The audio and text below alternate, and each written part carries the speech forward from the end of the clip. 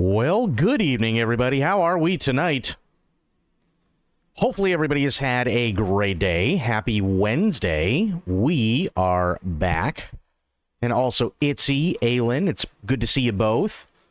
That really sucks, Itzy. I'm sorry to hear that. You got food poisoning? Oh, no. What do you think it was that gave it to you? That's not good.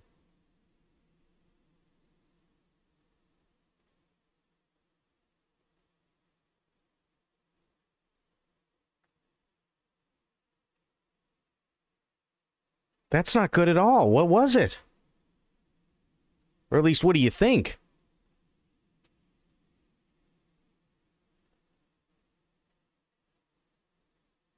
Some chicken dish you had yesterday? Oh, man. That's not fun. I'm sorry to hear that.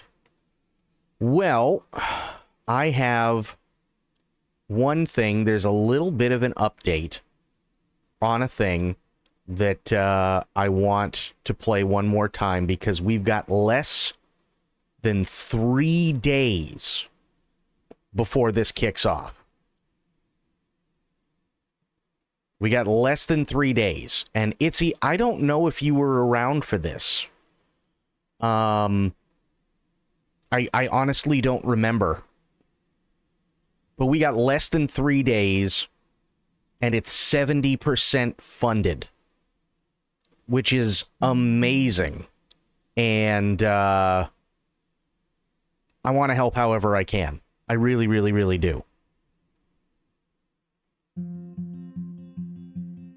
There was a time when stories didn't live on screens.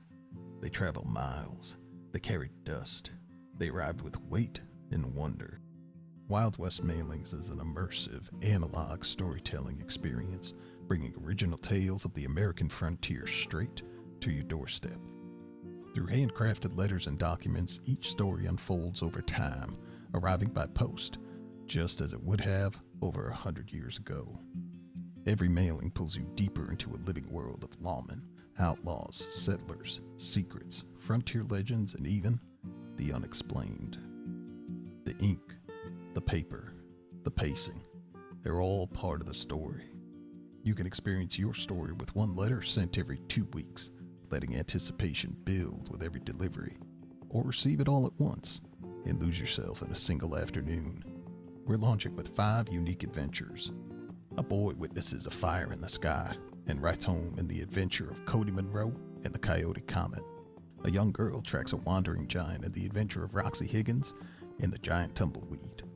A new deputy chases an outlaw across the frontier in a holster full of justice. An outlaw reflects on his life of crime in a satchel full of gold. And a chilling mystery unfolds in Murder near Scarlet Mesa, where no one is talking, but the truth refuses to stay buried. Each package blends fiction with real-world detail, featuring newspaper articles, catalog pages, coded messages, and more. Designed to spark curiosity and invite you to explore history, geography, and the hidden language of the frontier. Every piece is crafted with care. Letters are printed on specialty paper, aged by hand and brought to life by digital artists using real handwriting, not fonts. Because immersion matters. And this is only the beginning. More stories, more mysteries, more legends are waiting to be told.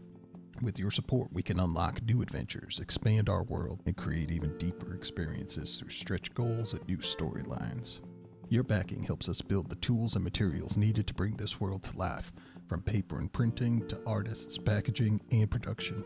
Every dollar goes towards crafting something tangible, something lasting. In a world that moves faster every day, Wild West Mailings invites you to slow down, to wait, to wonder, to open the mailbox, and step into another time. Consider backing Wild West Mailings today, and let the frontier find you. Now, this is done by our good friend Armored Andy from Wild RP. And right now, and I'm going to refresh it, right now he is at just under 3,200 for his $4,500 goal. And he's got 68 hours left. That is less than 2 days.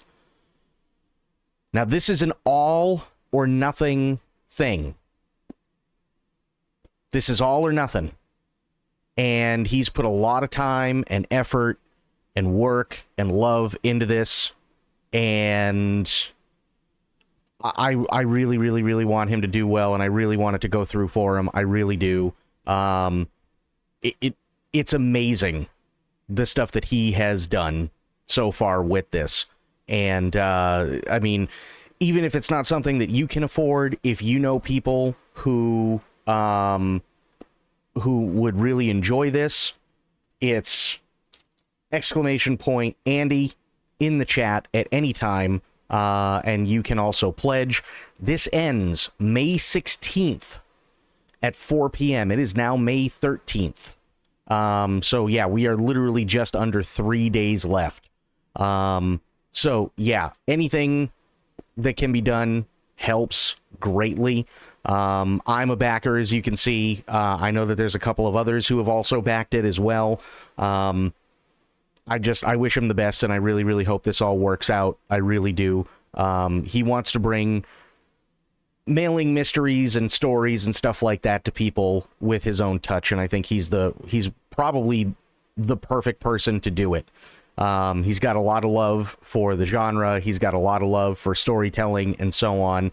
And I really, really hope that this goes through for him. I really, really do. So if you know anybody, or if you yourself are interested, it's !Andy in the chat, and it brings you right to his Kickstarter page, which is amazing. And then, yeah, it's up to us. Much as I hate to put it that way, it's true. It's up to us, and we can get him there. But there's not a lot of time left. It's an all or nothing deal. So I sincerely hope that he can get it. We all love Andy. Andy's a great guy. He really, really is. And he really wants to make this work, and he really wants to make this his thing that he's going to do. He's put a lot of time and effort into it. I was honored that he reached out to me for a little bit of help in terms of doing a couple of things to help kind of bring it all together. But he's the one who literally came up with all the ideas, and everything else I just helped in a very, very, very small part. I'm not getting paid for any of it whatsoever, nor do I wish to.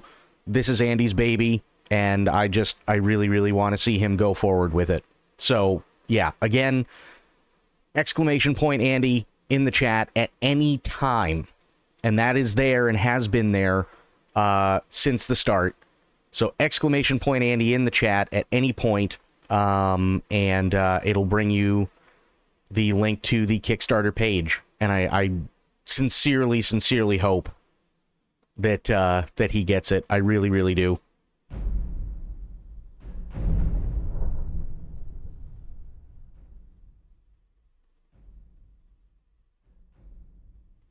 So yeah, that's what's going on.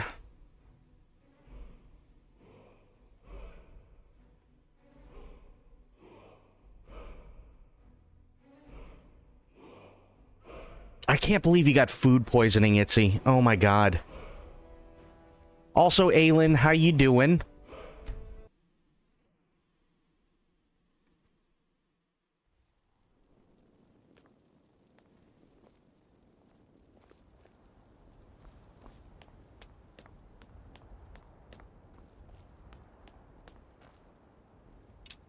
I will take that arrow. Sat at my desk with 2 fans pointed at my face. Oh boy.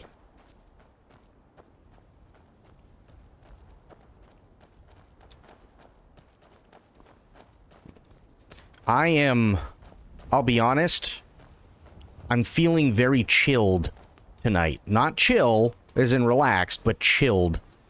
And I don't know why. And I hope it's not like I'm coming down with something, because I've got a sweatshirt on, I got sweatpants on, and I got a blanket over me.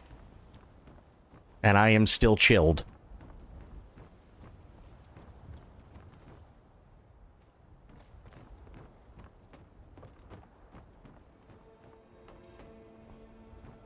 The hot colds? Yeah.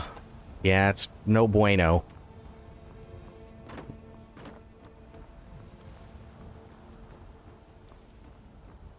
So, you missed it last night, Itzy. At least I think you might have, because you might have fallen asleep. And that's okay, by the way. But we did finish the storyline for the vampire stuff. And I'm gonna be honest, bit of a letdown.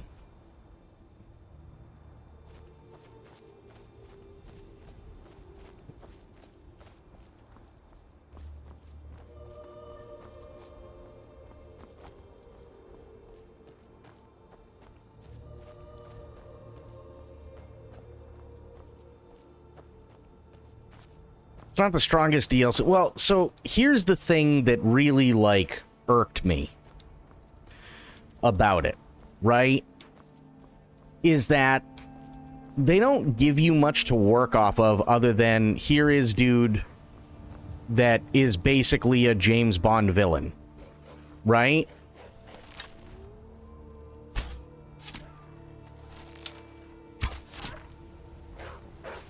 And that's all well and fine. They don't have to be, like, the most well-thought-out villain. But here is your typical James Bond villain. And he wants to fight the sun. Dumb idea. Didn't think it all the way through, but okay. And then his wife goes, well, no, fighting the sun's kind of a bad idea. So I'm going to lock myself away because I don't want him to be able to use me because he needs fresh blood anyway from a pure blood vampire. Okay. Fair enough, I guess. So then you go through all this rigmarole and you get to the elf dude, right? And then you find out he's a vampire.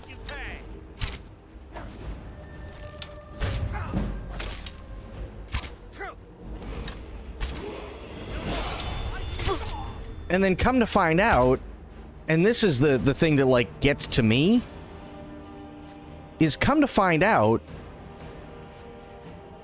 we've been doing this whole thing, and the dude's been expecting it this whole time, us to show up, for Serana, because he goes, I hate the god that I used to believe in, because as soon as I got turned into a vampire, my god turned their back on me. So I'm really pissed and I want to fight God. And we're like, huh, well that's kind of a coincidence, because it's kind of in the similar vein as, you know, her father wanting to fight the sun. And he goes, oh, that old thing? Yeah, I made that up.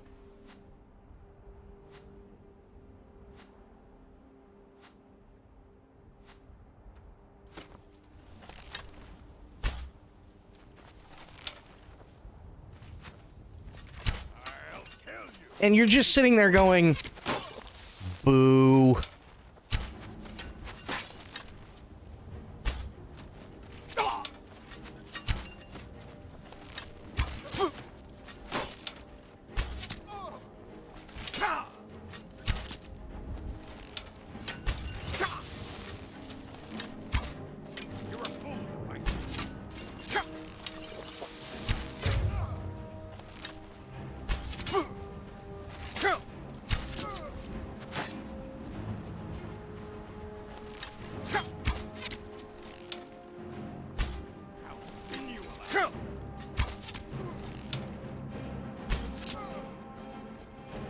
To be fair, the only DLC I really liked in this was the Hearthfire one, or whatever it's called, and that's just more houses. Oh, fair. Pissed I want to fight God is a crazy quote to hear when just getting into this. Well, that's what happened last night.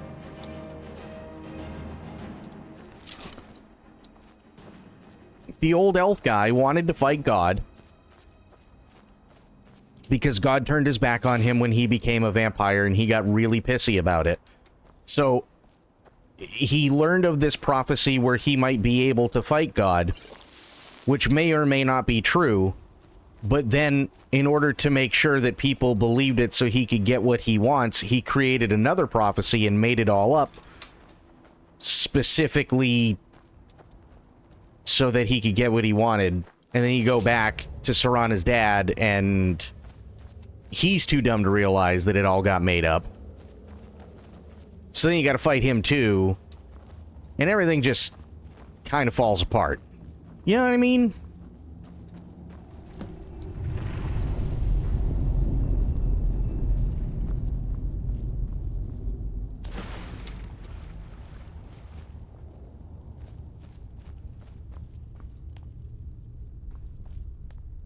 It's kind of ridiculous.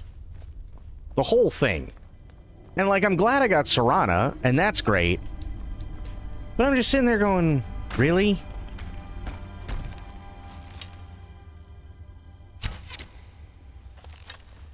Who's there? Where'd you come from?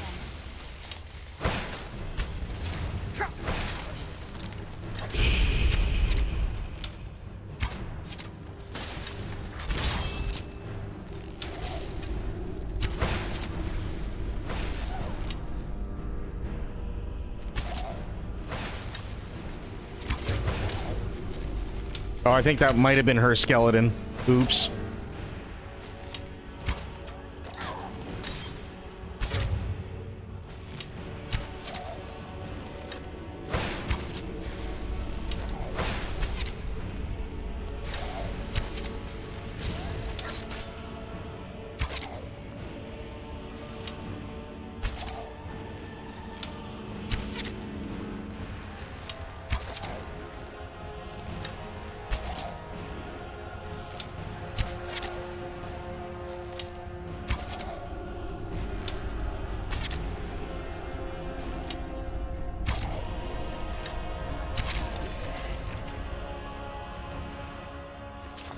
Ta-da!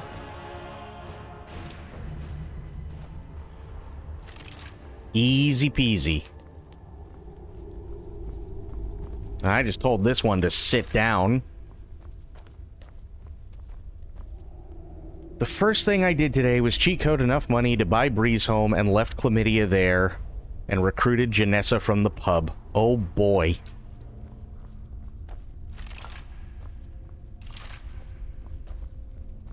Why don't you like Chlamydia? I mean, the Lydia. Not the disease. Nobody likes Chlamydia.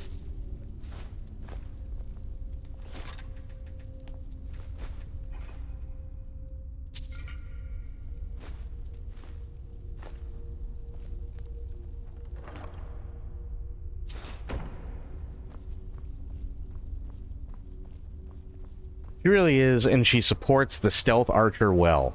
Okay, I mean, that's fair.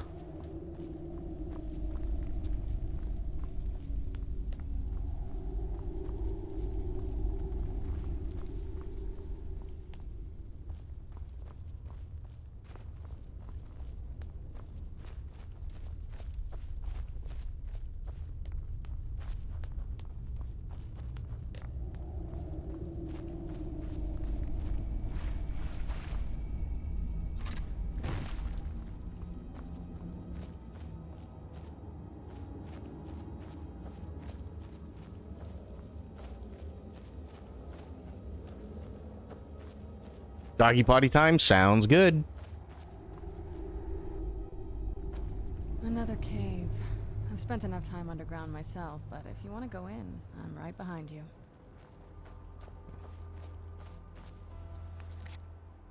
Okay, what was the other thing? Oh yeah, we need to talk to Aventus Artino. That's right, we need to talk to him.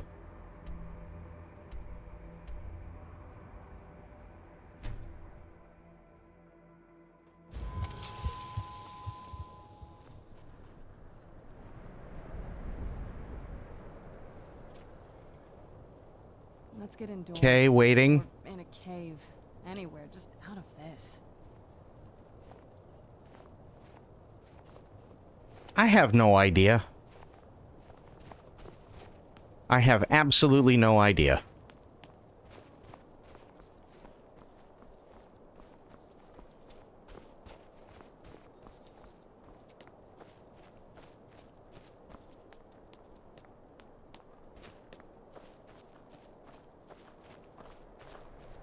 guard might get nervous.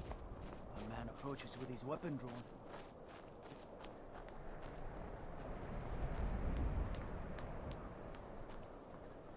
The hell is it? Ah, I see.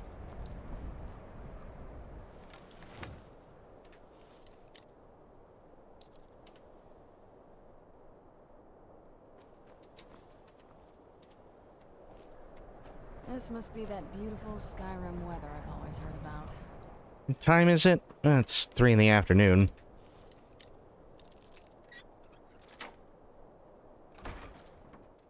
Sweet mother, send your child unto me, for the sins of the unworthy must be baptized in blood and fear.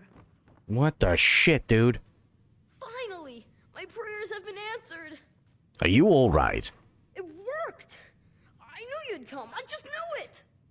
I did the Black Sacrament over and over with the body and the things, and then you came, an assassin from the Dark Brotherhood. I'm sorry, boy, but I'm not who you think I am. Of course you are. I prayed, and you came, and now you'll accept my contract. Contract? My mother, she died. I'm all alone now. So they sent me to that terrible orphanage in Riften, Honor Hall. The headmistress is an evil, cruel woman. They call her Grella the Kind, but she's not kind. She's terrible to all of us. So I ran away and came home and performed the Black Sacrament. Now you're here, and you could kill Grella the Kind.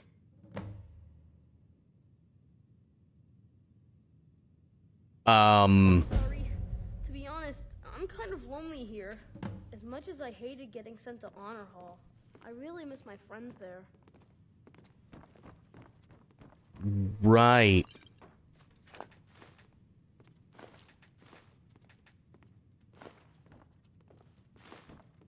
They used to call Windhelm the City of Kings. In my books, and...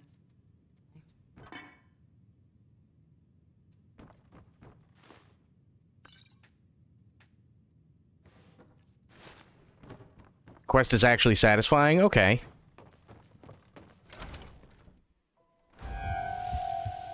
Ow.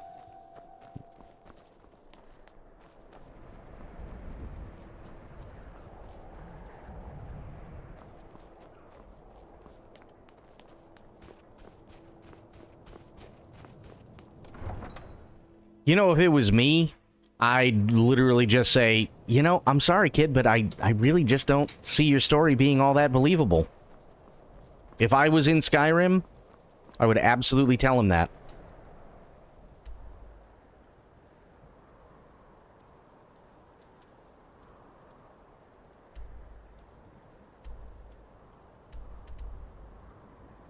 Okay, where the hell is this? Innocence Lost. Kill Grella the Kind. Right. So... that's why this quest is satisfying. It doesn't make any sense. At least for what we've experienced so far. And I've only known the kid for about 2.5 minutes. Which was long enough for him to say take the contract because this bitch sucks. You mean to tell me that the kid traveled by foot after running away from here and made it all the way back up to Windhelm without being torn apart by wolves, bears, giants, bugs, the Dawn Guard, literally anything and everything else that's out there? Meanwhile, I can't walk 2 fucking feet without running into something?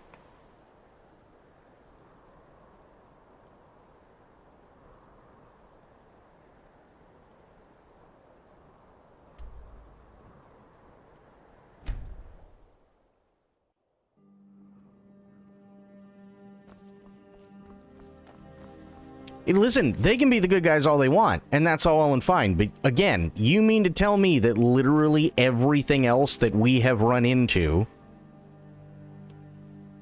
that are not Dawn Guard, that are smugglers, that are lawbreakers, that are thieves, that are people of ill repute that are bears, wolves, giants, undead, literally everything else.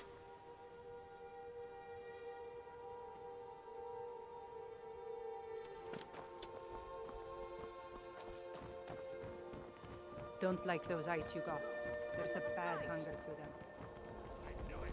If you're ever My in money's on the Morgan's, big I'll deal in specialty goods from Morrowind at one of the stands. Somebody help! Don't hurt me.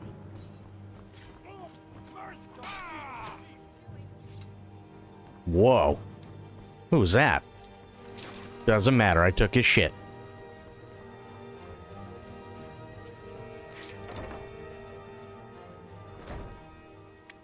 I don't know, Tia. I don't know. I wasn't the most happy. Extra beating. Do I make myself clear? Yes, Grillin. And one more thing. I will hear no more talk of adoptions. None of you riffraff is getting adopted ever. These people seem Nobody needs nervous, you. Nobody which makes me wants you. nervous. That, my darlings, is why you're here. Why you will always be here until the day you come of age and get thrown into that wide, horrible world. Now, what do you all say? We love you, Grillin. Thank you for your kindness. That's better. Now scurry off, my little gutter snipes. Okay, apparently she's busy. With what, I'm not sure, but she's busy. What do you want? You have no business being in here.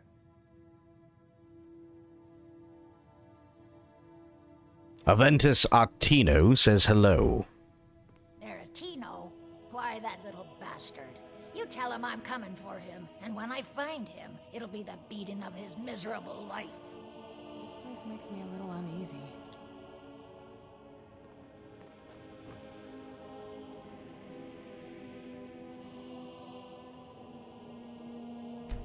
You don't scare me.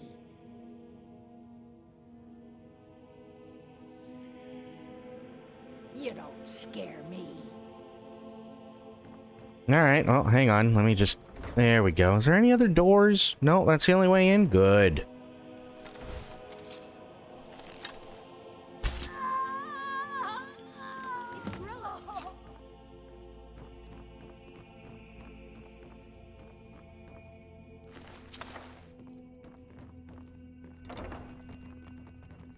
Sorry, kid, she had a heart attack. Victory is yours!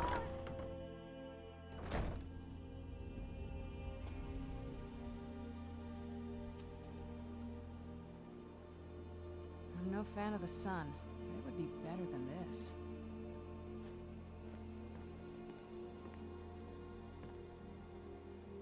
Oh, no, I know. I heard the victory is ours.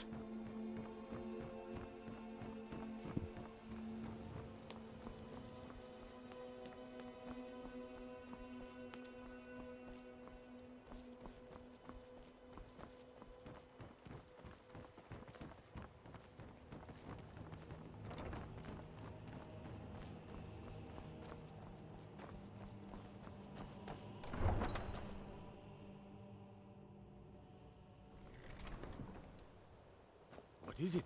Dragons? Yep, it's dragons. Always dragons.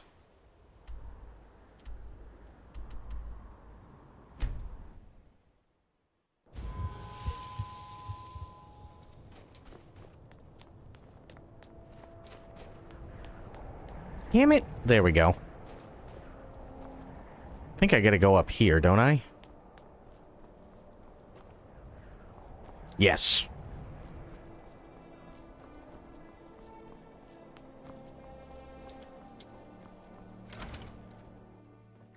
How you doing, Tia? How are the things?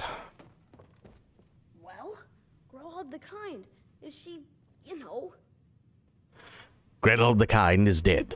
Aha! I knew you could do it. I just knew it. I knew the Dark Brotherhood would save me. Here, just like I promised. This should fetch you a nice price. Thank you. Thank you again. Okay, what'd you give me? A Family heirloom. Well, let's check this thing out here. That's not it. Okay, hang on. Oh, God, I have so many things. Arantino family. It's a platter. Things are thinging. I hear ya.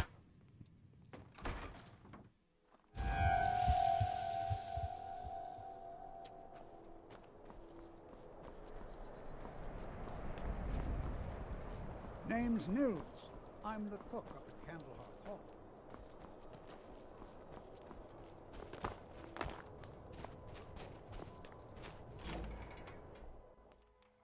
Come on in. We've got warm food, warm drinks, and warm bed. Got some fresh baked bread and good cheese. Drink for the thirsty, food for the hungry. Okay. No, not the mead. There we go. Enjoy your stay, and don't break nothing.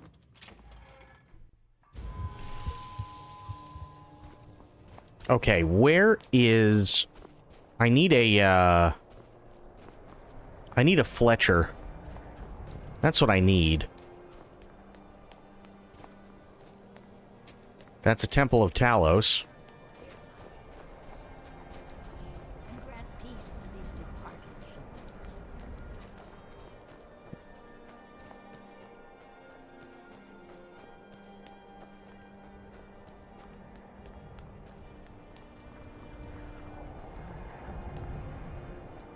No. I'd be out there fighting the Imperials right now if it wasn't for my war wound. No.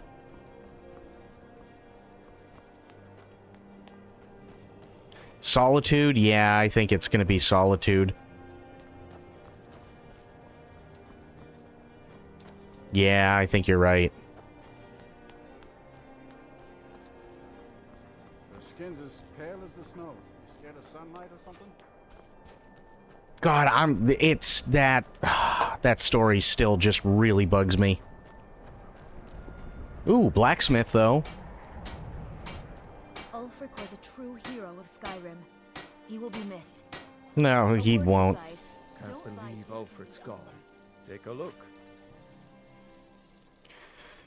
You should see some buddies of mine that can take care of your... Well, I'm planning on doing that for sure.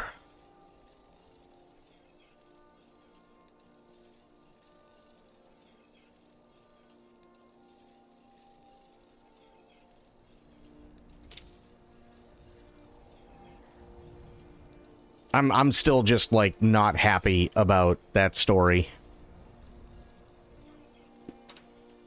Like, I said this last night, right? Imagine if... Imagine, okay? Just imagine if, in The Lord of the Rings, Sam and Frodo get to Mount Doom, and Sauron shows up. And Frodo says, you know, your reign of terror is over. And he throws the ring into the fires of Mount Doom and nothing happens. And Sauron just looks really confused and he goes, okay, so what was that supposed to do? And Frodo goes, well, I don't understand. That was the one ring. It was where you took all your power from. We were told if we threw it into the fires of Mount Doom that you would be destroyed. And he goes, you realize that I made that up so that people would never find me or the damn thing or even try looking because it was lost to time. And honestly, that ring meant jack shit. I found it in a Cracker Jack box like fucking 1,000 years ago, right? I had expected Ysgrimmar City to be bigger.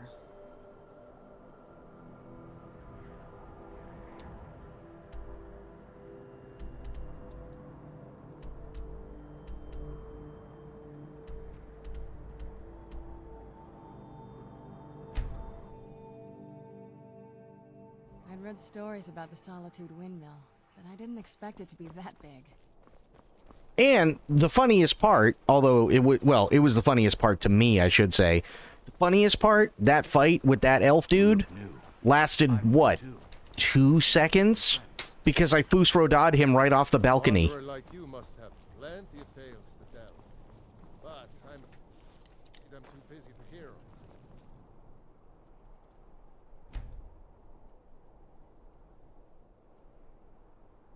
'em. That's literally all I did. Sometimes tedious. If you're looking for any archery or fletching supplies, you should see Fiata. I'm just the apprentice. Hello and welcome. What are you hunting? Never mind. I don't want to know.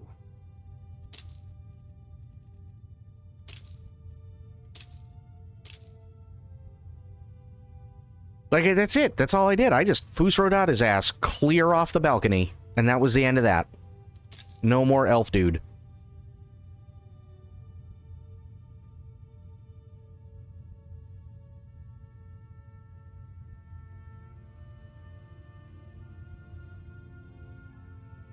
I'm just the apprentice, but his voice is that of a 65-year-old smoker. True. In Skyrim, it does make sense to not ask what or who you are hunting. Well, yeah. Perhaps I'll be seeing more of you.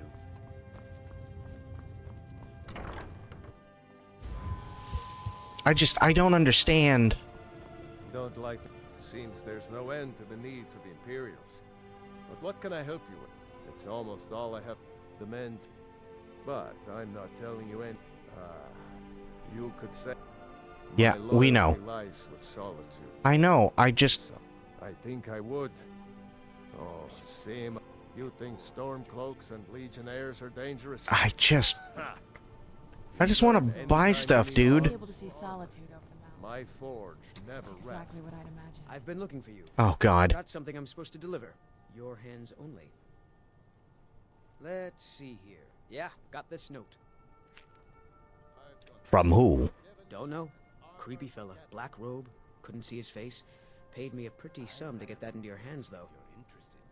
Ah, yes. Emperor Palpatine. Understood. Thank you. I got some, blades, helmets, pretty much anything to suit your needs. Except for more arrows, so you don't got nothing. Keep safe, and always wear your armor. Good business for the East Empire Company means all the more gold for the Empire. Been a murder over in Riften. Some old lady who runs an orphanage. Those poor children must be heartbroken. Thank you, Budget Arnold.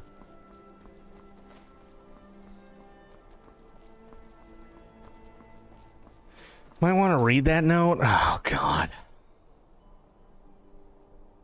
What's it called?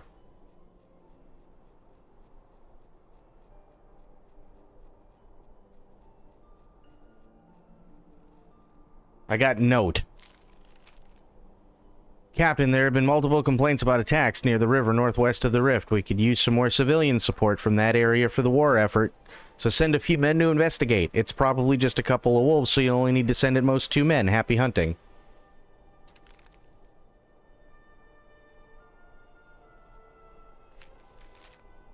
Dragonborn, I need to speak to you urgently. Rent the attic room at the Sleeping Giant Inn in Riverwood, and I'll meet you, a friend. Oh, God. Alright, going to Riverwood, I guess. Not that... I did this... God damn it. This is getting fucking stupid. We know. Who gives a shit?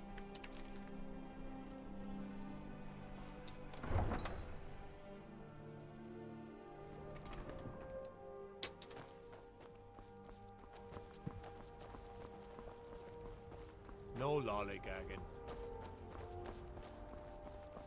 We know. Motherfucker, I can blot out the sun for 24 hours with an arrow. You think I give a fuck?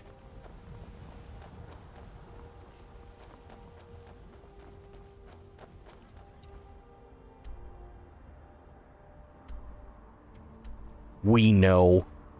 Know what? What 1 + 2 is? Where everybody gets all their arrows from? What is it that you know?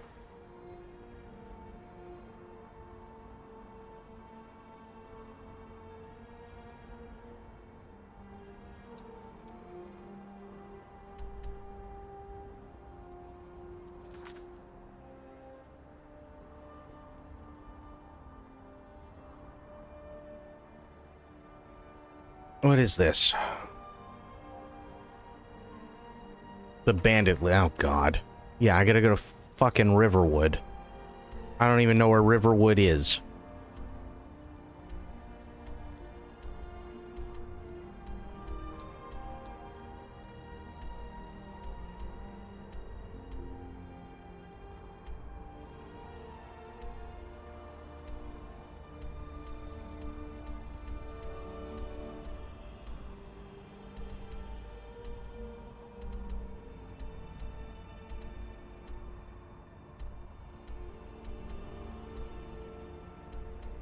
Down from Whiterun.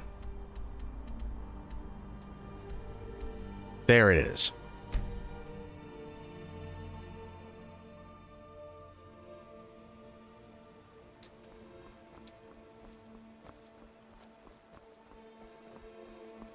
Faendal thinks he can woo Camilla Valerius away from me. She's already mine, I keep telling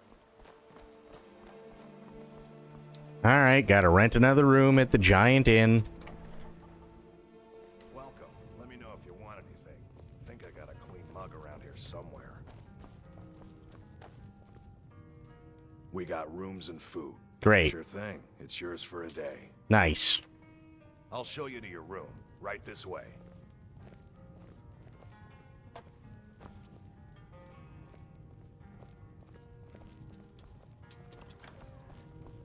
Okay, thanks. No, we got it.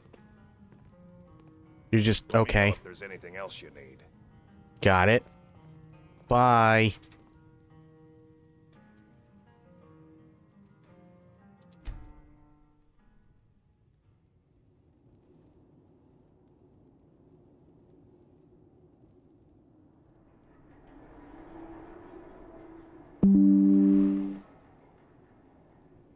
The shit was that? Well,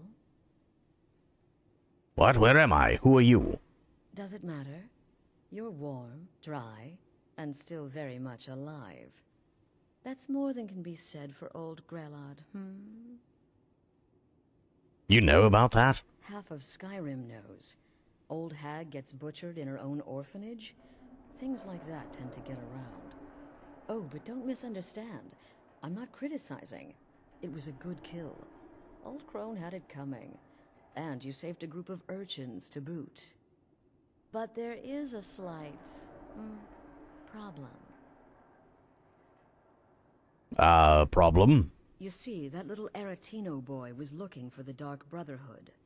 For me and my associates. Grelod the Kind was, by all rights, a Dark Brotherhood contract. A kill that you stole. A kill you must repay. You want me to murder someone else? Who? Well now, funny you should ask. If you turn around, you'll notice my guests. I've collected them from, well, that's not really important. The here and now. That's what matters.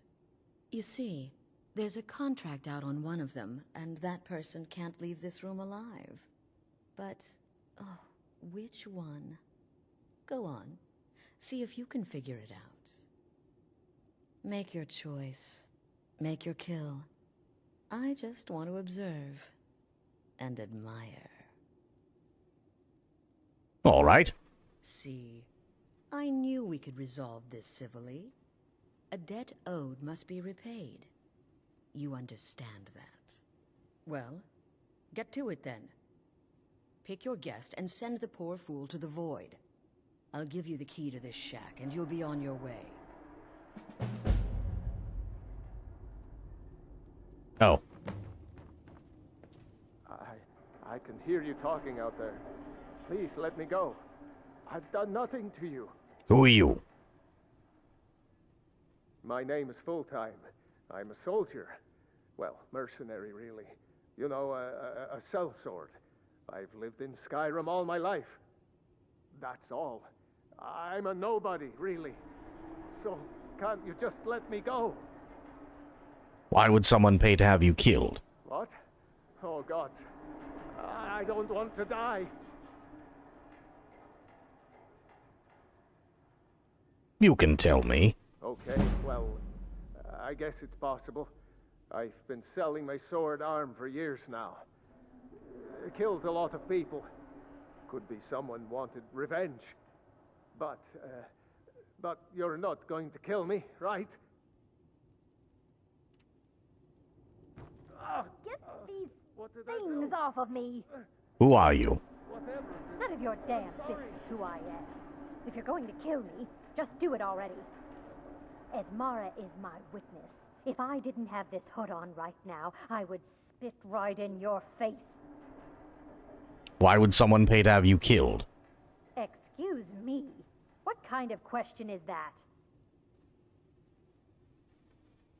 It's all right. Just tell me what I need to know. I'm a woman living in Skyrim with 6 children and no husband. I don't have the time or the patience to be nice. Do some people look down on me? Have I made some enemies? You're damn right. Okay. I don't have time for this nonsense. I've got a home to keep and children to feed. Whoever this is, let's clearly see we it got off on out the of wrong here. foot. But no, come now. Whatever the problem, we can talk about it like civilized folk, hmm? Who are you? Varsha, at your service. Obtainer of goods, taker of lives, and defiler of daughters. Have you not heard of me? Perhaps I will have my people carve my name in your corpse as a reminder. And why would someone pay to have you killed? Me? Are you serious? You can tell me. We're all friends here. The real question is, would someone pay to have me killed again? A day goes by without someone trying to cut me in the street. I get disappointed. Tell you what, you release me and I promise my associates will not hunt you down like an animal and butcher you in the street. It is a win-win. Geez, I wonder which one I'm supposed to kill. I mean, she's a pain in the ass, but she's also a single mother with 6 kids. He's a sellsword, he's a mercenary, so... Talking out there. Please let me go.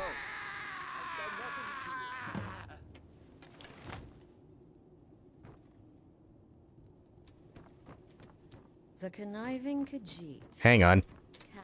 There we go. Sure to have enemies. It's no wonder you chose him. So who was it? Who had the contract? Oh, no, no, no. Don't you understand? Guilt, innocence, right, wrong, irrelevant. What matters is I ordered you to kill someone, and you obeyed. So I'm free to go. Of course. And you've repaid your debt in full. Here's the key to the shack. But why stop here? I say we take our relationship to the next level. I would like to officially extend to you an invitation to join my family, the Dark Brotherhood. In the southwest reaches of Skyrim, in the Pine Forest, you'll find the entrance to our sanctuary. It's just beneath the road, hidden from view. When questioned by the Black Door, answer with the correct passphrase, "Silence, my brother." Then you're in, and your new life begins. I'll see you at home. Right.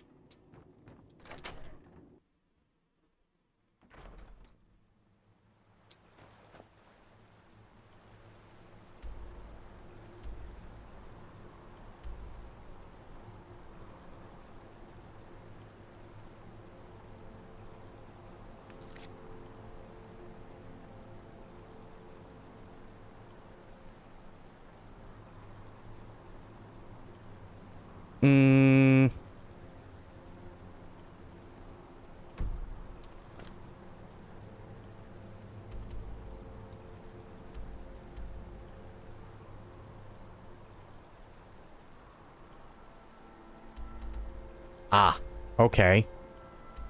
Have I not been to Falkreath? No shit. Pokemon, what's going on, buddy?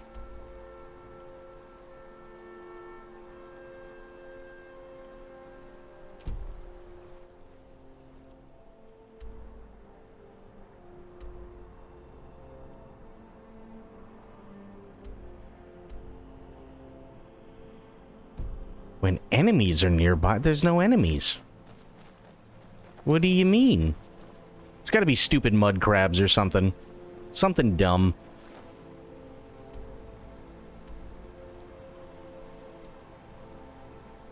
Have a hangout dinner with the girl I mentioned. Nice! Hell yeah, dude. Where'd you come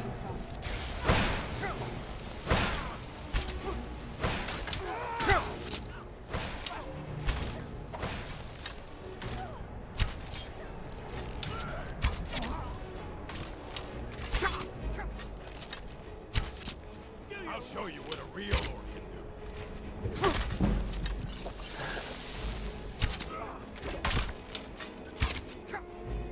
You don't have a chance. Train a Stendar while you can. That it? That's your best? Come on, come on.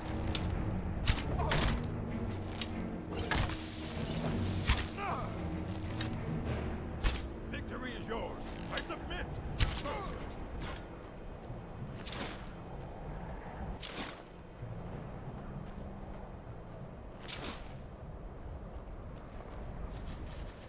Okay.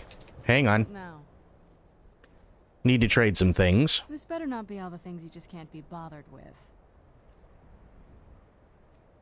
Okay, so I want to give her an elven dagger. For sure. Oh, no, wait, that's hers. There we go. Okay.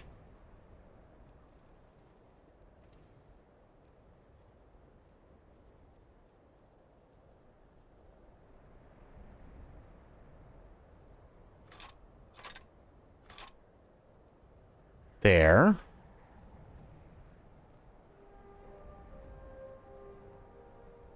Giving her all of the daggers.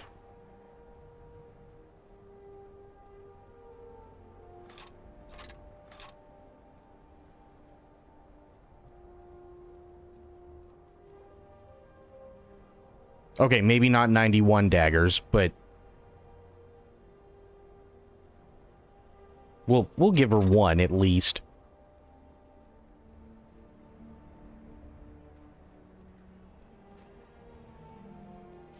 Because the answer she gave was sure.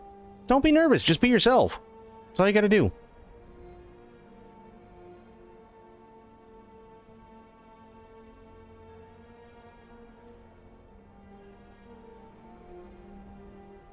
Lemon Gatorade is not clear enough of a liquid to be safe when having food poisoning. Oh no, I'm sorry, Itzy.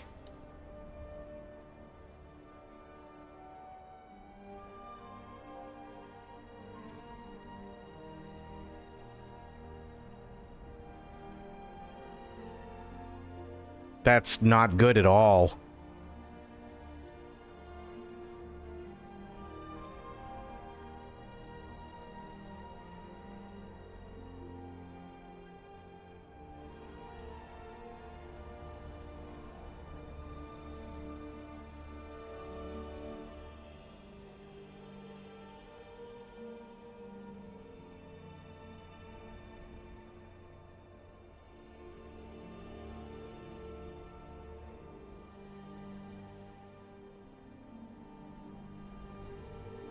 Yeah, you know what? I'll give her the Vampire Royal Armor. That sounds pretty damn good.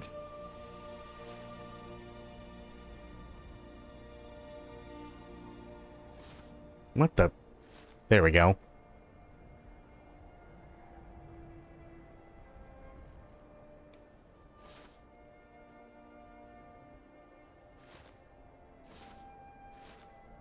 I have no idea what's best for her, so I'm just kind of giving her stuff.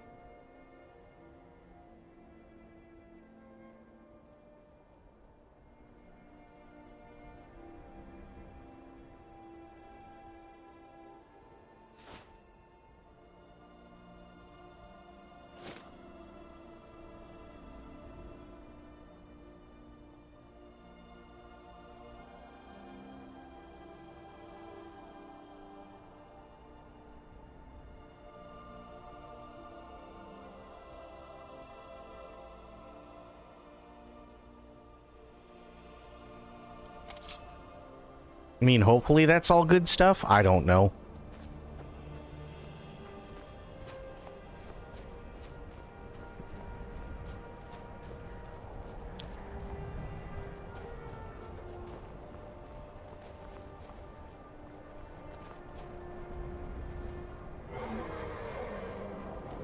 God damn it. Really?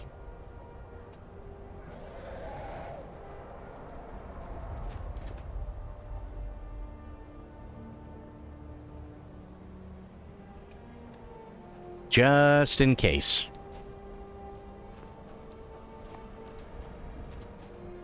I thought all the dragons were supposed to be gone, and yet here's, like, the 13th one.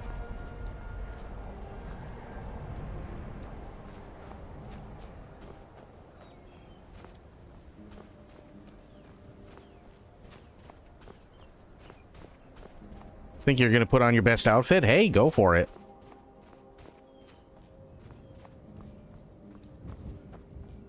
Listen, I killed Dragon Jesus, okay? If there is ever a time to get up and go...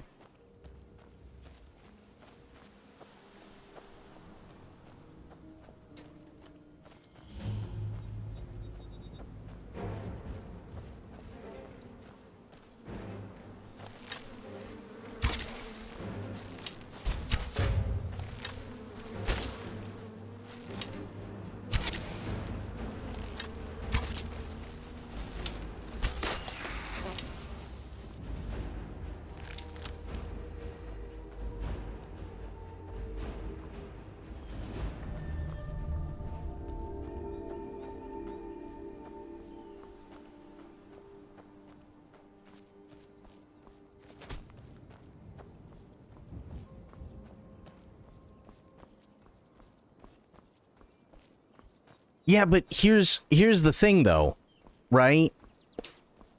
This is where, like, some things don't make sense. Because think about it, okay? You started out the story, and here's Dragon Jesus, right? And Dragon Jesus ain't happy. And the whole main story, everyone's like, listen, we got to do something because the dragons are back and that's really bad, right? And then you find out, hey, if you kill Dragon Jesus, all the dragons will go away.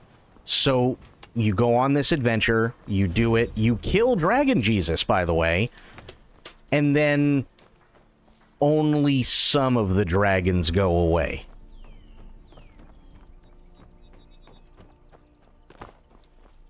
I've been looking for you. Got something I'm supposed to deliver. Your hands only. Let's see here. There's a new lady in charge of the orphanage in Riften. She asked me to hand out these notices to everyone I met. Looks like that's it. Got to go. Did you see a dog out there? What? Why would I see a dog? Did you see a dog out there? No, some wolves, but no dogs. Oh well. The blacksmith is offering a reward for a dog he saw on the road. I was hoping you'd seen it. I guess I'll stay on the lookout. Keep your nose clean while you're here, outsider. Right. It's so bright out here. Catholic dragons. Well, it doesn't make any sense.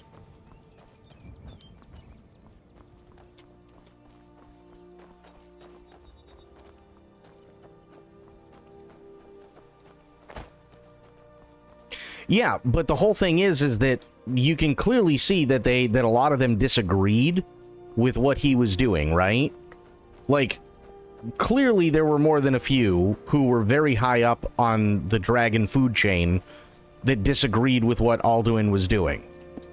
And they specifically were like, hey, listen, we don't want to fight you. We think what he's doing is really stupid. If you take him out, we will leave. We will vamos. That's it. We don't have to worry about anything anymore.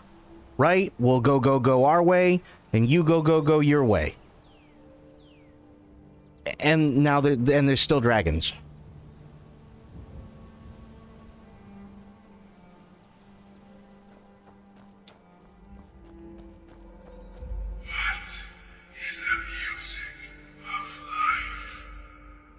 That's ear-piercing. Silence, my brother.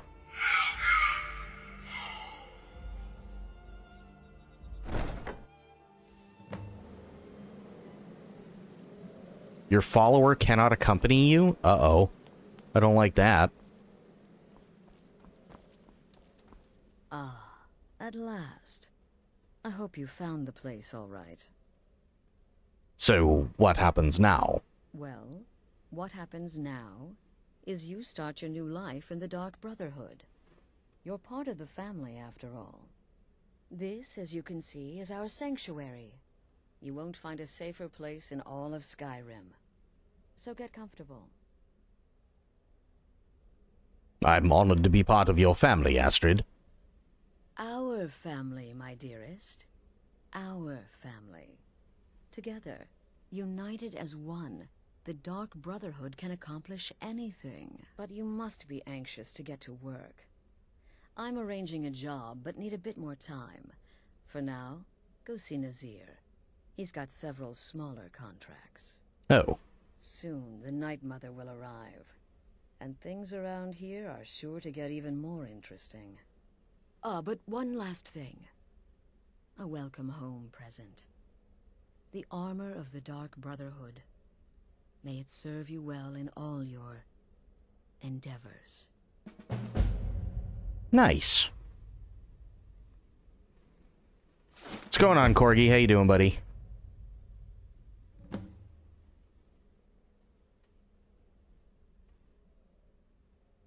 So give me 1 second.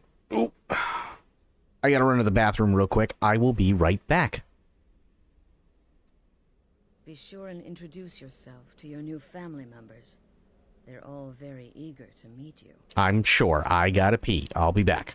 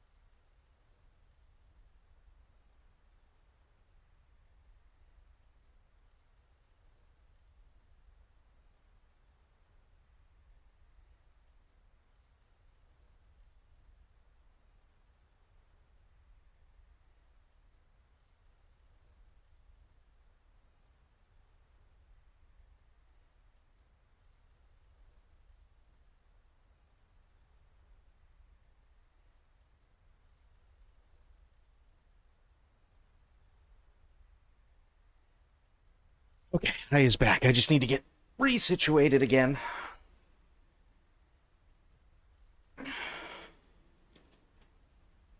Crap. There we go.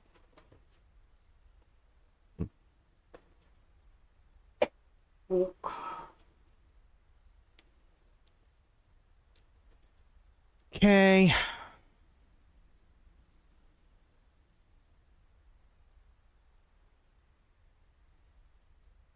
Ooh.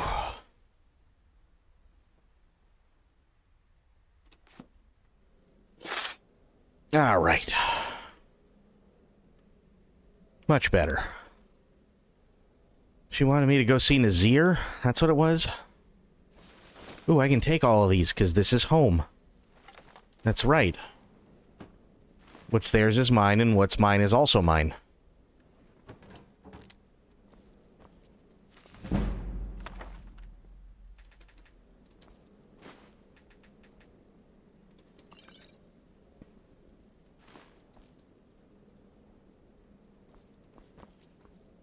I'm afraid I don't have a primary contract for you yet.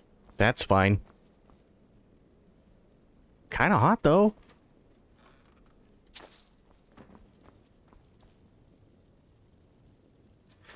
Okay, so what is it with these unusual gems? This is only the second time I've seen them. The first time I saw one was with Jarl Hufflepuff, and it was on his nightstand.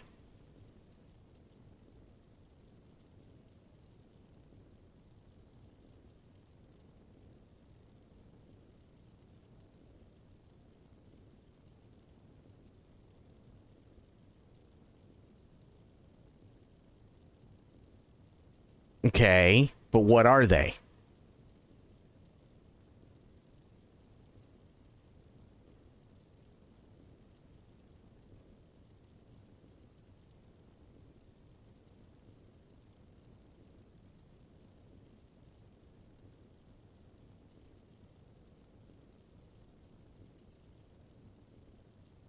No. I don't plan on doing it, Aelin.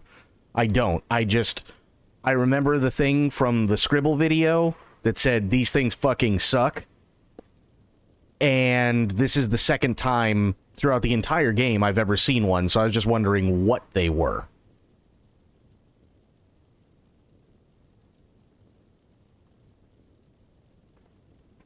Trust me, Scribble's description of them was more than enough. Right? But I'm just wondering what they are.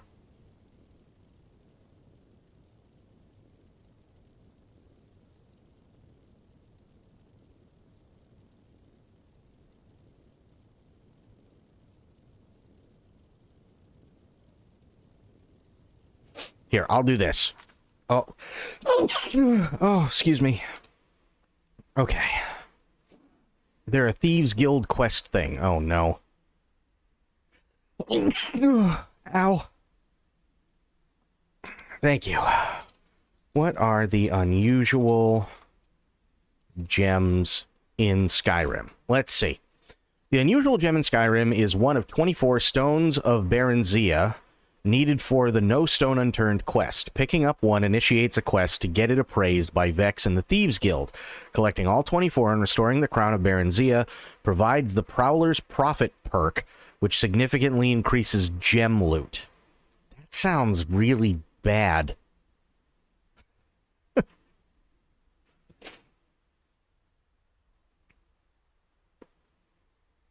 They're part of a massive scavenger hunt to restore the Crown of Baranzia. You must join the Thieves Guild in Riften to have Vex identify the gem. They weigh 0.5 each and cannot be dropped until the quest is completed. Oh, I see why you hate them now, because that's an extra 12 fucking pounds. Scattered throughout major cities, Blue Palace, Dragon's Reach, Palace of the Kings, faction locations such as Jorrvaskr, Archmage's Quarters, and various dungeons. One stone is found in the Thalmor Embassy. If missed, it can later be found in the Reeking Cave. Prowler's Profit makes gems appear in massive quantities in almost every chest or container. Oh.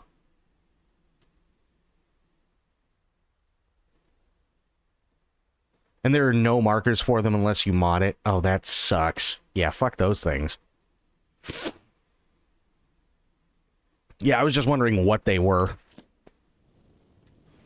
I don't want to do any of that because it sounds really bad and dumb.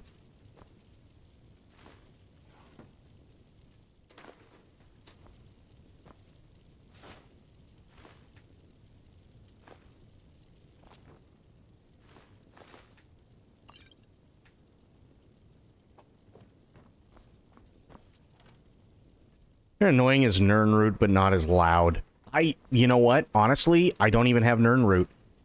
I have bypassed every single Nirnroot because fuck Nirnroot. I don't have a primary contract for you yet. Again. Do the part where he tries to buy you some candy. Okay, wait. Here we go. Oh, you're such a pretty little girl. Would the sweetie like a sweetie? Oh yes, how about some chocolate? Oh yes, please, kind sir. My mama and papa left me all alone, and I'm so very hungry. I know a shortcut to the candy shop, through this alley. Oh yeah, very good, very good. Mine's dark down here. Oh, but you're so beautiful, such a lovely smile. Your teeth! No! No, Babette, but you are so wicked. I think so, yes. Festus, how did that last contract turn out? Oh, yes. Please, old man. Regale us with your tales of wizardry. Ah, the young and stupid. Always mocking the experienced and brilliant. My contract went very well, I'll have you know. Tried a new Can we adopt her? little something I've been working on in my spare time. Came this close to turning that priest inside out. Damned messy. And what of your latest, Arnbjorn? Something about a Khajiit. Merchant, was it? Oh, a big doggy chasing a little kitty. How adorable.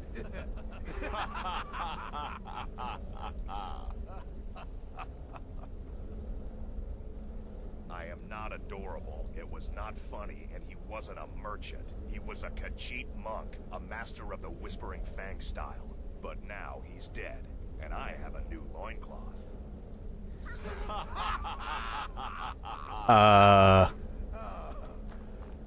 Hello? That's the wrong button. So you're the newest member of our dwindling, dysfunctional little family. I've heard quite a bit about you. Oh, I think I know who this guy is. It's a pleasure to meet you. Save the niceties for now. I have no intention of getting invested in someone who may be dead tomorrow. If you're still breathing in a few weeks, I'm sure we'll be the best of friends. Astrid said you'd have some work for me. Did she now? Well, as it turns out, there are a few lingering contracts we haven't had the chance to complete just yet. And more, dribbling in from time to time. I'll assign them to you as they become available, to be completed at your leisure. Sounds simple enough. It is. These aren't particularly glamorous assassinations, I'll be honest. Don't pay much either. But they'll keep you busy. Just do them as you're able. There's no real time limit. The targets aren't going anywhere. You can turn each one in as it's completed, or wait and turn in the whole group when all the targets have been eliminated. Whichever works for you. I'm ready for the first set. Well then, let's get started. I've got 3 available right now. Your targets are the beggar Narfi, an ex-miller named Enodius Papias, and Baytild, a mine boss. When you've completed all those, we'll see if I might have some more. Right. Go on. Now hang on, I gotta look this up. Gotta look it up. Why is OBS yelling at me? I don't know. Okay.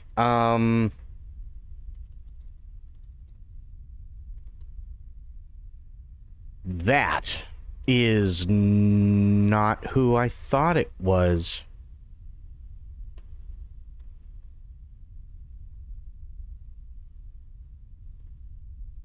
Yeah, no, this is not who I thought it was at all, actually.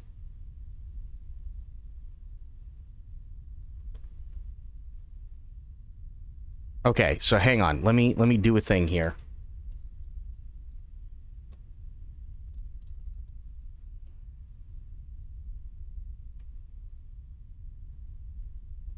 So I thought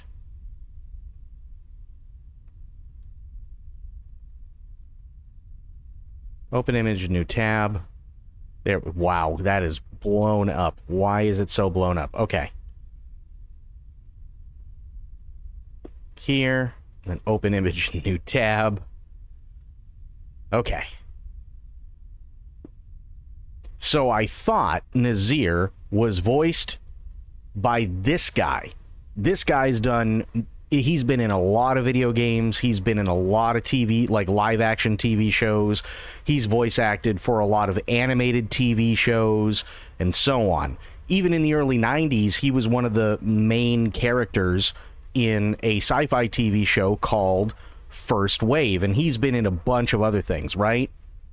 He sounds very, very, very similar to Nazir. Like, he's got a very, very, very low baritone voice. But it's not him. Instead, it's this guy.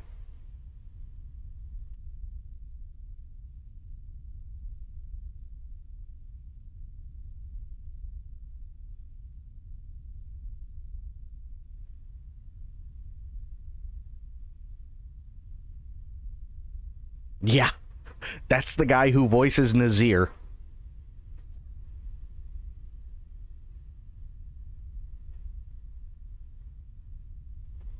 And if I remember correctly, this guy was also, and Aelin, and I'm pretty sure Itzy, you might be able to tell me this too, this guy was in more than a few episodes of Stargate SG-1.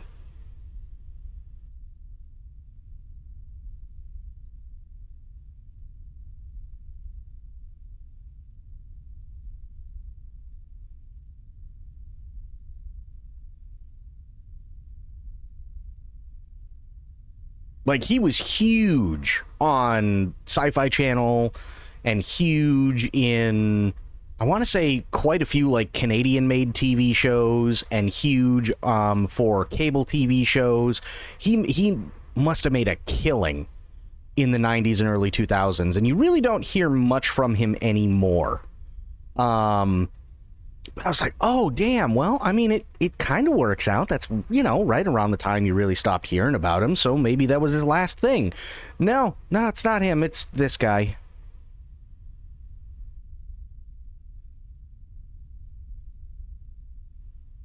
Because this guy, I'll do it again, hang on. First Wave TV show cast. First Wave was actually a really, really good show, too.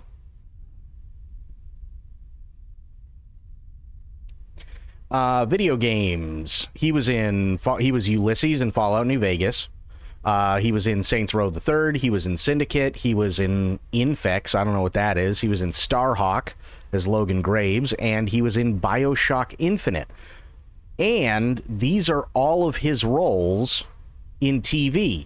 He was in 21 Jump Street. He was in Wise Guy, Neon Rider, The Hat Squad, Street Justice, Madison, The Comish, Born to Run, Cobra, Mantis, Seasons of the Heart, Beyond Suspicion, Don't Talk to Strangers, The X-Files, Hawkeye, Sliders, Strange Luck, The X-Files Again, The Outer Limits, The Sentinel, Viper, Highlander the Series, Captain's Courageous, The Limbic Region, The X-Files a third time, Millennium, Cloned, Stargate SG-1. I knew he was there. He was Captain/Lieutenant Connor. Nick Fury, Agent of S.H.I.E.L.D., The Color of Courage, The X-Files for a fourth time, First Wave, War Planets, Higher Ground, Hollywood Off-Ramp, Together, the series, Andromeda, UC Undercover, Relic Hunter, Taken, Just Cause, The Twilight Zone, Peacemakers, Star Trek Enterprise, JAG, The Days, The 4400, 24, Bionic Woman, NCIS, The Guard, Playing for Keeps, The L Word, Flashpoint, Fringe, What Color is Love, Polar Storm, Chuck, The Gates, Obscurus Lupa Presents, Charlie's Angels, The Firm, Eureka, Arrow, Abducted, The Carlina White Story, Continuum, Motive, Orphan Black, The Strain, Bones, The Returned, Dark Matter, The 100, Blue Blood. Like, I mean, the list just keeps going. It's kind of nuts, isn't it? Like, how much this dude's been in?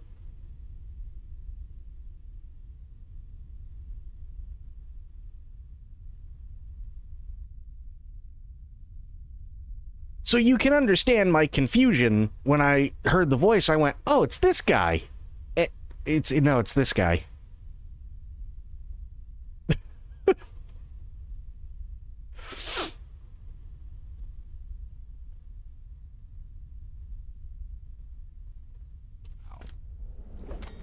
Okay.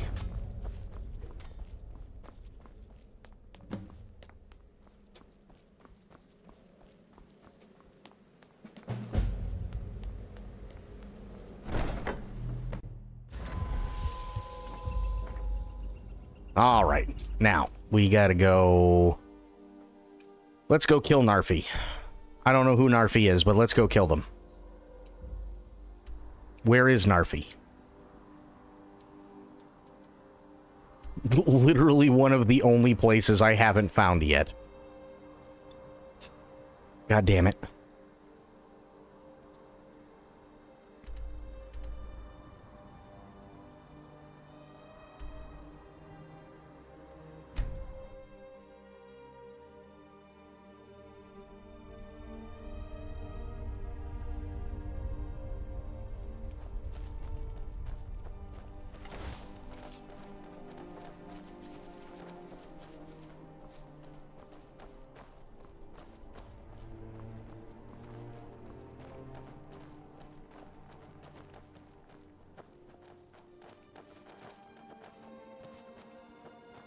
Okay, let me ask you this, because I haven't heard him yet, and it's entirely possible that maybe I just missed him.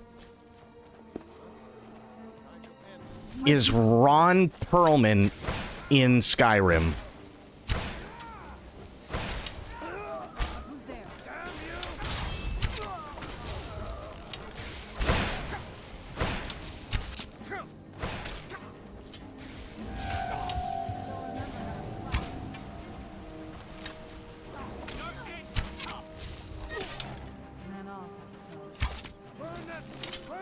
Yeah.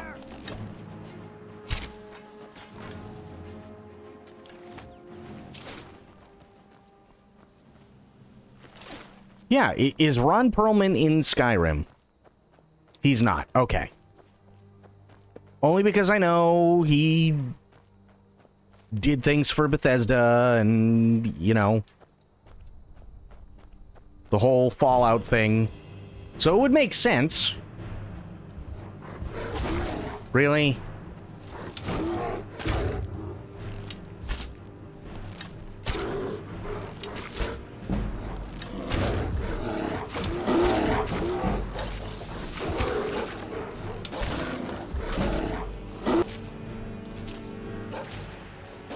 Really?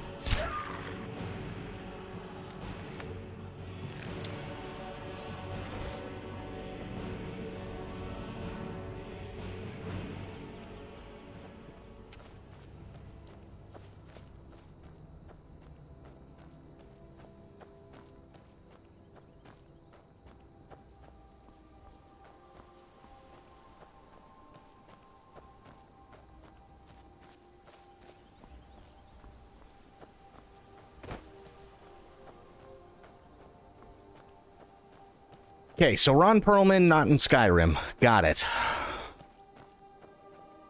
That's kind of a bummer. But, I mean, also kind of understandable. It's not like they have to have Ron Perlman in every Bethesda game.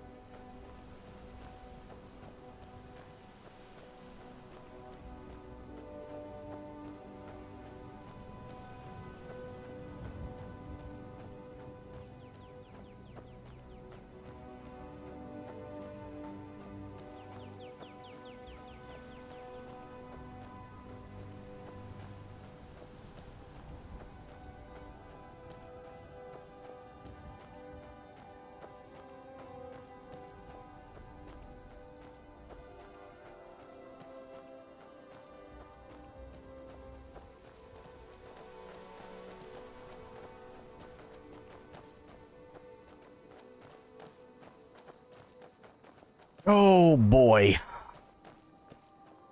So, okay. I got a question for you guys. Because I like having discussions like this. So, Josh Strife Hayes, you may or may not know him, but he's big YouTuber. He's also pretty big on Twitch, too. He's usually the guy on YouTube that does, like, anywhere between, say, like, 1 to 3 hour videos of, like, older MMOs and asks is it any good? He said a thing, and I'm wondering if you guys might agree with it.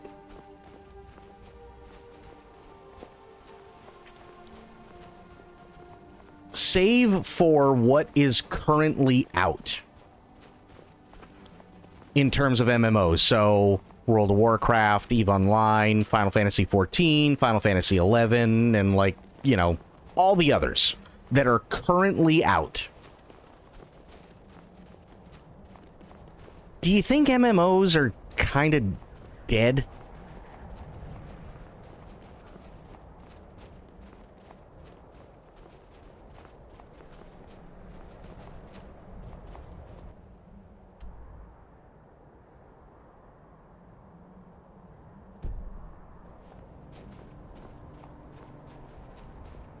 Yes.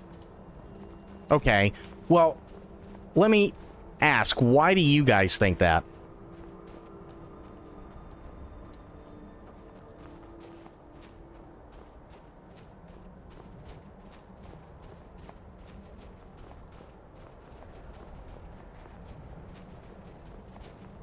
Because he brought up some really interesting points, and I can't necessarily say I disagree with him, like, at all. Why am I going backwards? I don't know anymore.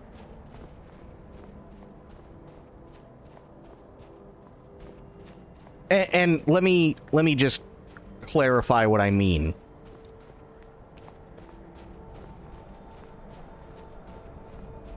Basically, the genre of MMOs are the way they are, and unless one of the MMOs that are still around go under, there's really not going to be much of any change.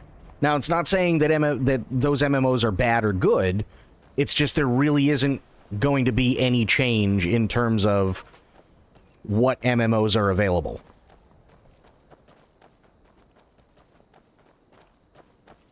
New MMOs never stick around long, and the oldies are getting, well, old. I mean, that's true.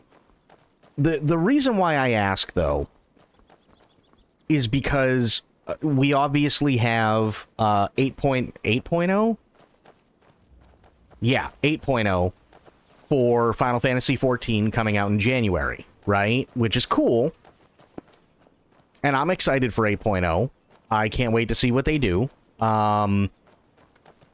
But at the same time, people seem to, like, especially with World of Warcraft, World of Warcraft keeps trying to, like, reinvent itself, and it doesn't really work.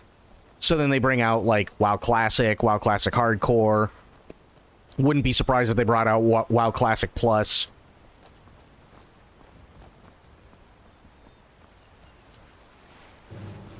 EVE Online is still going strong.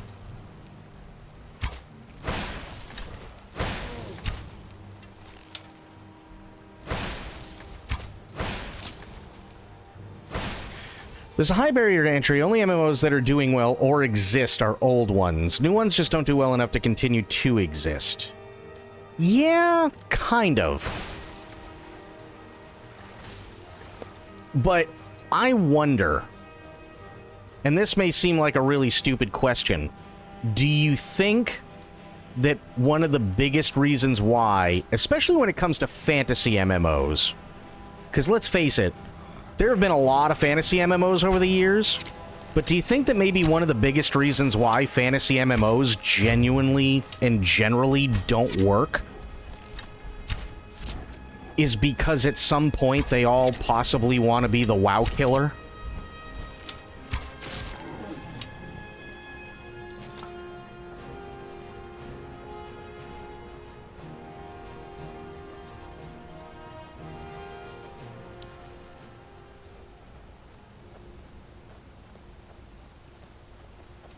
I don't know if you've seen that vid, but it just came across my desk. Well, let me see here. I would not be surprised if that was a yes. Okay, well, let me take a look at this video. Let's see. Let's see what it says. Oh, Jesus. 40K Dark Heresy announcement trailer. This came out 11 months ago. Let's take a look. I don't know if I've seen this one. I know for a fact that I've seen trailers for Dark Heresy. I just don't know if I've seen this one in particular.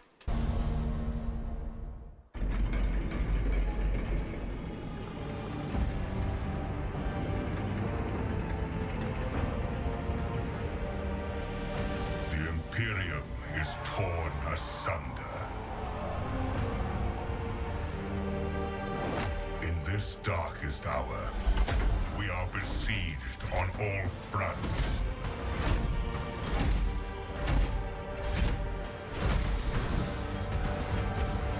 By enemies from within.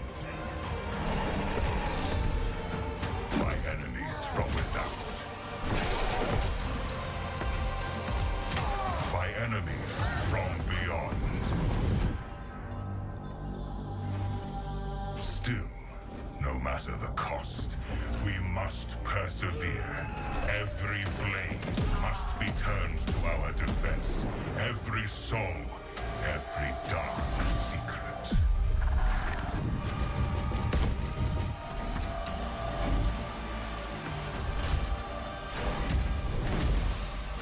For if we fail, all will fall into the damnation of eternal night.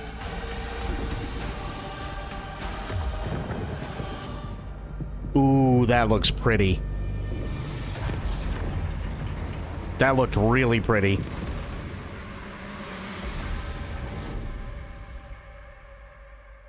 Yeah, in all honesty, I get what you're saying, Itzy. I totally get it. I feel like, over the years, Warhammer 40K has tapped into the power fantasy, right? I think that's what it is. And it doesn't matter whether you're a guy, it doesn't matter whether you're a woman, it doesn't matter whether you're, it doesn't matter what your gender is, it doesn't it doesn't matter. It taps into the power fantasy. That's what it is, because you don't have to just sit there and play the tabletop war game in order to get invested in the characters, and you can, like in Dark Heresy and also in Rogue Trader, you can kind of spec them however the hell you want and make them incredibly powerful, and you have romance options, and you're always going to these different places, and the stuff is challenging, but it's challenging enough to the point where you can still win. You're not just getting the crap kicked out of you. Everything is still challenging, but you can still win. And when you win, it feels like a major, major, major victory. And the fact that it's kind of okay to be fucking crazy. Well, yes. I mean, again, a lot of this stems from the fact that it's supposed to be a farce, right? It's basically like Starship Troopers the movie, but taken to the umpteenth degree. So, you have the Imperium, and let's face it, most people overwhelmingly are going to side with the Imperium, or if they really, really want to go overboard, they can embrace chaos. And there's other factions too, sure, but nobody's a good guy. Literally no one is a good guy in the 40K universe. So it's all kind of an even playing field. You know what I mean? Like, it just is. It's just an even playing field if one... And this is the thing that I think a lot of people, miss, too, is that over the years, 40K has redone their lore, God knows how many different times, and retconned certain things, and so on. And, okay, fair enough. But I think a lot of the time they do it in 40K specifically because even though, like, in its current iteration, it is moving forward. So now we're actually in the 42nd millennium. We're not in the 41st anymore. But even though it is definitely moving forward, they don't want the story to end. So they're constantly bringing in new stuff. They're constantly changing things around. They're constantly making it so even if it's a small 3-sentence paragraph in a random codex somewhere, it basically, everything gets evened out. Like, the playing field gets evened out. So there's no, like, there's no one clear victor. It's not like you can just pick a team and go, oh, I'm going to stomp a mud hole in everything. Because, to be completely honest, even though that power fantasy is there, there's really no guarantee. Which I think is really cool. Owlcat has done a great job with all their games. Kingmaker was... See, I never played Kingmaker, but I loved playing Rogue Trader. That was so much fun.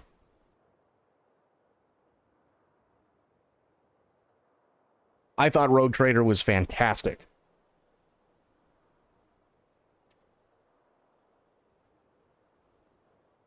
I'm going to bring this back up. There we go. I really, really enjoyed Rogue Trader. More so than I thought I was going to, honestly. Because you know how, like, with a lot of those, with a lot of the CRPGs, right? That style, there have been more than a few over the decades where it's like, it claims it's going to be epic, and then it takes like 200 hours to get into, and it's just walls of text the entire time. I've never seen leaves this color.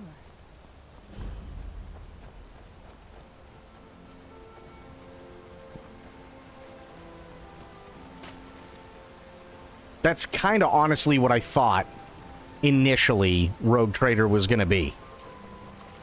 Wrath of the Righteous is probably their weakest game so far, and it was still great. Oh, good to know, actually. I wish I could make my deliveries more often, but the road's getting dangerous. I mean, if this is his road, I can see why.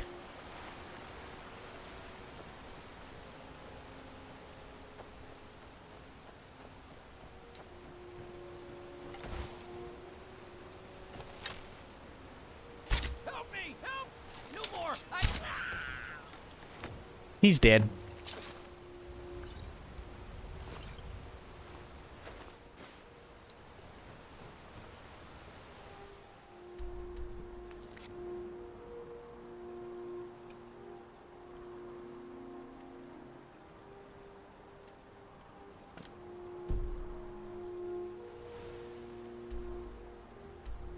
Probably not going to be able to go because enemies are afoot. But I'm going to try. Yeah.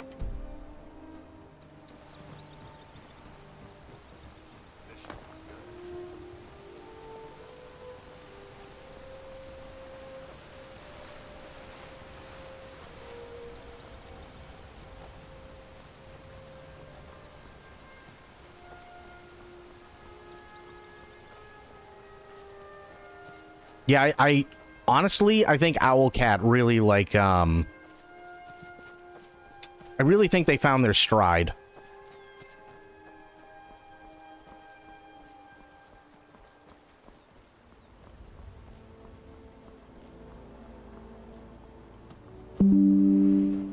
What the hell is that? What is going on?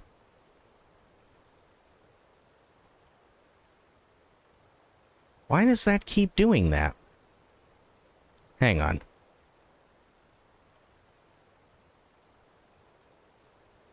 Oh, I think I know what it is.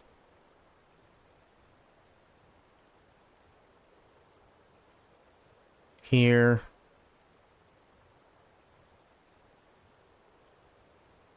Here. Yes.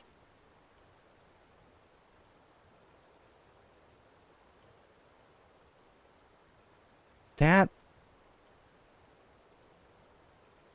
Close that. That should be it.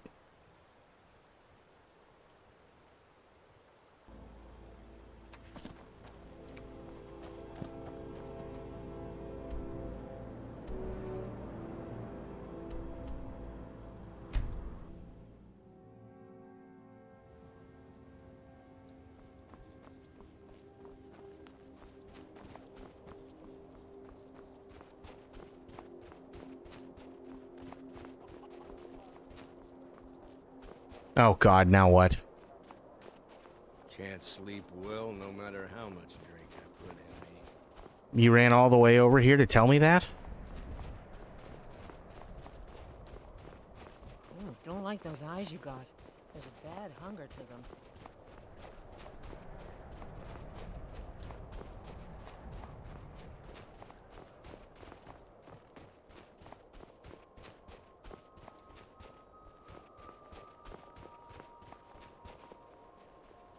I'm really not in the mood. State your business or take your leave. Remain silent. I've a mind to run, so if you'll excuse me. Okay, that's fine. I'll just follow you.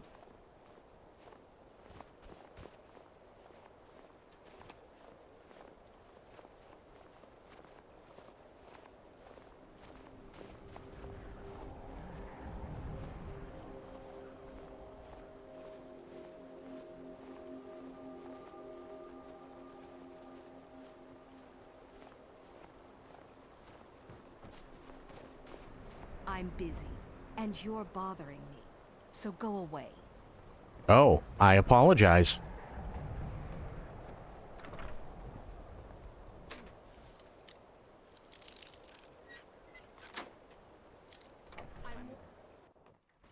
You lost?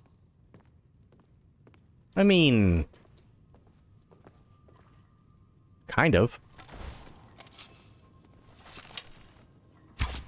Last mistake. Where'd you come from?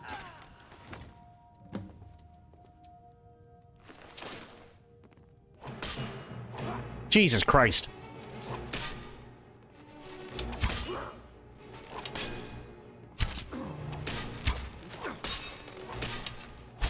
Damn you. Do your worst. Who's there?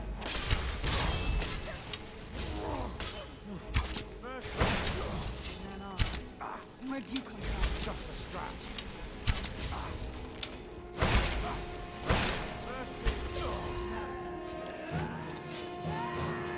More? Alright.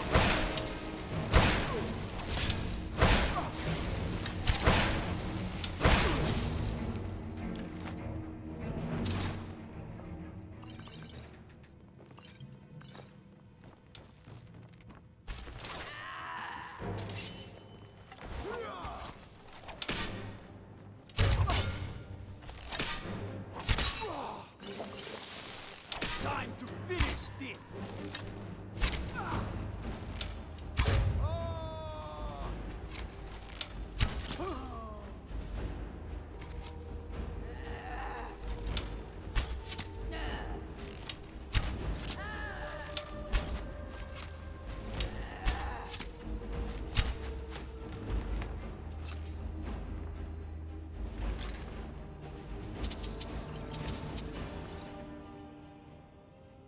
Nice.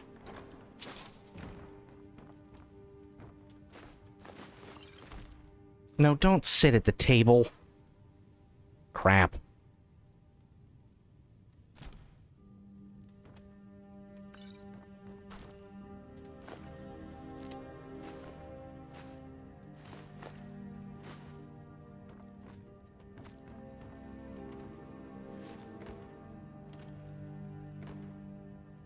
I will take that arrow, thank you.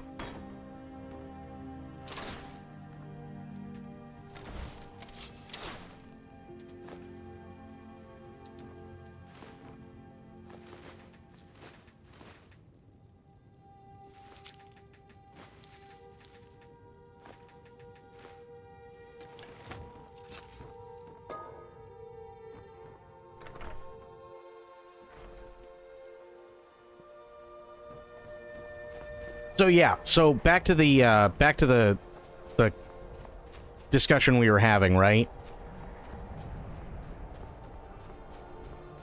So yeah, do you guys think that one of the biggest things is like why new fantasy MMOs don't work is because they all want to try and be the WoW killer?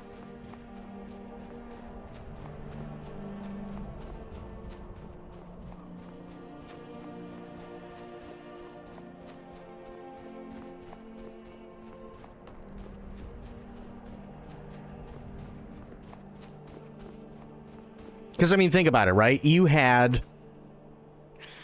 got EVE Online, you've got World of Warcraft, you got Final Fantasy 11, Final Fantasy 14, you've got Guild Wars 2, you've got Star Wars The Old Republic. Star Wars Galaxies, from what I understand, is making a little bit of a comeback as well, which is good. Black Desert Online, yep. But honestly, and Where Winds Meet is another big one. Perfect World is still a really, really big one. But they're not trying to kill WoW. They're all trying to be themselves. Right? They're trying to do what they need to make themselves the best version of an MMO they possibly can be. Right? They're not going out of their way and saying, oh, hey, we support transmog now.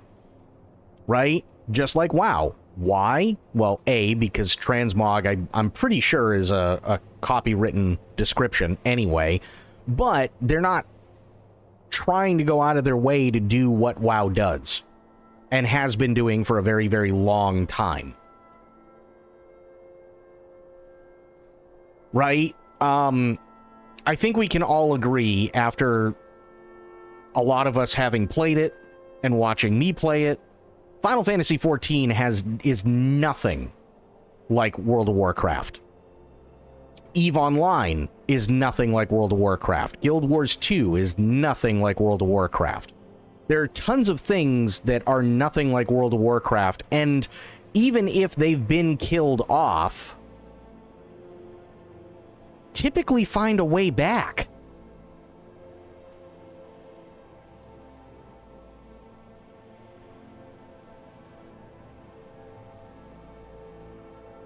I'd love to get into Black Desert, but the UI is so not newbie friendly. I love its customization. Oh, there's tons of stuff you can do in it, absolutely.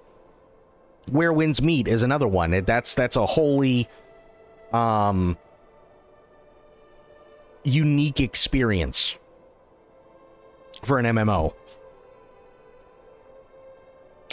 I can't get into WoW because it looks like I'm playing a PS2 game. That's totally fair.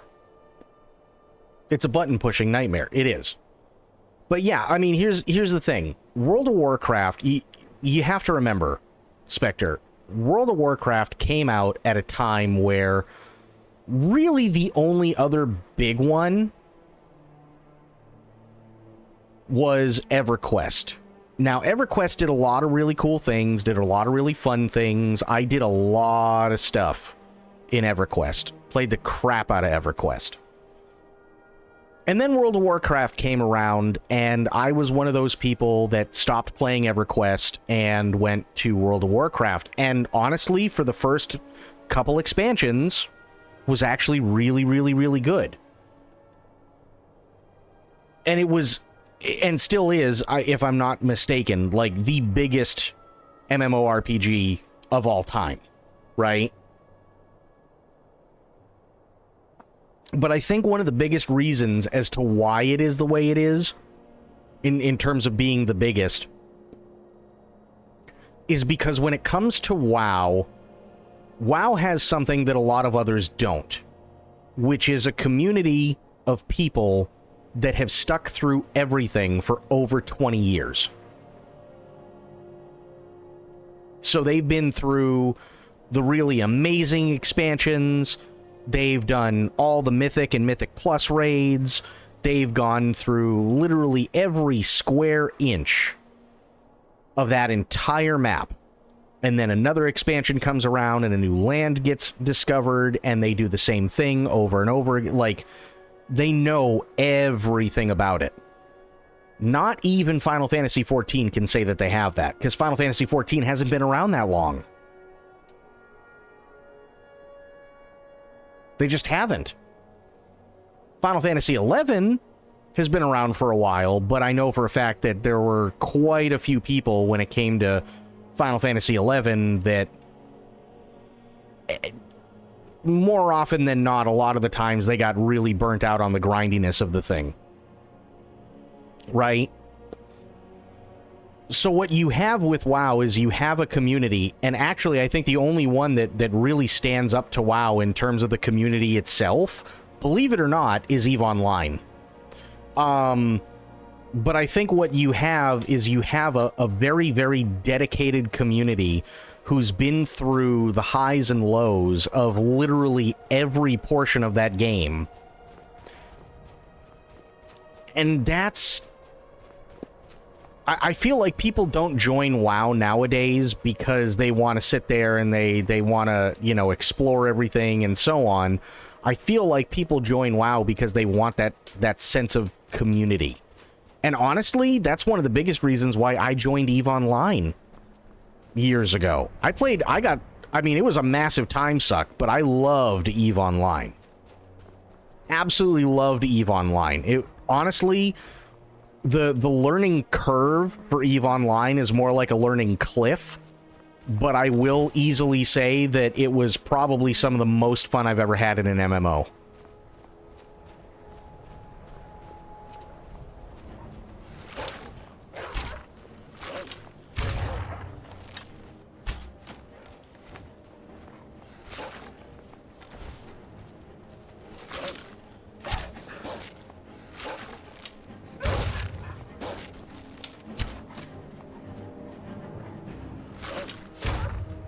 It's money-centric, so yes and no. It's kind of hard to describe. EVE is only money-centric because the barrier to keep going is higher than probably even at this point World of Warcraft, right? So what you're typically doing for the first, like, 2-3 months is you're focusing on making money. But not only making money, but making money consistently enough where you can turn that into what is called a Plex. And that Plex gives you another month of play. That way, you don't have to actually pay any subscription fee. Which, if you think about it, is actually kind of really cool. After that, you can pretty much just do, like, once you unlock that level, you can pretty much do whatever you want and take as long as you want. Well, there is the ships, yes, but here's where things get really, really interesting when it comes to EVE Online. And I'm not, like, saying you should go out and play EVE Online, because it is a massive time suck. But EVE Online is really, really cool because, at least when I was doing it, I don't know about the economy now or anything like that, but when I was doing it, there were tons of megacorps out there that were willing to pay you. And they were willing to pay you to just go and have fun and do raids and stuff like that with literally the cheapest ships possible. And you could literally just sit there and do that constantly and learn how to fight and everything. And then once you got to a certain level, you contact someone and say, hey, I'm ready for the bigger stuff, right? And then they go, okay, well, let's get you set up with a bigger ship. And then you get set up with a bigger ship. And then, you know, you learn how to use that. And then you can go on, you know, raids or battles or whatever with the, you know, slightly bigger ships and so on and so forth throughout the tree. And that's great. And so now you've amassed like such a giant wealth because you're part of this corp, and you really want for nothing, because if you have a ship that gets killed, they just give you another one, right?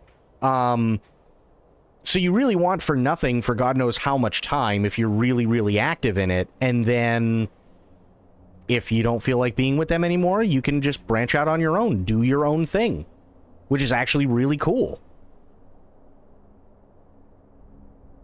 And at least, now, I wasn't involved in, like, the big, massive shakeups or anything like that. Far from it. But what I can say is, whenever I got into a fight with somebody in EVE Online, and by fight, I literally mean space battle. I don't mean I was, like, talking shit back and forth between you know, me and the other person. But when I got into a fight with somebody, it was one of those deals where if they lost, they'd give an 07. If I lost, I'd give them an 07. And that was it. It was like, hey, you know what? Good game. You beat me fair and square. And then we went our separate ways. And to be completely honest, that's a really cool thing. To me, that's a really, really, really cool thing. When somebody realizes, you know what, I've been bested. It happens. We all have our days. Right? We all have our off days. We all have those times where things don't go the way we want them to. And that's it. That's all there is to it. That's pretty cool. What you're talking about is when you have those people who get so giga invested. And there are stories of there's actually 2 non-fiction books out, believe it or not. There's 2 non-fiction books out, and I have one of them, and it's called The History of EVE Online, and it's really, really, really interesting because it talks about all these massive megacorps and factions and everything else. And the author actually tracked down a lot of these old players that may not necessarily even still be in EVE anymore and was able to interview them and all of this really cool stuff. And was getting, you know, their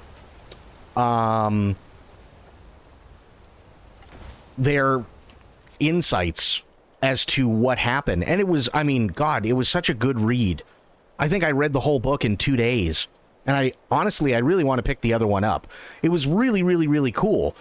But so, like, when you hear of, because every once in a while you'll hear something, oh, there was this massive battle in EVE Online and it cost somebody, you know, $600,000 and this. Okay, fair enough. That is so far ahead of where, like, most of the people are in EVE Online. Like, those are the guys that have been around for literally 20 years. What was that?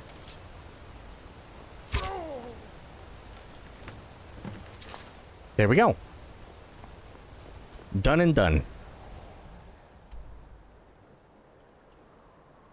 The thing I think, if I'm being honest, turns a lot of people off to EVE Online, and I'll be completely honest with you, I can't necessarily say I blame them, because it is a massive difference, is, a lot of people call it Spreadsheet Simulator. It's so bright out here. I don't know how you stand it.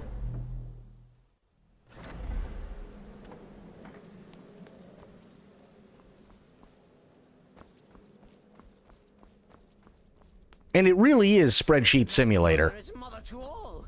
It is her voice we follow, her will. Would you dare risk disobedience? And surely punishment? Keep talking, little man, and we'll see. That's a hard pass. Yeah, and I can see that. I can totally see that. It is, because, like, let's say you wanted to play EVE Online, right? You start out with a ship, it brings you through this kind of janky, if I'm being honest, new player experience and so on. And then you see this division right here between the 2 panels. So this one on the left would probably be up here starting in the top corner and go maybe to about here, roughly, right? And that one would literally just be a spreadsheet of all the different ships that are in your scanning range. And then you'd have like another one over here, which would be a smaller one, and it'd give you like all of the weapons and stuff that you have. And then there's another one for like engine management, and there's another one down here in the bottom right hand corner, which, you know, gives you all your stats, what level are you and how much money you have, and it really does become a spreadsheet simulator. It 100% does. Gets punished. Oh, be quiet, you great lumbering lapdog. The man has had a long journey. You can at least be civil. Mr. Cicero, I, for one, am delighted you and the Night Mother have arrived. Your presence here signals a welcome return to tradition. Oh, what a kind and wise wizard you are, sure to earn Our Lady's favor. You and the Night Mother are of course welcome here, Cicero. And you will be afforded the respect deserving of your position as keeper. Understood, husband? Her. Oh, yes, yes, yes! Thank you, thank you, thank you! But make no mistake. I am the leader of this sanctuary. My word is law. Are we clear on that point? Oh, yes, mistress. Perfectly. You're the boss. Ah, there you are. Good. I was done speaking with that muttering fool anyway. We've got some business to discuss. Right. Do you have a contract for me? I do indeed. You must go to the city of Markarth and speak with the apothecary's assistant. You'll probably find her in the Hag's Cure when the shop is open. The girl's been running her mouth. Wants an ex-lover killed. She's apparently performed the Black Sacrament. Her name is Muiri. I need you to talk to her, set up the contract, and carry it out. Anything else? Just do whatever the contact wishes. Be professional, represent us well, and get the job done. Since it's your first contract, I'll let you keep whatever Muiri pays. She'll be generous, I'm sure. They always are. Right. Okay, hang on. Let me see if I can find what I'm talking about for Spreadsheet Simulator here, because it's actually really, really funny. Oh, perfect, actually. And it will make your brain hurt. I know, because it makes my brain hurt. No, this is actually a really crap picture, unfortunately. Is there any better picture I can find? No. No. Why are they... Okay, there we go. It's like, why are these resolutions so crap? Okay. So, prepare yourself, because this is a very highly customized UI, but it is also... When you hear of, like, these massive battles and everything, this is essentially what you would see if you were part of one of those mega corps in the middle of a fight.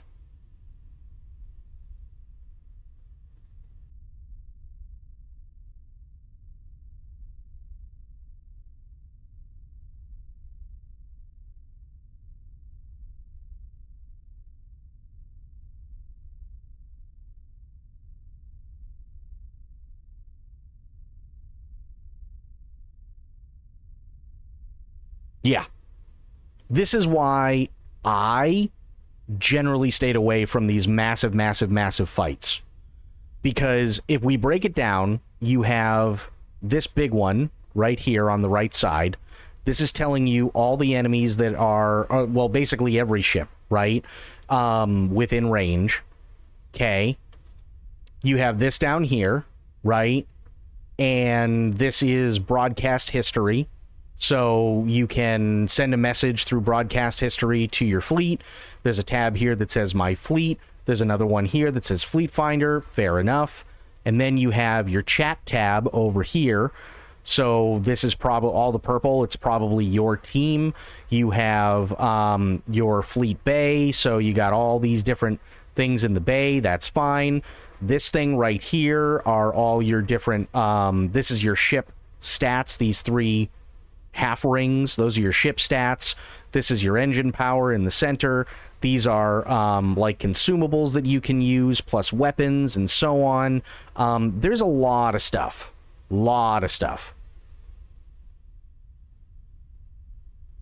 That's a Jackson Pollock painting. Yeah, you have to learn how to filter out a lot in order to do something this big.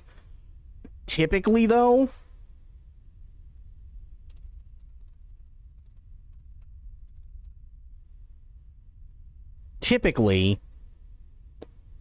you would probably see something, if I can find it, more akin to, if you're just doing everyday stuff, right? You'd probably see something more along the lines of this,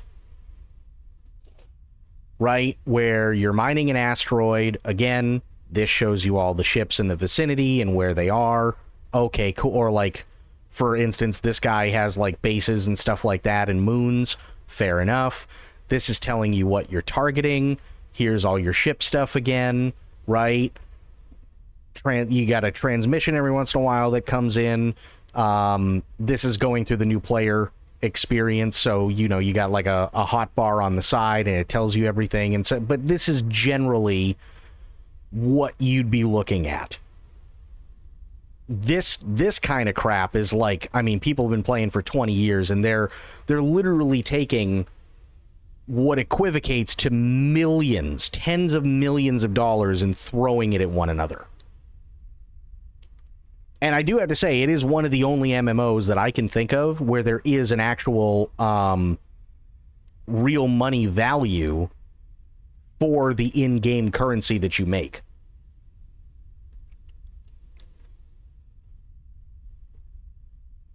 So that's where, when you see, let's see, how much did the latest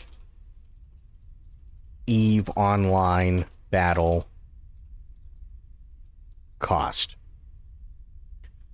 Yeah, so the recent battle for Adioth in April of 2026 in EVE Online resulted in nearly 10 trillion ISK lost, equating to approximately 74,550 USD. While massive, it was not as costly as the record-setting massacre at M2XFE in 2020 and 2021, which saw over 378,000 USD in total losses.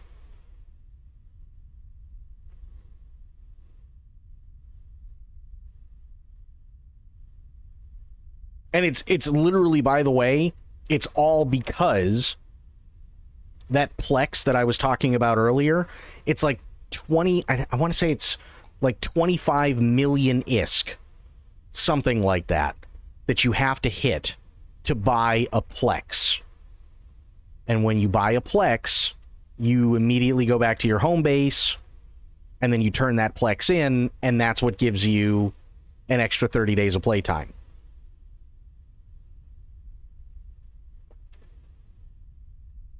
So yeah, it's definitely not a game that I would recommend to anybody, unless they're really, really, really interested in space stuff.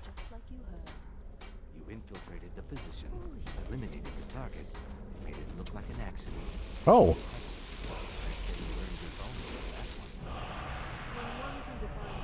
Nice.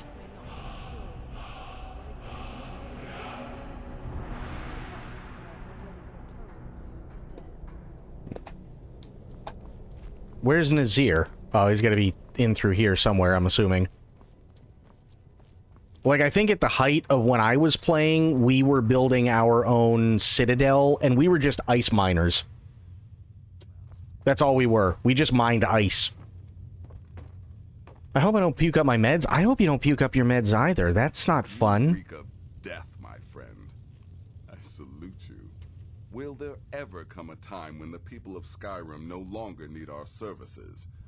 I think not. Yeah, I just showed them Corgi. Narfi's dead. Congratulations. You slaughtered an emaciated beggar in cold blood.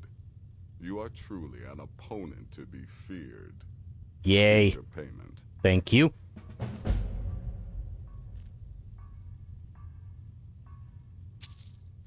Ooh, 500 gold. That's nice. Beitild is dead, or Beetild, I don't remember. Of course she is. I hear the mining business is extremely cutthroat. And those hours, the murder. I could do this all day. Here's your payment. Nice. Sweet. And Enodius is dead. Good. And I hope you were careful in that lumber mill. Those splinters and rusty nails can be quite nasty. Your payment for a job well done. It is the kind of shit no one tells you. You're not wrong. You're not wrong at all. Good luck. And try not to get yourself killed.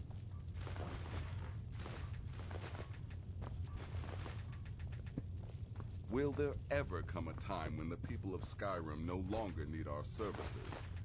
I think not.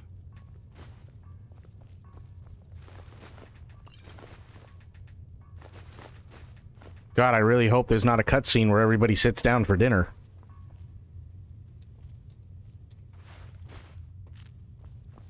So many contracts, so little time. Oops. I found two really lovely games. Wanderstop is a cozy tea shop sim that's really about burnout, and Greenhearth Necromancer. Okay.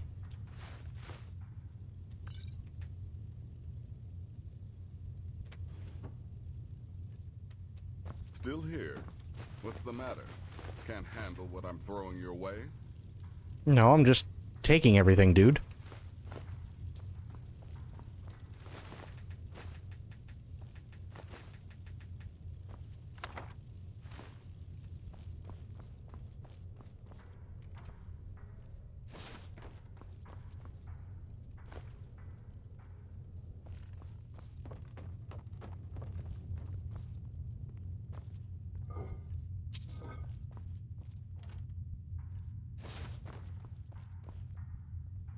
Drop my phone mid-type. Oh, no worry. No worries. It's about taking care of plants, but it's really about kindness and rebirth. Oh, that's nice. You know what? There's actually, there's one that you might really, really like. And I can't remember who recommended it to me, but it was years ago. And it's a really, really nice and simple game, and it's called Kind Words.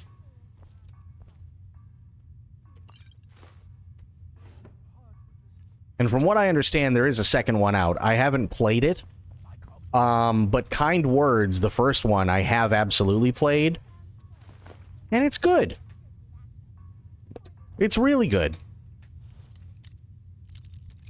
I don't hate that title. No, it's basically your avatar is sitting at home at their little writing desk or whatever, and paper airplanes come in, right? Now, it could be that people are sending paper airplanes to say that, you know, you matter. Or, hey, I know times are tough, things will get better. Or whatever. And then there are other ones that come in where people kind of, in I want to say it's like 12 lines or something like that, because that's all they give you. Basically describe that, you know, they may be going through a hard time and maybe they're looking for a little guidance and so on. And then you can write a letter back to them, just giving them words of encouragement. That's it. That's the entire game.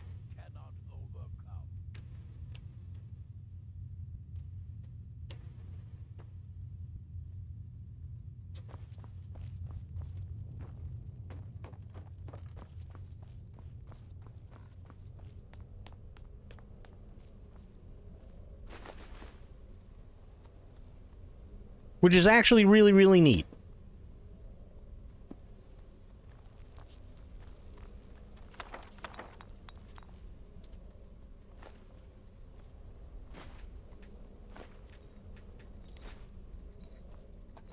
Yeah.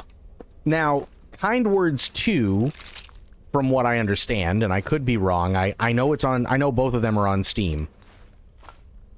Kind Words 2 takes that premise and it expands upon it a little bit. So now, instead of just being in your little house or your little room and talking to people and whatnot, think of it like, I guess the closest analog to it would be like Tomodachi Life that just came out, right? Where you have all these little Tomodachis, you know, kind of running around in a little town or whatever, but they are actually other people. And you can sit there and actually chat with them. And that's it. And then when you're done, you know, saying hi and asking how everybody's doing and so on and talking to people in real time, you can go back into your little cubby room or whatever the hell you want to call it and do what you were doing in Kind Words 1.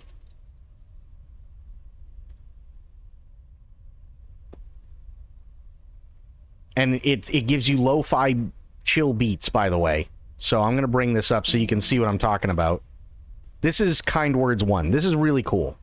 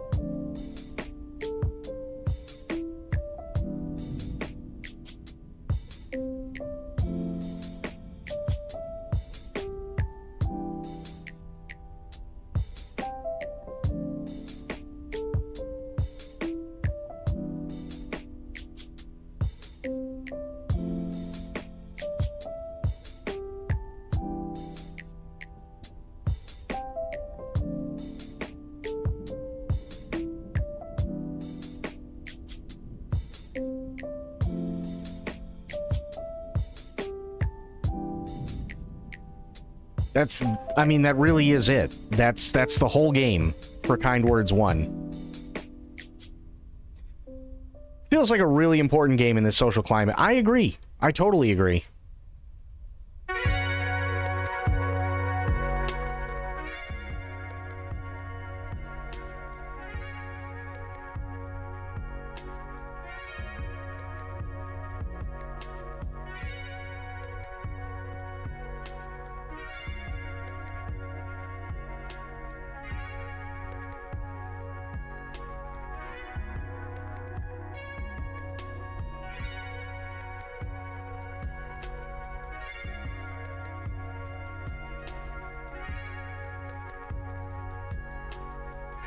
Yeah, it's not a complex game at all.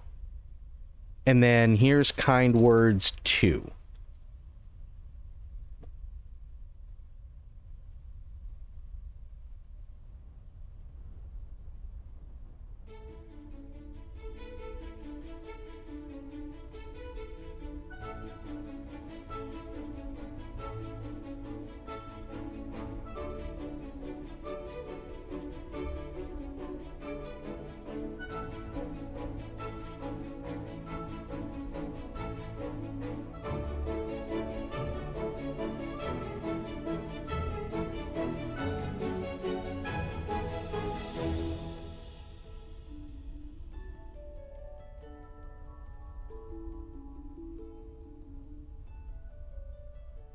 It just really helps, you know? In Kind Words 2, you can be nice to real people.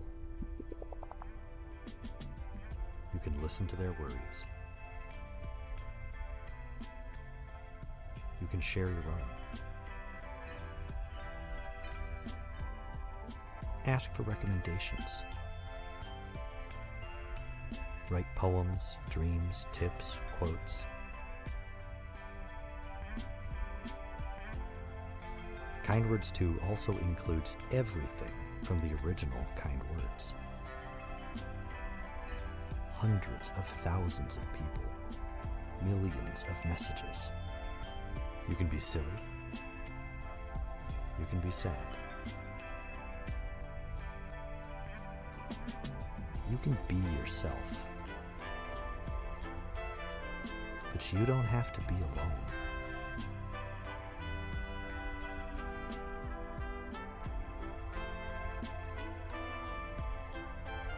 Kind Words 2. Available now. They're just really lovely games. They are. They're just really, really, really lovely games.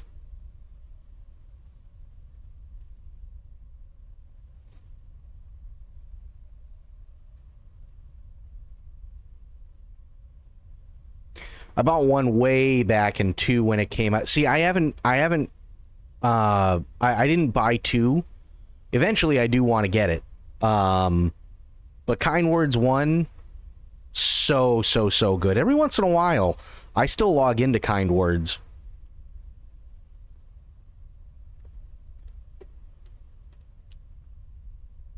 And it helps. Okay, well, you need these, Itsy.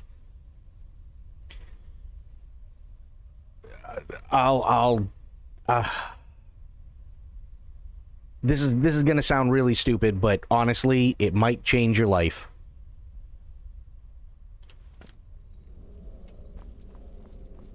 Me, I've been part of the Dark Brotherhood from the day I first hatched.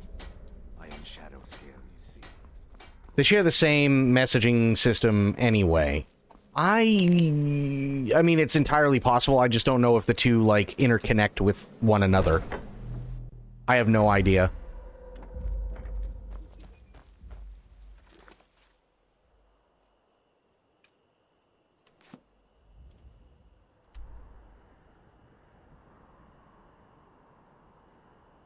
As far as I know, 2 just gamifies it more. Okay, I mean, that's cool. There's nothing wrong with that. Nothing wrong with that at all. But yeah, I mean it, Itsy, it will most likely change your life. For the better.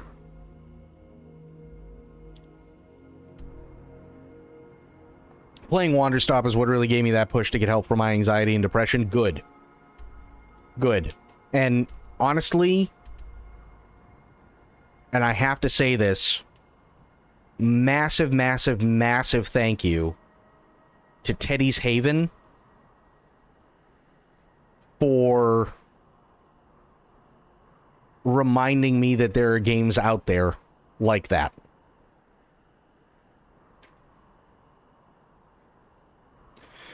Another nice one I like, Spirit City Lo-Fi Sessions. That sounds good.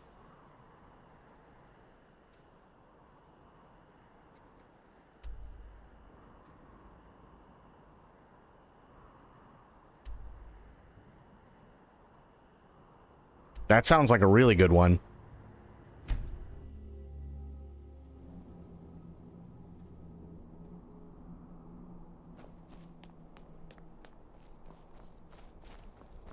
Oh, well, that wasn't...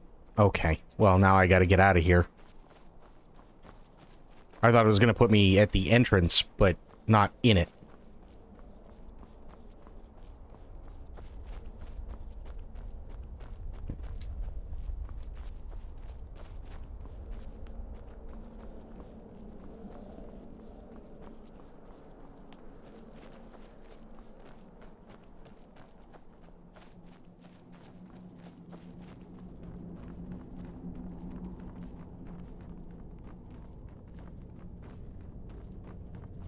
So yeah, honestly, Itsy, those 2 games, oh, even if you don't get both of them, get one of them.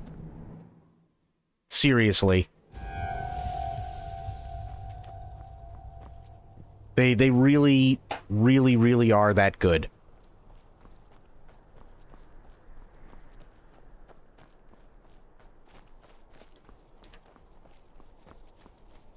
And again, massive, massive thank you to Teddy's Haven, because Teddy's Haven is one that, if you don't feel like talking to anybody, you can just sit there and do Teddy's Haven indefinitely, right? And Teddy's Haven is amazing for that, and I love that game. I really, really do. But yeah, you want to talk to somebody? It really is amazing how literally kind words can help.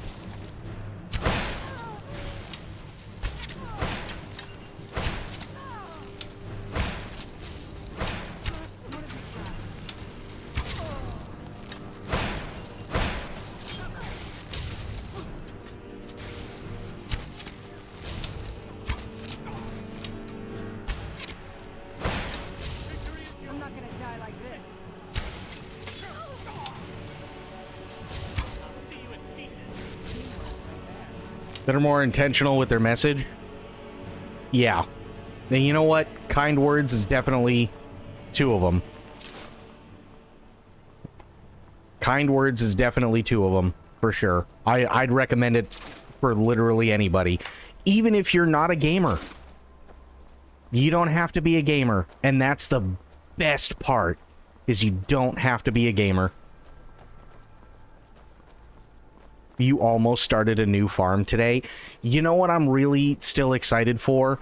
I actually saw a thing, and I didn't read it at the beginning because it unfortunately, the article was kind of a nothing burger. But it was an article about the Haunted Chocolatier.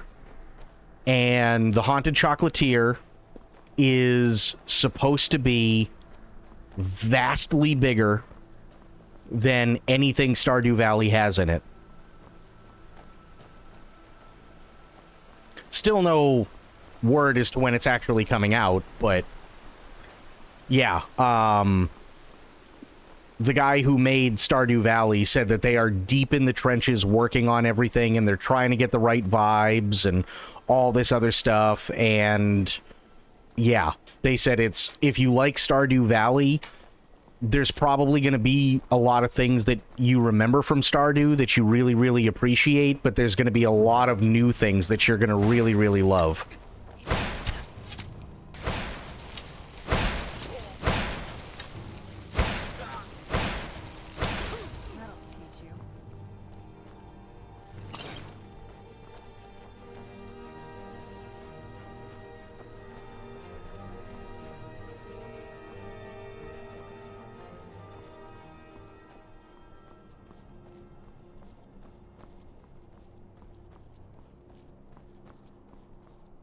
So yeah, I'm definitely excited for Haunted Chocolatier. I really hope it comes out soon, or sooner rather than later, for sure.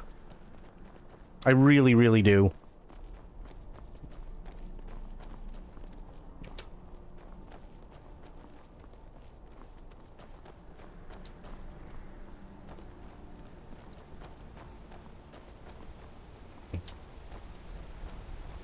Oh, and Aelin said something yesterday, and I don't know if I want to share what Shadow learned today.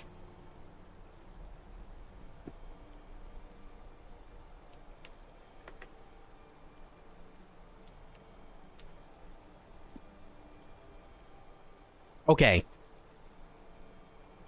No. It wasn't a bad thing, Aelin. Not at all. You said something yesterday because I was like, hey, so I learned some things about Mongolia, right? And you're like, there should be a redemption for things Shadow learned, right? I learned today about, unfortunately, Pol Pot.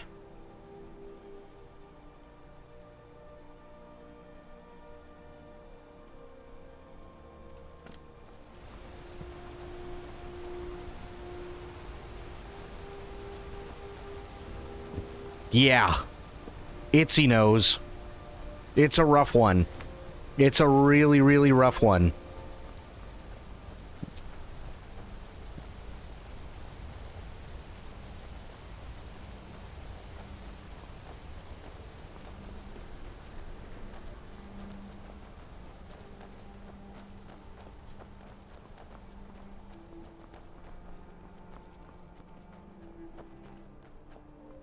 Pol Pot was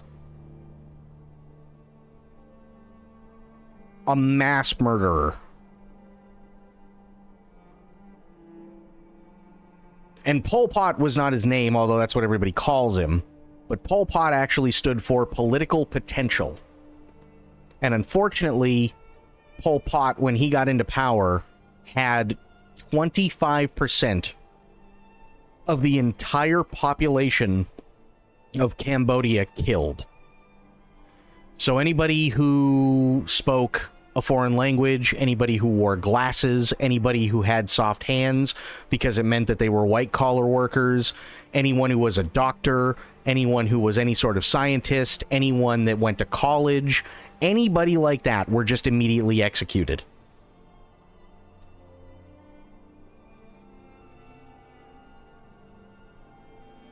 25% of the entire country were killed because of Pol Pot.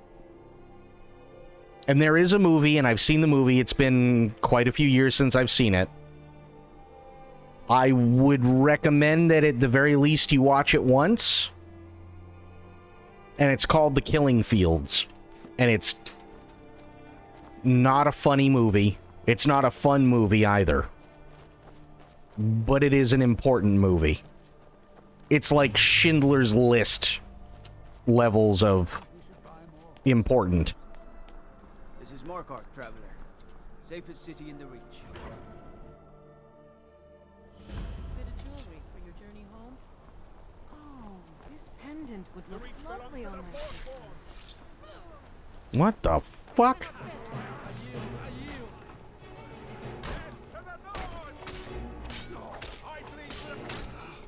I die from Everyone, stay back. The Markarth City Guard has this all under control.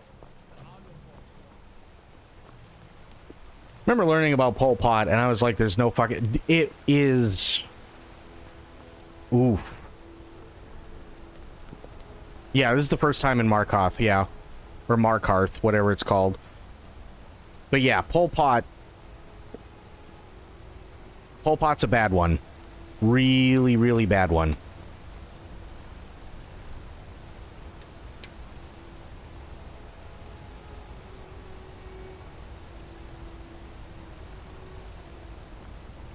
I gotta talk to her.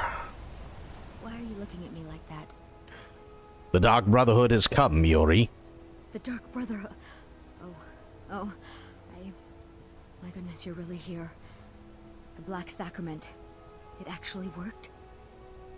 Obviously. Now tell me what you need. What I need is for Elaine Dufont to die. I want him hunted down and murdered like the dog he is. I'll need more to go on than that. I didn't know it when we were with each other, but Elaine is actually the leader of a band of cutthroats. Bandits. They're holed up in some old dwarven ruin. Raldbethar. It's near Windhelm. They use it as their base. It's where they stage their raids. I want you to go to that ruin, find Elaine Dufont, and kill him. I don't care about his friends. Do whatever you want with them. But Elaine has to die. It will be done. Excellent. Once Elaine is dead, I'll pay you. In gold. I've saved up a bit. I hope that'll do. But, well, there is one more thing. If you're interested. I'm listening. If you can, I want you to kill someone else as well. You don't have to, not as part of our deal, but if you do, I'll pay you even more. It's Nilsine Shattershield in Windhelm. If Nilsine dies too, I'll make it worth your while. Tell me the full story. Why do you want Elaine dead? I went to Windhelm to see the Shattershields. They were old and dear friends, and in mourning. Frigga was killed recently. Murdered. I met Elaine in the tavern, while I was drinking my sadness away. He was handsome and charming. He said I was the beautiful lily of his dreams. Elaine made all the pain just go away. But it was all lies. Elaine used me. He ruined my name, destroyed my friendship with the Shattershields. Do you know why Elaine was in Windhelm?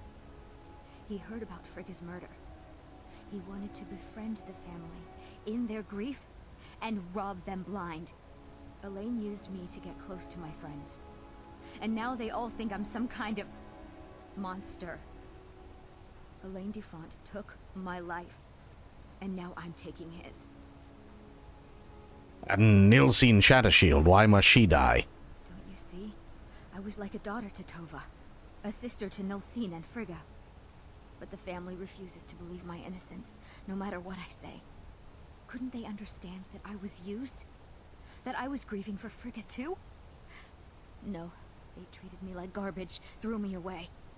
With Nilsine dead, maybe then Tova will realize what she's lost, huh? Maybe then she'll see that I was just as much a daughter as the others. And if not, May she drown in her own tears.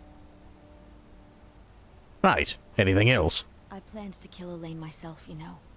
Nilsine too. Lost my nerve. I even brewed a special poison, lotus extract. Maybe you could use it? Just coat your weapon with it. Then, you get the idea. Right. Make them all pay for what they've done to me. This must be that beautiful Skyrim weather I've always heard about. Yeah, so if I remember correctly, and I could be misremembering Bloop, the guy that you're talking about is also the guy that starred in the movie The Killing Fields. Unfortunately, that guy was killed after making The Killing Fields. And it's rumored that it was done on orders of Pol Pot, who lived till 1998, if I remember correctly. And the orders were supposedly given to still loyal members of the Khmer Rouge. Damn dragons could swoop down at any time.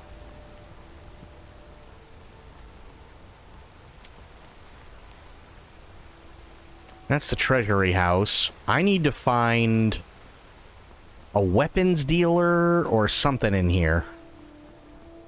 We'll handle things from here. Move along.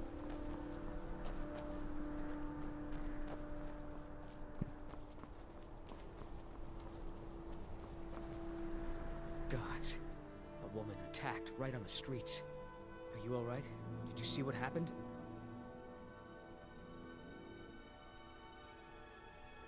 I heard someone shouting about the Forsworn, that was it. The Forsworn? Strange. Well, I hope the Eight give you more peace in the future, for what it's worth. Oh, I think you dropped this. Some kind of note. Looks important. Is this your note? What does it mean? My note? No, that's yours. Must have fallen out of your pocket. Right. I'd better get going. Funny enough, I learned more about Pol Pot from Anthony Bourdain than an actual school. I, believe it or not, and this is kind of why I brought it up, I learned more about Pol Pot from the Grand Tour and then going through and researching more than I ever did in school.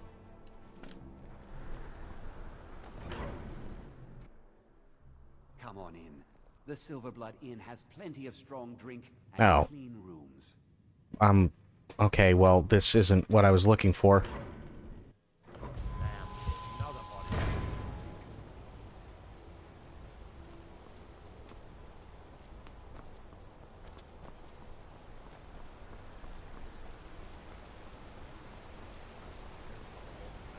Whoa. Fan of the sun. What would be better than this?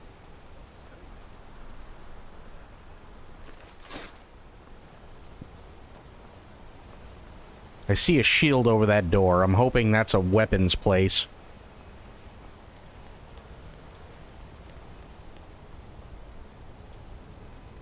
I think this is a bar.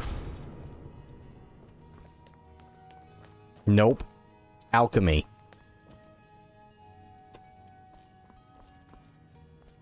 The Hag's Cure is here. So, you're interested in my potions and ingredients? Not really. Unless you have something like really, really good, but it doesn't look like it. Now, you let me know if you need a cure or anything else. Ew.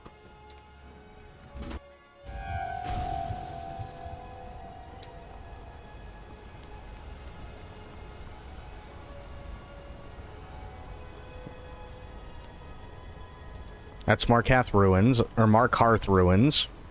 That's Hall of the Dead. I just need a weapons place.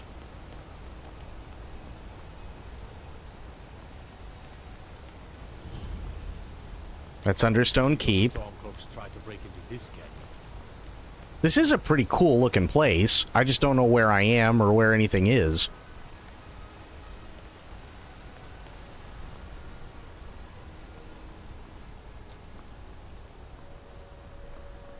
I mostly deal with petty thievery and drunken brawls. Been too long since I've met a good man.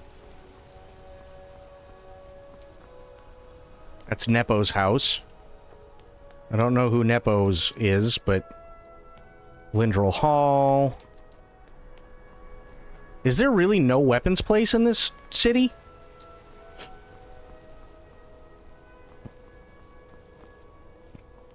Songs are just old memories that help the mead go.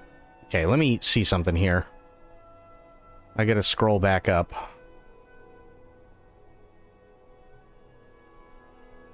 Eltriss's note. What does this say? Meet me at the Shrine of Talos. I don't wanna. No, I don't wanna.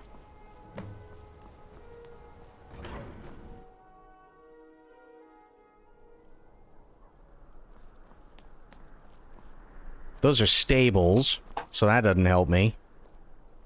I believe there is, but this place is very confusing. It looks it. Kill Elaine Dufont. And kill Nilsine. Okay.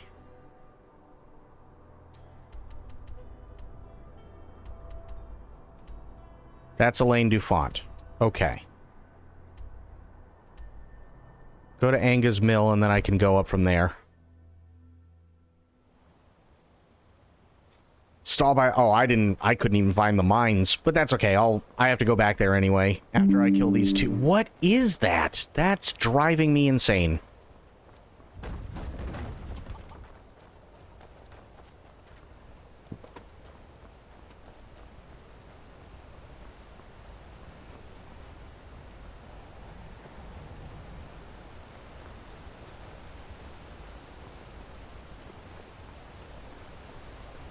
Stupid mud crabs.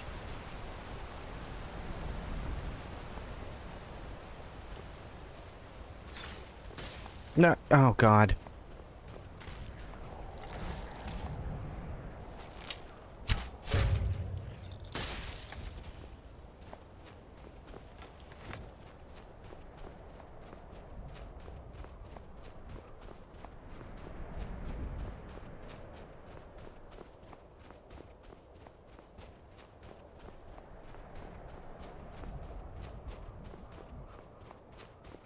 If I remember correctly, I got my ass handed to me by a mud crab or two in Oblivion.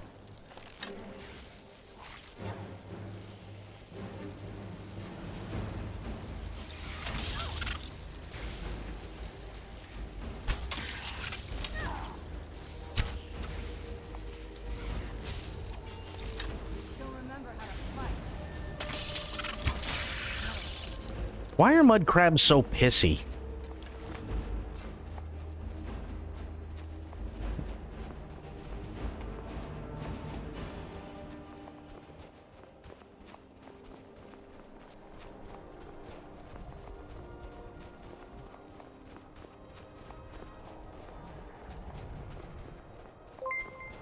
The Ascended Shadow. Thank you so much for the follow. Welcome in. How you doing?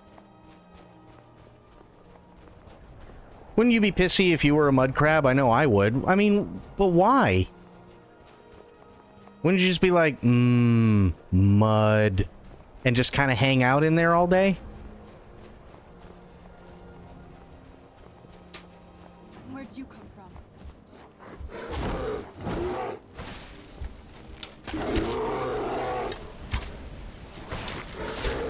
from? Wow.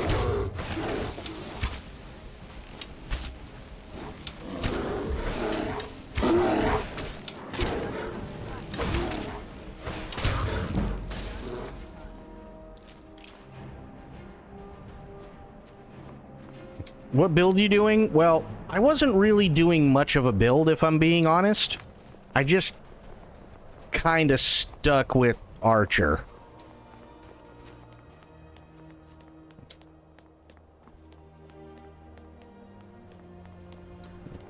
Yeah. Honestly, this is my first playthrough of the game. Like, so I'm doing both DLCs and all that stuff. So yeah, it just kind of happened. I was just like, you know what? Archer's fun. Sure.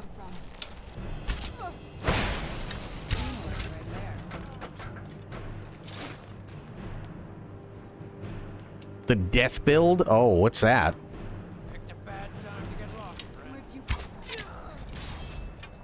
Oh, she got wrecked.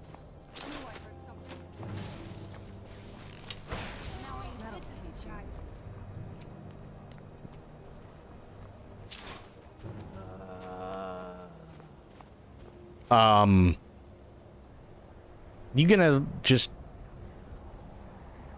Let's move faster. The sun is... It's not great for my skin. There.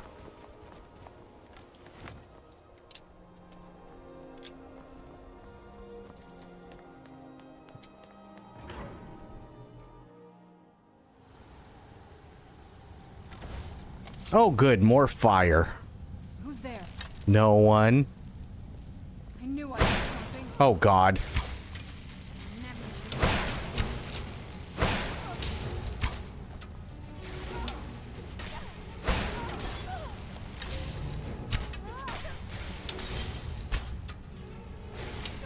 Holy whiffing today. Yes, you do. How did I miss? There you go. Nickname it that because enemies only hear Death Whistle from Puss in Boots' Last Wish, which death build is Stealth Archer. Oh, okay. Fair.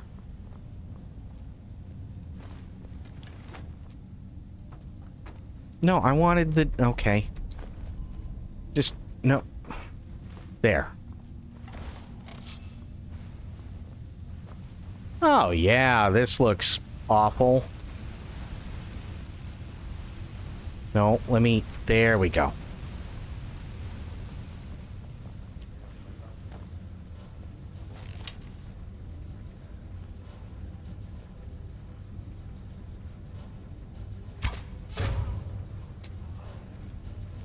Dedge.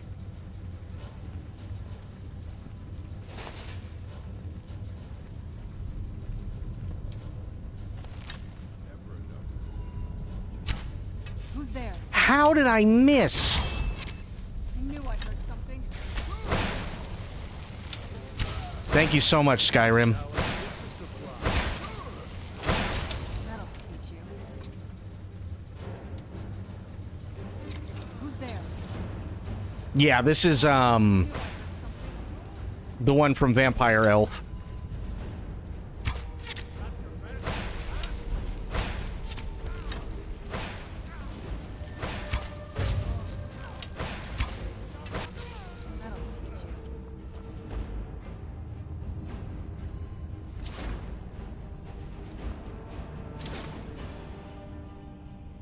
Oh yeah, I'm a... Well, okay, but to be fair, I am a hoarder, but I do go back to the cities and stuff, and I do actually, like, sell a lot of it.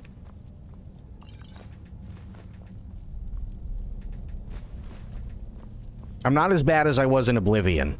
I was really bad in Oblivion. It was just like, no, I need 38 million spoons. Who's there?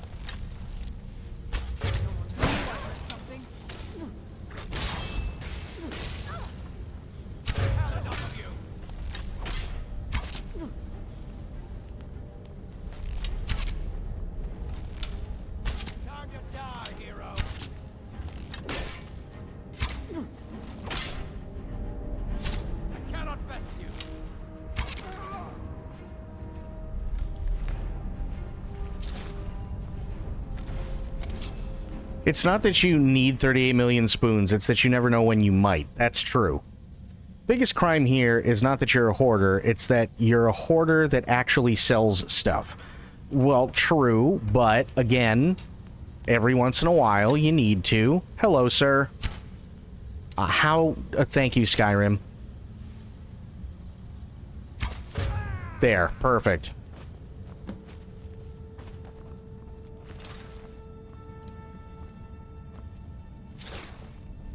That's gonna smell like Hamburg.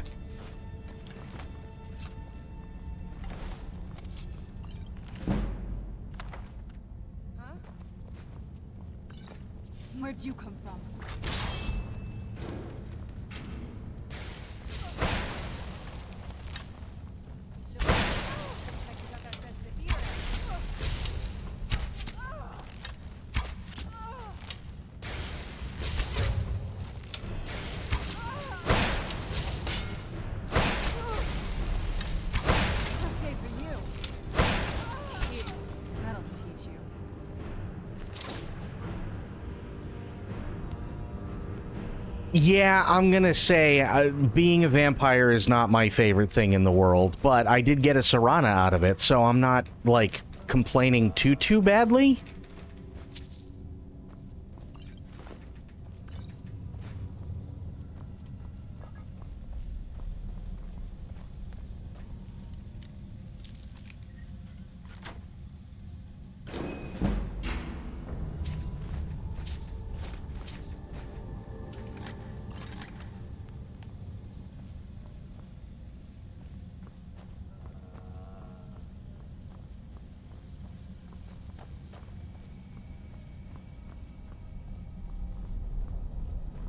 Mainly enjoy Werewolf because it lets me get on the same level as the trolls. I mean, that's totally fair. That's totally fair. We actually just finished up the storyline last night for the vampire stuff. I'm gonna be honest. The story itself was. You know how, like, they make a sequel to movies and some sequels really hit and others don't? Yeah, that was kind of the second one. It was really underwhelming. Like, I don't know, I just kind of felt like they could have done so much more with it other than, oh, yeah, you mean that thing where, you know, the prophecy says that you can destroy the sun? Yeah, no, I made that up. Ha ha ha ha ha ha ha. And then you just Fus Rodah him off the balcony?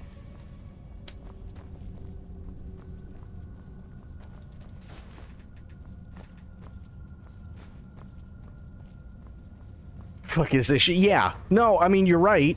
You're totally right. And don't worry about your language. I've said far worse. Do you like the Soul Cairn at least? The Soul Cairn was interesting.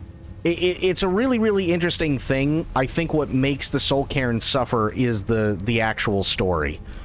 So, for instance, I think they could have done a hell of a lot more with the Soul Cairn. Than what they actually did, which is kind of a bummer.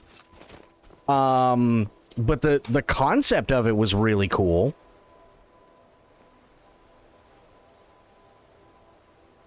And also I have a pet fuck shit up dragon who's undead. And Aelin coming in and gifting a sub to the Ascended Shadow. Aelin, that's very kind of you and very generous. Thank you so much.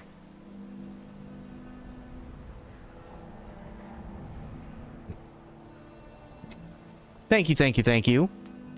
Ellen Luna gifted a tier 1 sub to the Ascended Shadow. They have given 356 gift subs in the channel. Thank you so much, Aelin. Yeah, it was underwhelming. I think I said it to Aelin earlier. The Dawnguard, I mean, I probably would have had a lot more fun if I had actually, like, stayed Dawnguard instead of becoming a vampire. But having said that, I put it to Aelin this way earlier today. Dawnguard DLC. Being a vampire is meh. Serana is awesome.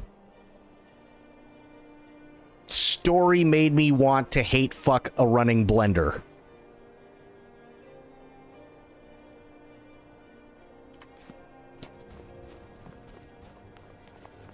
Can't just throw the big logs on the fire. Gotta have the little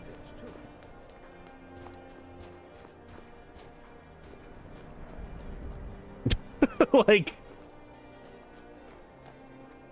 Yeah.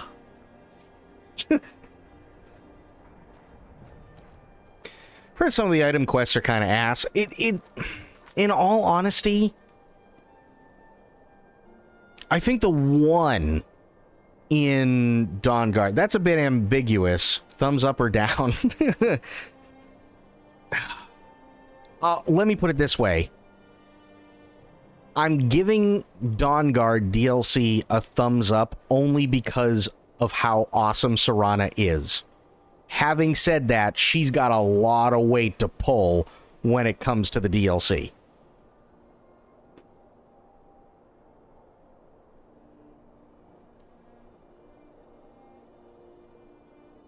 Like, she really pulls a lot of weight when it comes to the DLC, for sure. The only item quest, I don't even necessarily know if you can call it an item quest. Medicine, what's going on, buddy? The only item quest that I really had any trouble with throughout the storyline was the last one where I had to go and find all the way shrines and fill up the bucket. That one was not fun.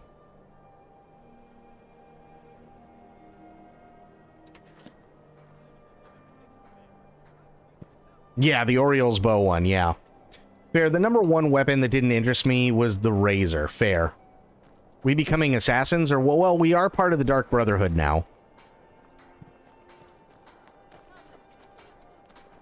Watch the skies, traveler. I have to kill this woman. And then I can go back to Muiri, I think her name is, in Markarth. Is there anybody around? No? Good. I missed. Balls. Brother always had glass weapons, except for when he got orcish shit. Oh, interesting. Okay. How did I just die?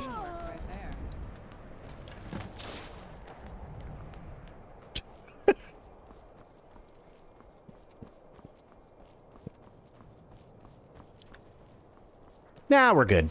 We're fine now.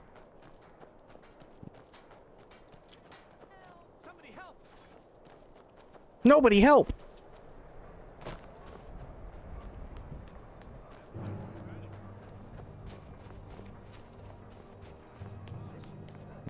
Crouching does help increase accuracy in just about any game. That's true.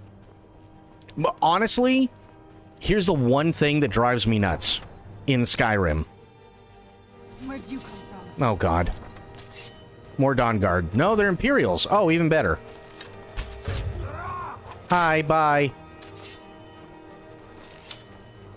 A lot of Imperials.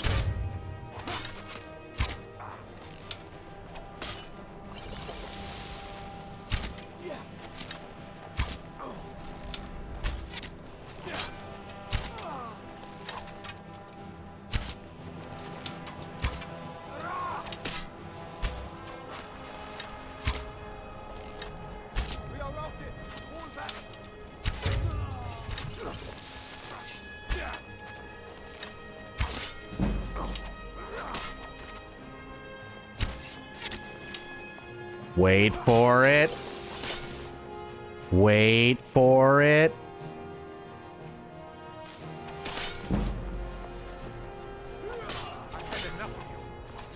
Oh, wait.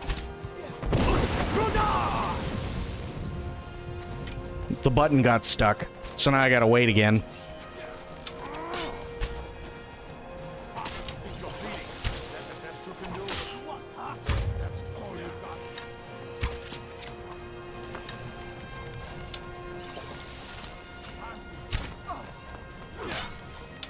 Oh. The whiff. Hello, sir.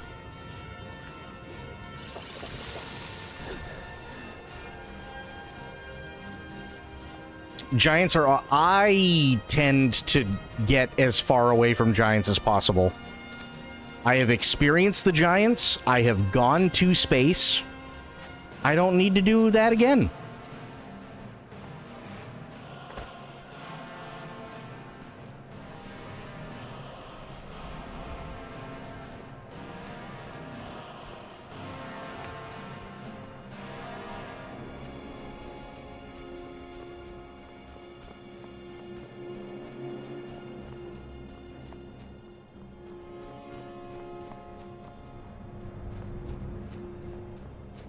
I also like alchemy because you can get good stuff, you know, if you know what you're doing, gotcha. No, if he has the right skill, he should do 10 times the damage. I don't know what that skill is, if I'm being completely honest. I do 2 times the damage. I know I do 2 times the damage. God, these guys are just still... Okay, there we go. See? They're fine. Now I can go back to Markarth. Where did Markarth go? There it is. The guards aren't chasing me anymore. They stopped. No, they didn't. Ass balls. I am not detected. I am hidden.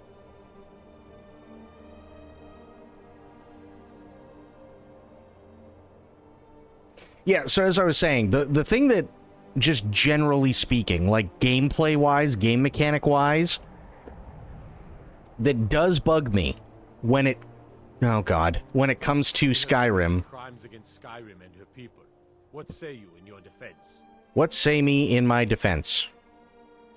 You caught me, I'll pay off my bounty. Smart man. Now, come along with us. We'll take any stolen goods, and you'll be free to go. After you pay the fine, of course. It's fine. Cool. Bye.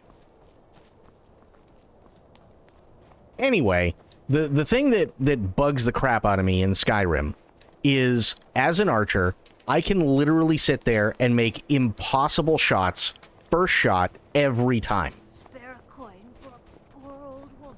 Until all of a sudden, for whatever reason, Skyrim decides you can't do those shots anymore.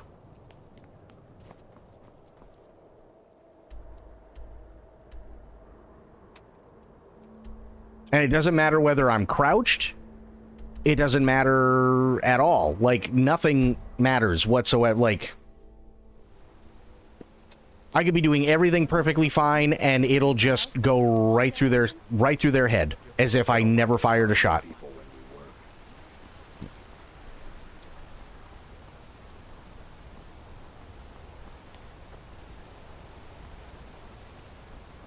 Like the arrows despawn? No, the arrows just literally, like, phase right through a person's head. Well? It honestly, it happened earlier today. Maybe like 2 hours ago. I was sitting there, and I had a perfect shot on somebody, and they were close, so I was like, okay, I know I gotta aim a little bit lower because the arrow's gonna go up, and I aimed perfectly, and I fired, and I watched as the arrow just passed right through their head. They didn't even notice the arrow was fired. And the arrow embedded itself in the wall.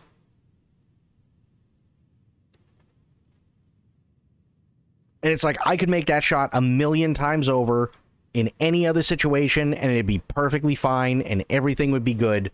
Until Skyrim decides, nope. Yes, I am playing almost pure vanilla. I do have a couple of mods that are installed. It's all quality of life stuff. It's not like, oh, hey, here's a Gorillion fucking, you know, septums or anything like that. The only 2 things that I have done is I have basically unlimited carry weight. And I got really, really, really pissed off because the game really broke for me. So I gave myself 17,000 potions of, like, uber healing.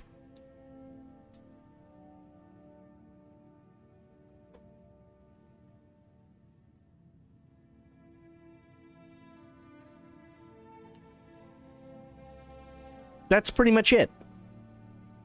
And when I say the game really, really, really broke, I mean it really broke.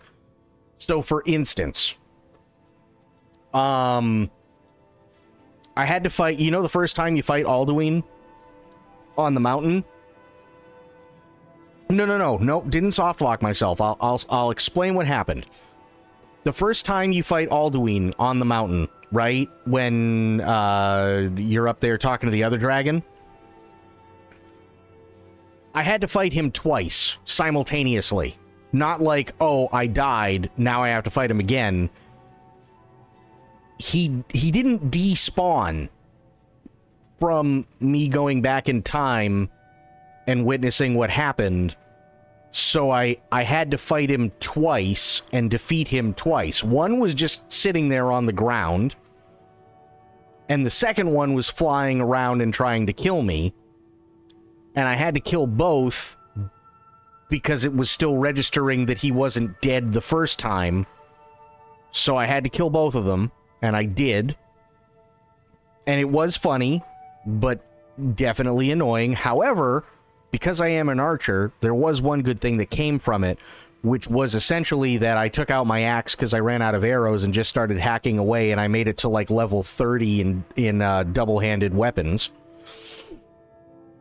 And then there's the quest where you learn the dragon's name, and you have to call him and trap him.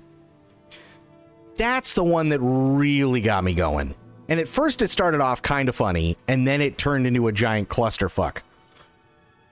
So I go to Dragon's Reach, and I call out his name, and he flies above Dragon's Reach and then just flies away until he's so far away he despawns. And then he respawns above and just keeps doing that about 8 or 9 times. So we tried activating the console commands and moving things up a little bit in that scene, and it kind of worked. And it said that we trapped him, but we didn't because he wasn't there. But everything else was working as it should. And then came the time for me to tell the guard to let him go, even though I didn't make a deal with the dragon. So I told the guard to let him go, and he did release the trap, even though there was no dragon. And then about 10 seconds after we released the trap, the dragon showed up inside Dragon's Reach and started kicking everybody's ass. That didn't go well. So then I reloaded the quick save, tried it again. He just kept going away. And then I literally brought him. Okay? Literally spawned him. And what did he do? He flew right through Dragon's Reach twice, and then turned around and flew away again, but decided, nope, the sky is not good enough for me anymore. I shall now fly away from Dragon's Reach through the ground at least 4 times. That was when Medicine came in and said, no, there's a way that you have to do it, but now because everything's screwed up, we got to reset everything. So then I had to leave Dragon's Reach, leave Windhelm, wait 20 hours, go back into Windhelm, or sorry, not Windhelm, Whiterun, go back into Whiterun, go back into Dragon's Reach, talk to the 2 guards up top on the 2nd floor of Dragon's Reach, then go back down, then call his name, in which I was able to actually trap him, then talk to him, then agree to let him go, then go to the guard and tell him to release him, and then he did, and then he said, well, I can take you to where he went so that he could go, so that Dragon Jesus could go to heaven. And because we were so afraid collectively that everything was going to go to hell, because let's face it, that's really broken, I said, you know what, let's just do it. So I did, and then I went to the place, and I got to I maybe went 10 steps, and then another dragon shows up and kicked my ass. So then I had to do it a 3rd time, because there was no autosave. And then I went through all of it a 3rd time, got back to it, and I quick saved. And I was generally doing pretty decent, then, you know, when I figured out how to beat the dragon. And then the Draugr came out of fucking nowhere. No, was it the Draugr? No, I think it was the Draugr, yeah. The Draugr came out of nowhere and started just whooping my ass. So then I said, okay, maybe I don't need to fight this dragon right now. And I just ran for it. And I kited every single enemy on the map through 3 buildings and ended up with 30 fucking Draugr trying to kill me.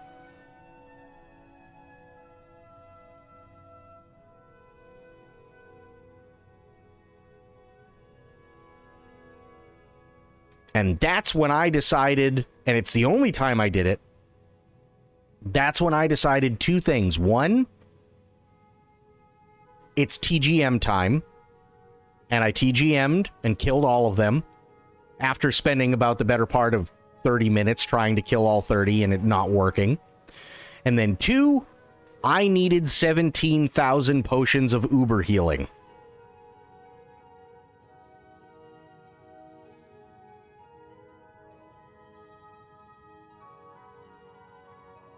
Fair, yeah. I was not happy. I was really not happy with that one. No, it's not anybody's fault. My question, and I still, to this day, I don't think there's ever really a good answer, but maybe you have it. And I've been asking everybody who's played this for thousands of hours and all this stuff. Because I generally don't understand. And I enjoyed the crap out of Oblivion Remaster, by the way. Thought it was amazing, right? How is it that anybody who loves Skyrim, that has played it since day one, or even shortly after it came out, could stand this game being this broken? Like, screw the modding, because the modding comes months and months and months later once they get the dev kit and once they figure everything out and so on. And so, fair enough. Then people are going to go on their modding spree to fix everything and do whatever they can, right? But I mean, day one, it comes out, everything is borked to shit. How is it that people fall in love with it?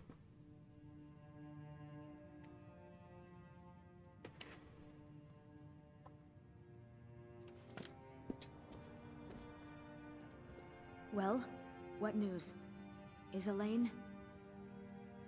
Elaine Dupont now lies dead. Thank you.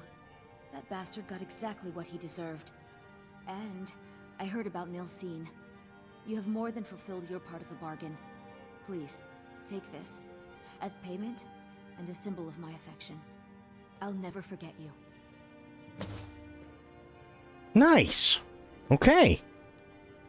I have a love-hate toxic relationship with Skyrim and Bethesda games in general. See, when I played, and I know it was a different dev team, so I have to preface that, but when I played Fallout New Vegas, there were things that were broken, but it wasn't broken to the extent that I'm sitting there and, like, I have to God mode, right? Because everything is so fucked.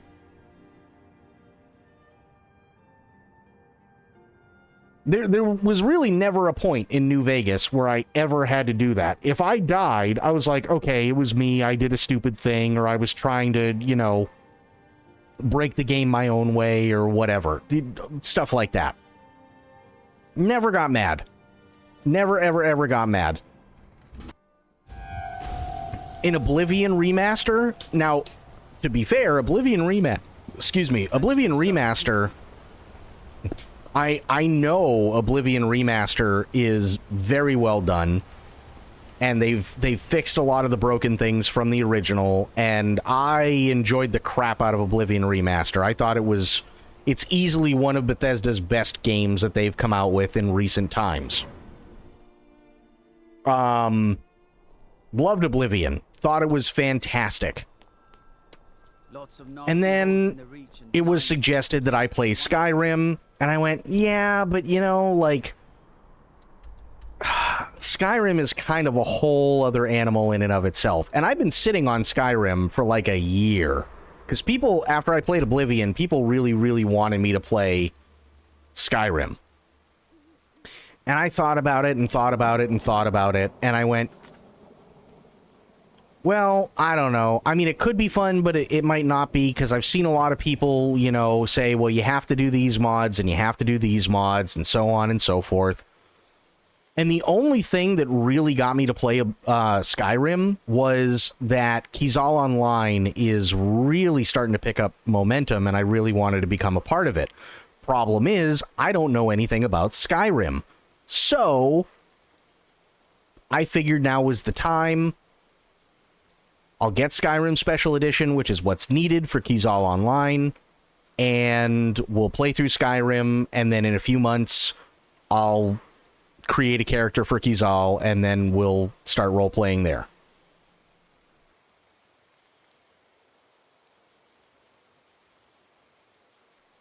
Obsidian actually left out most of the broken things of their version of Creation Engine. Bethesda gave to them to make a game. Does it run perfectly? No. But it's mashed together enough and not out of scope enough to make a decent story while making SetQuest XXX to work, while Toy, you can soft lock yourself in Skyrim, which came after. Yeah, it just... Skyrim... In all honesty, I really, really, really just wish they would do the same thing with Skyrim and make a Skyrim remastered. Not another edition, but an actual Skyrim remastered. Take all the borked shit out, and then I guarantee you'd have a brand new, like, thrall, you literally have a brand new army of fans who would just love everything.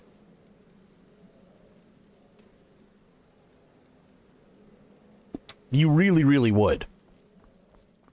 Ah, you're back. So, how went your first real contract? A bit more exciting than what Nazir's been offering, I'd wager? I did what had to be done, nothing more. Of course, dear, of course. And from what my little ravens tell me, you handled yourself quite well. Now, I need your assistance with a matter of a more personal nature. Ooh. I like the sound of that. Is there something wrong? It's Cicero. Ever since he arrived, his behavior's been... well, erratic would be an understatement. I do believe he is truly mad, but it's worse than that. He's taken to locking himself in the Night Mother's chamber and talking to someone in hushed but frantic tones. Who is he speaking with? What are they planning? I fear treachery. Astrid, well, I'll remain silent. You must understand. If Cicero is turning the others against me, against us, our family would not survive such division. What do you want me to do? Dear brother, I need you to steal into that chamber and eavesdrop on their meeting. It'll be no use clinging to the shadows. They'll see you for sure. No, you need a hiding place. Somewhere they'd never think to look. Like inside the Night Mother's coffin. Yes, the coffin, it's perfect. They'll never think to check it. Who in their right mind would hide inside? Now go, before they meet, and report back to me with whatever you learn. Right. Stay safe.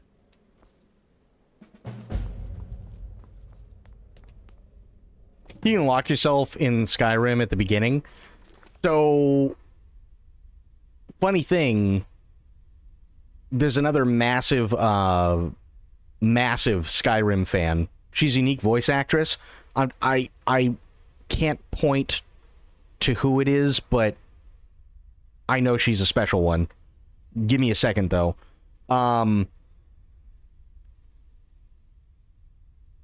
So, his name is Lance, and you'll see him in here, maybe. His name is Scribble. And he's another massive Skyrim fan. Been modding Skyrim for years, as has Aelin, by the way.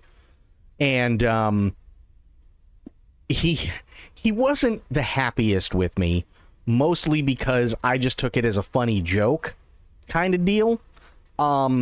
Because Jarl Hufflepuff from Whiterun was stuck outside. Never moved until the time came where I had to go to Dragon's Reach. And it was like that from the start of the game all the way through to where I had to actually bring him to High Hrothgar.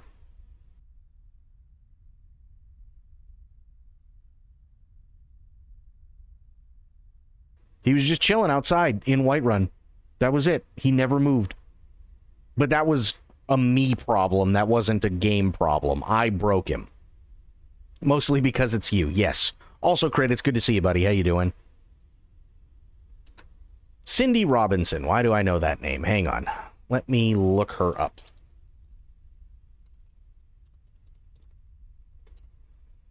Cindy. Oh, she played Amy Rose in Sonic the Hedgehog. No shit.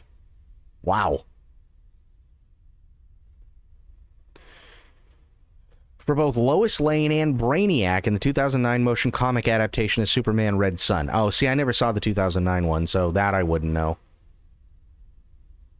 Let me see. What else has she been in?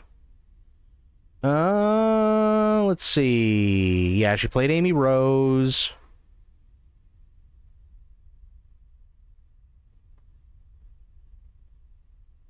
Let's see. Theatrical films. Wow, she was in quite a few of them. But I haven't seen any of them. Animation. Oh, she was in Appleseed. Okay. Nice. What else was she in that I've seen? Never saw Monster High. Video games. Here we go. She was a Blood Elf in World of Warcraft. She's been in Guild Wars 2. Earth Defense Force. No shit. Wow. Star Ocean. Oh, dear God. Valkyria Chronicles. Lot of Naruto. Oh, okay. She was in Mass Effect 2. She played Detective Anaya Gentha, female Plague Guard, and she also played Diana in Mass Effect 2. She also played Dr. Howard, the Kid, Trooper Gleason, and Corporal Betsy in Fallout New Vegas. Huh. No kidding. Oh, I know where I know her from. She played Kan Senna in Final Fantasy XIV. That's where I know the voice from. For those of you who don't remember Connie Senna was the leader of the forest area in A Realm Reborn that always sounded like she was stoned out of her mind.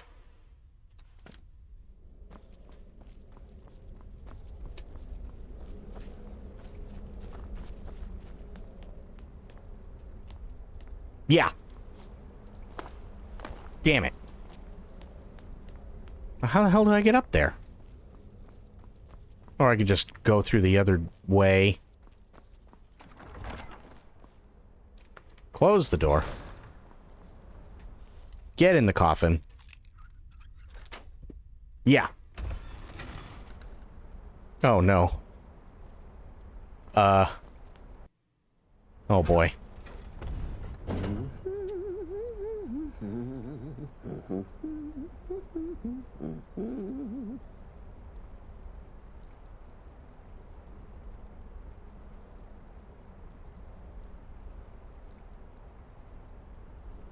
So are we just meant to sit here with the dead lady?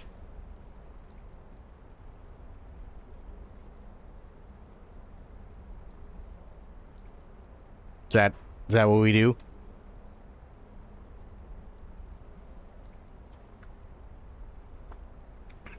Rubbing up against the Night Mother, I see. I was away 5 minutes. Listen, I didn't want to. And for all we know, Cicero could be doing a lot worse.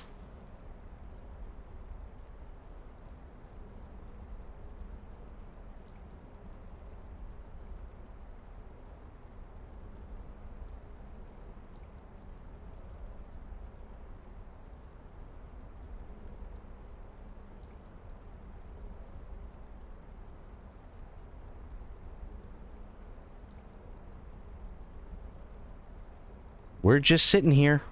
That's all we're doing. Just chilling. Cicero moisturizes her while softly moaning. That's what Cicero does. I tend to think Cicero might be doing other things.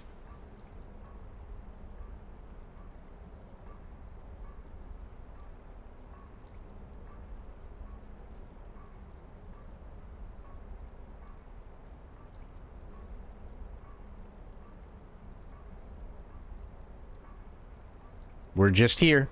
We're... Yeah. Going to die if the game just broke right here. Well, I mean, I can bring up the menu. So at least I got that going for me. I think it froze. There's normally a convo. Oh boy. I'm gonna be stuck in here with the dead lady the entire time, aren't I?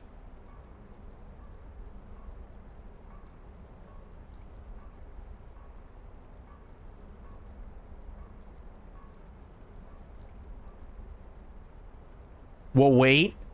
Hang on. Not all is lost. We can do the console thing again if it really did.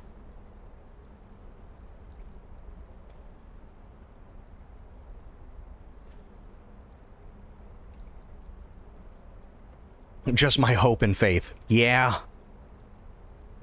Welcome to Shadow's experience of Skyrim. What's the name of this dumb quest? Whispers in the Dark.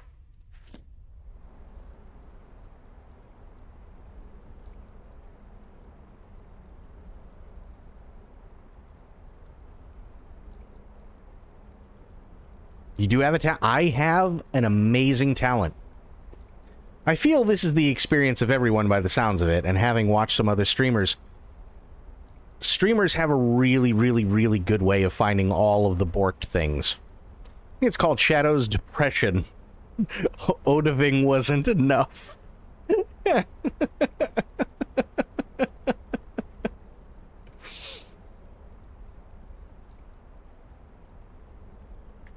First, wait 1 in-game hour.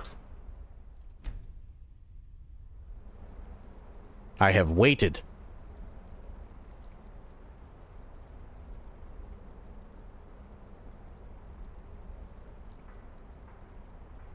Okay, actually, you know what? I'm gonna do you one better. I'm gonna give it 2 more hours only because it's only 7:15 a.m. Maybe we should have waited until night.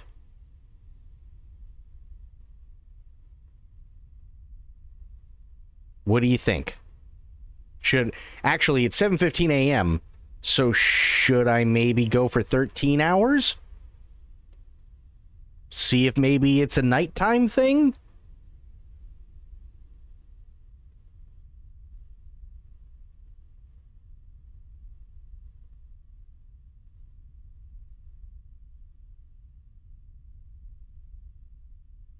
If it makes you feel better, I'm playing Galacticare and all the patients are vomiting at once. Oh boy. Suggest loading back the save. We must not skip this. Okay. No, I get that, Spectre. But here's the problem. We don't know the answer to how to fix this yet. You closed the iron door. Yeah. You should... Fuck.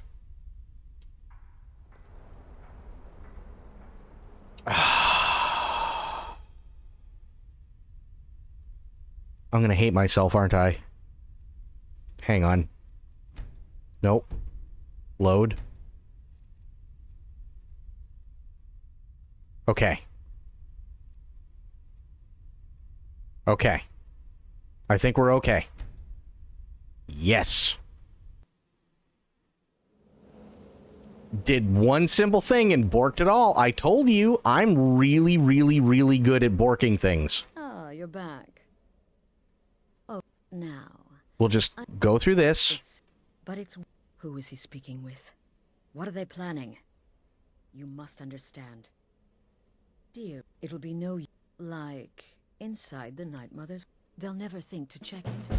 Who in their right mind would hide inside? That's true. Go, before they meet, and report back to me with whatever you... What the shit keeps doing that? I don't know what it is that keeps doing that. Go, quickly. Hide in the coffin before Cicero and the traitor meet.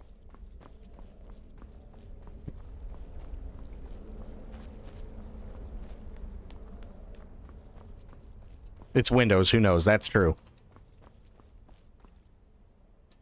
Okay. Now, I'm going to hard save here. New save. Perfect. Open the door. Leave it open. Hide with the dead chick.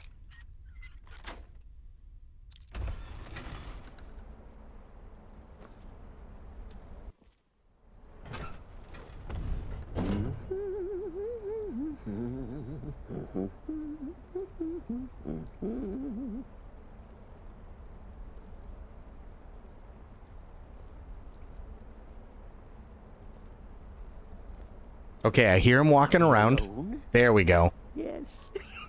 Yes. Alone.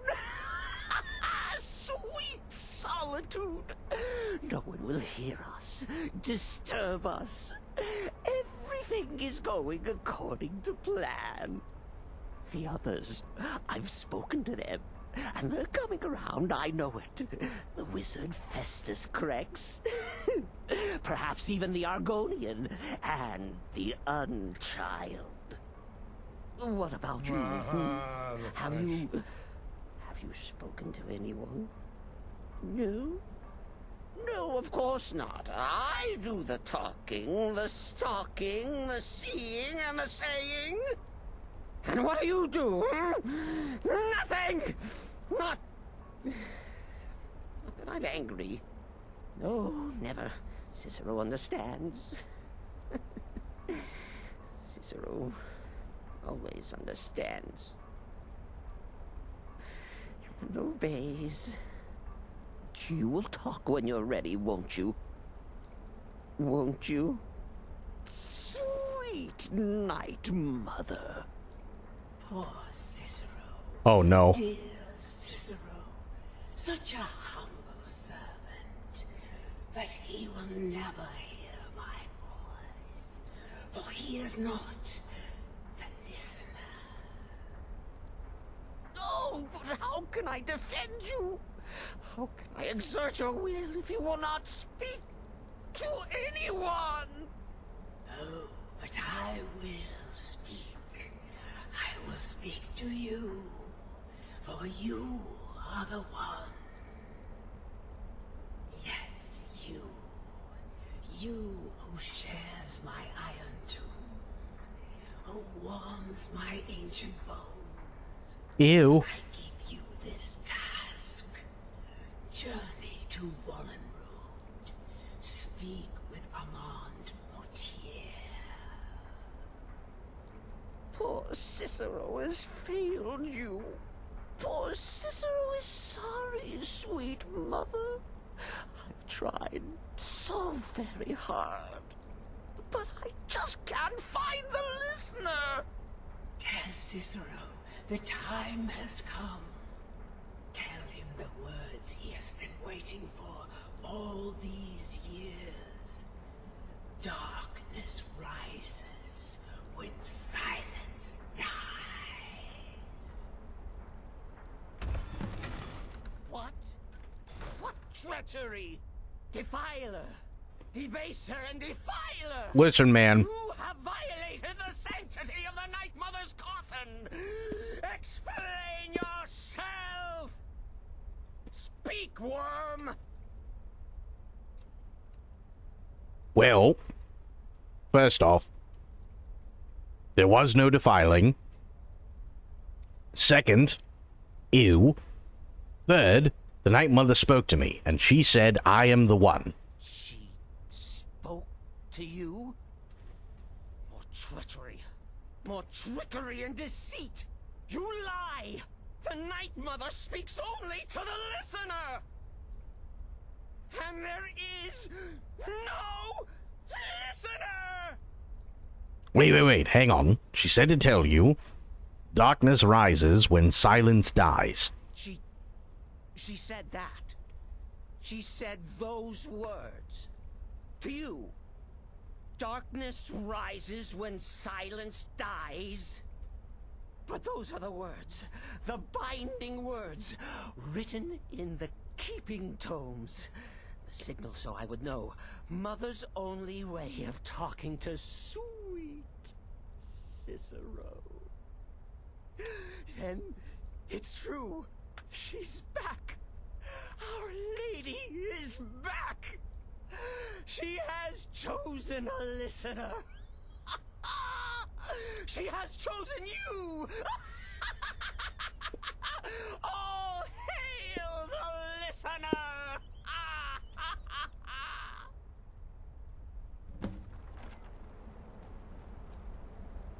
By Sithis, this ends now. Back away, fool. Whatever you've been planning is over. Are you all right? I heard the commotion. Who was Cicero talking to? Where's the accomplice? Reveal yourself, traitor. I spoke only to the Night Mother. I spoke to the Night Mother, but she didn't speak to me. Oh, no! She spoke only to him, to the listener. What?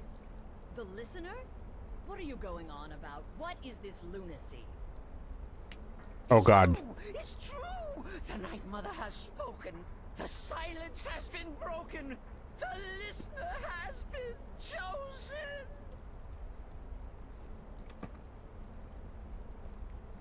First off, Astrid, it's not what it looks like. Cicero screaming, I knew you'd been discovered. I feared the worst. Are you all right? Dawn, what's going on, buddy? How you doing? Yes, I'm fine. Then what in Sithis' name is going on? Cicero spoke to the Night Mother, but she spoke to you? Is this just more of the fool's rambling? No, it's true. The Night Mother spoke to me. She said I was the one. What? So Cicero wasn't talking to anyone else? Just the Night Mother's body? And the Night Mother who, according to everything we know, will only speak to the person chosen as listener, just spoke. Right now. To you? Yes.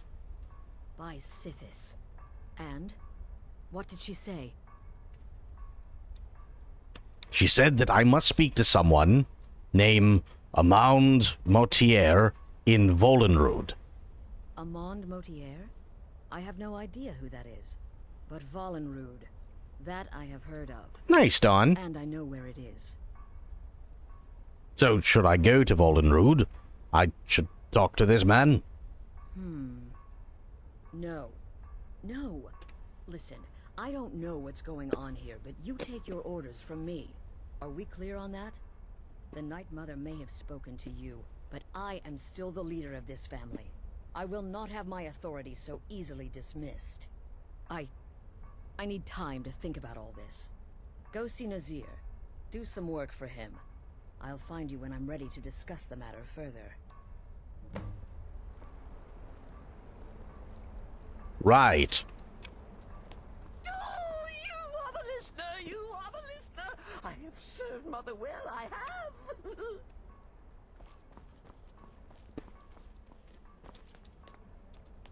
Yeah, but Astrid's hot, though. This is all just too much too fast. Go get some work from Nazir. I need time to think. The shadow scales are all Still here. What's the matter? Can't handle what I'm throwing your way? Astrid wanted me to see you about some more work. Well then, your timing couldn't be better. As it turns out, I've got 2 new contracts. One rather easy assignment, and another that should prove quite a challenge. Your first target is an orc bard named Lurbuk.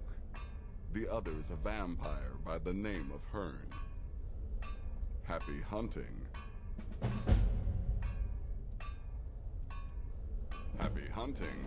She's hot, though. Always get Shadow in this situation. Listen. Okay? Please, not now. You'll know when I'm ready to discuss the issue. She's a nice lady.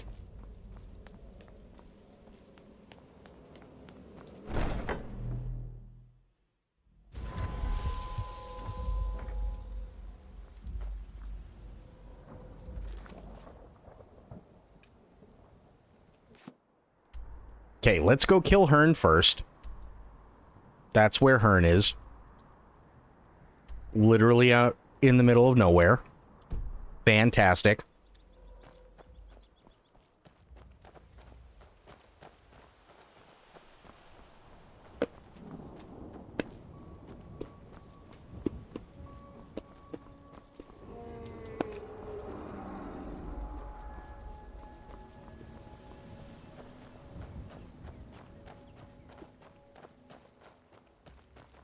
Were the Elder Scrolls games timeline near each other? No. So Oblivion takes place in one age. Skyrim takes place in the age after Oblivion.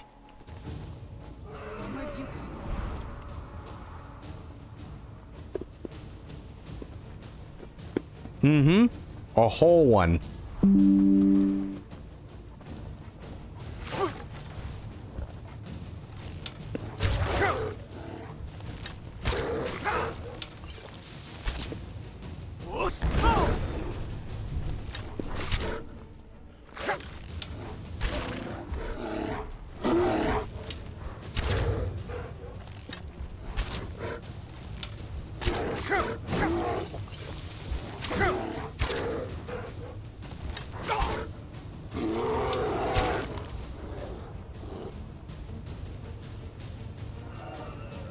Oh, God. Really? You too?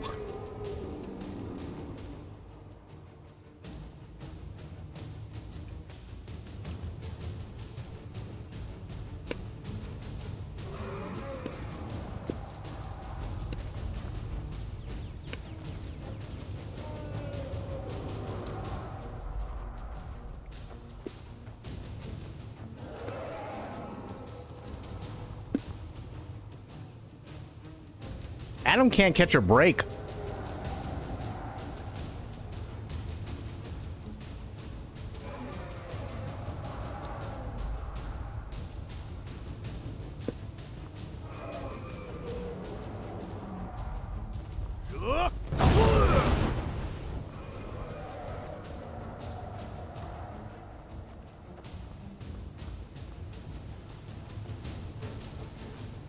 Where the hell did he go?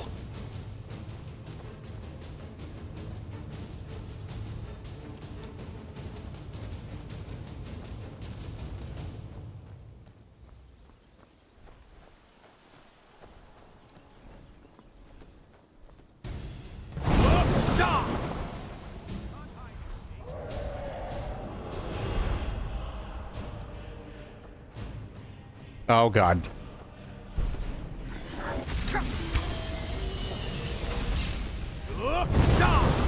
There, got him. No, you idiot! Fight the dragon!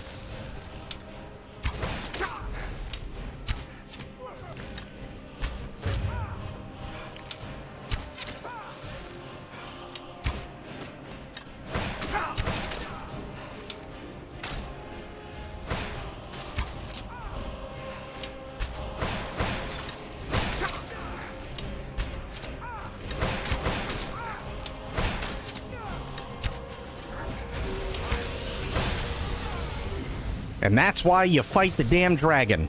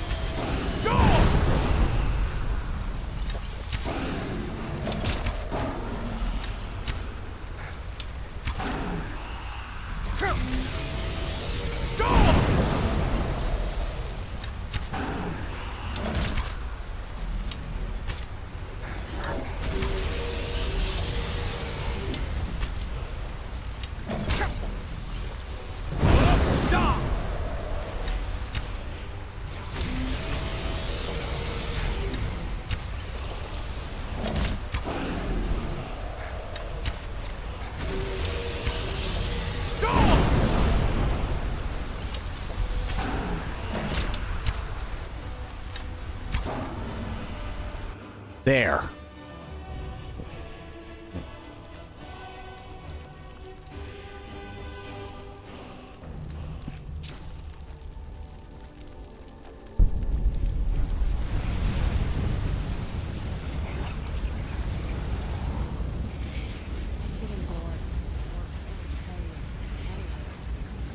Jesus.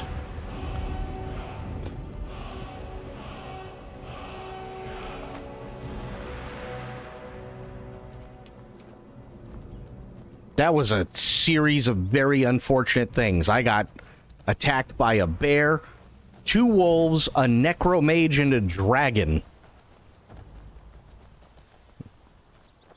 Whole lot of things went terrible.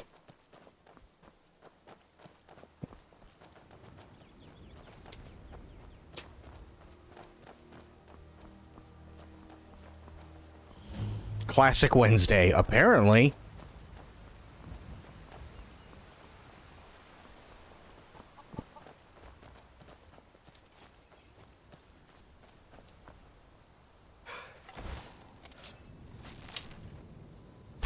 What do you think you're doing? Where'd you come from?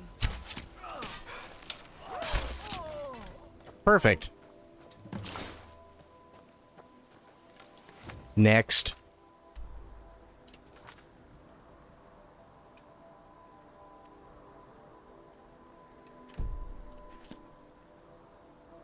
Where is the thing?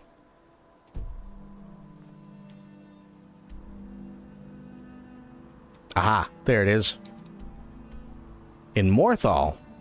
Right. Yet another place I haven't been to, because that place, whole area is kind of shitty poop fuck. I guess we'll go here.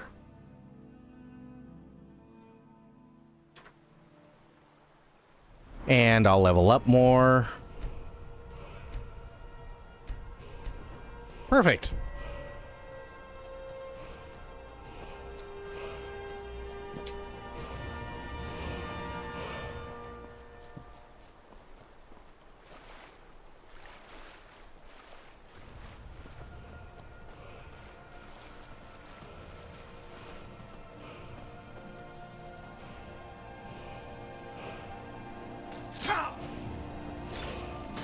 The fuck just hit me? Dawnguard. Get him, Slaughterfish.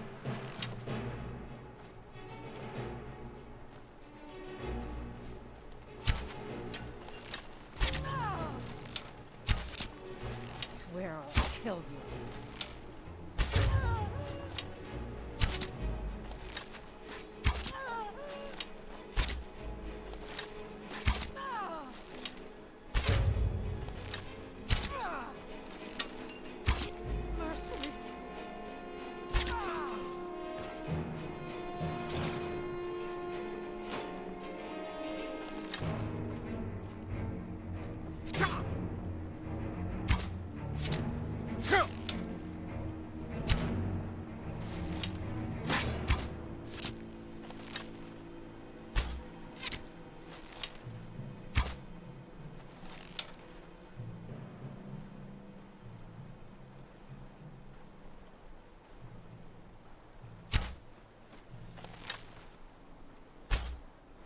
Damn it!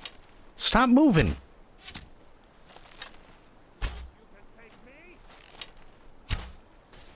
Ooh, whiffed that one.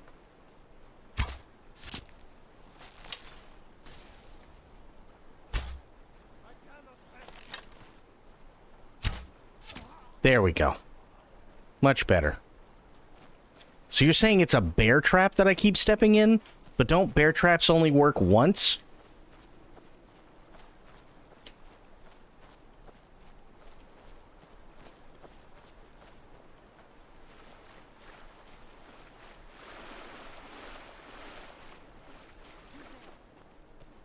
No, no one's there. Oh, God. What is she? Oh, Jesus.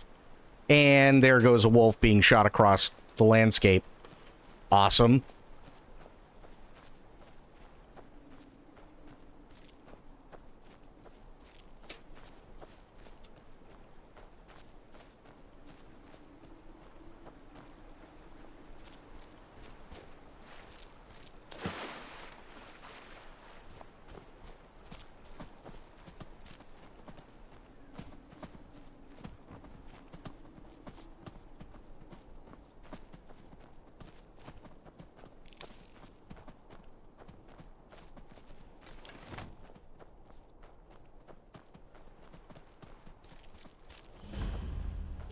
We're in Morthal. That's good.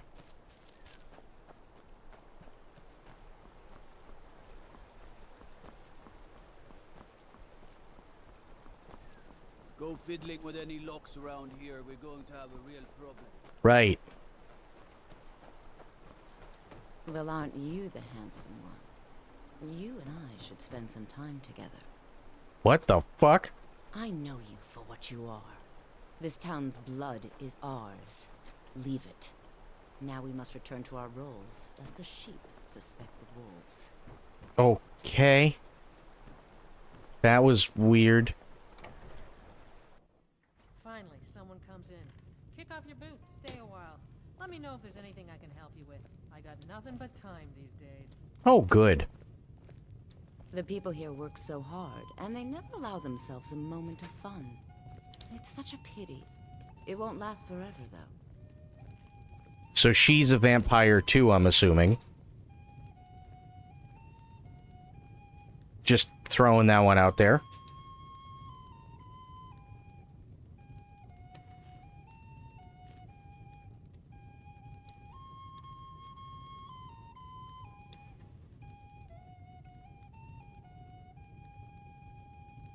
Funny timing for the ad. Oh no.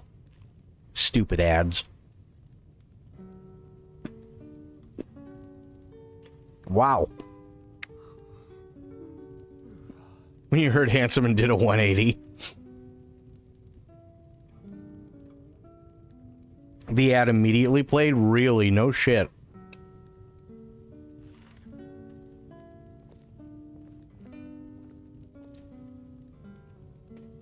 Yes, Aylin, you did hear there was an ad.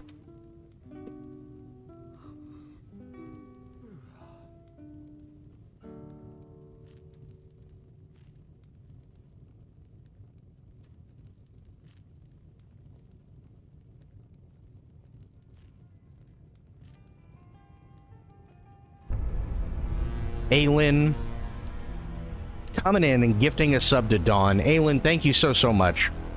Really, really appreciate that. Thank you, thank you, thank you.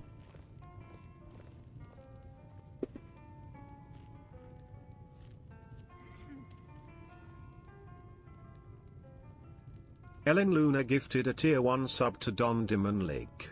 They have given 357 gift subs in the channel.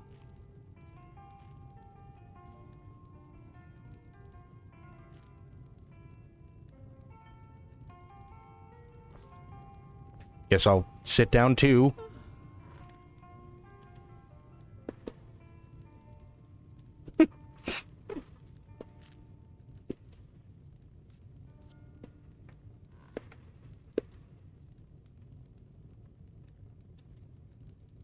We're all just looking at me now. I mean, Serana and Alva can. This dude, though.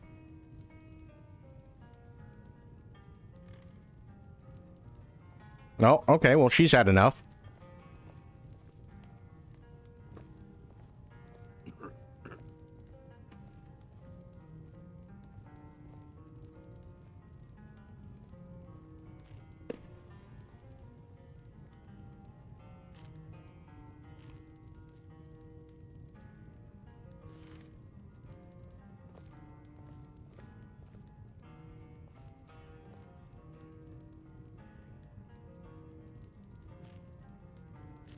It's a lot at this point.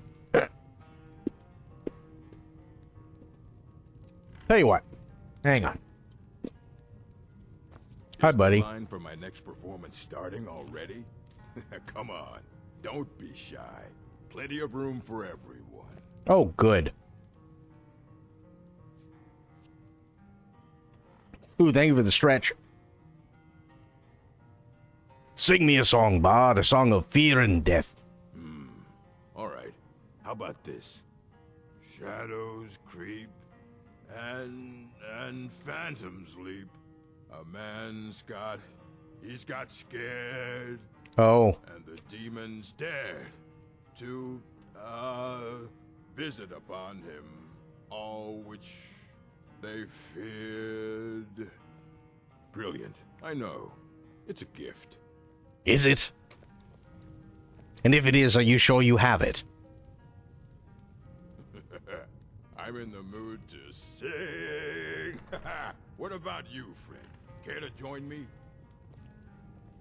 Um, I'm in the mood to sing. What about you, friend? Care to join me? 2 more shots, I'm in. I'm in the mood to sing. No, we knew. Christ. What about you, friend? Care to join me? God, if only Tits McGee would get away from the bar for a minute.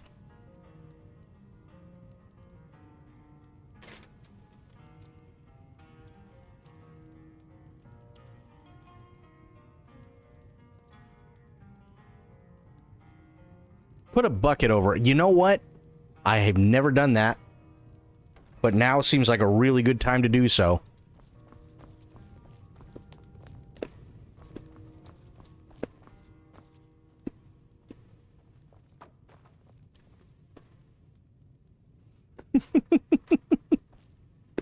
Welcome to the Moorside. Thank Need you. Anything? I'll be around.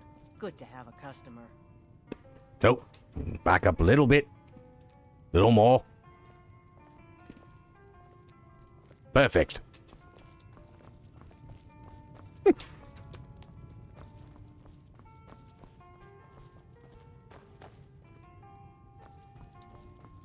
The people here work so hard, and they never allow themselves a moment of fun. It's such a pity. It won't last forever, though. You know, you do have a very good point, Alva. Just trying to, These people are like cattle. All they do is work, sleep, and eat. There we are. God damn it. Oh no, oh fuck.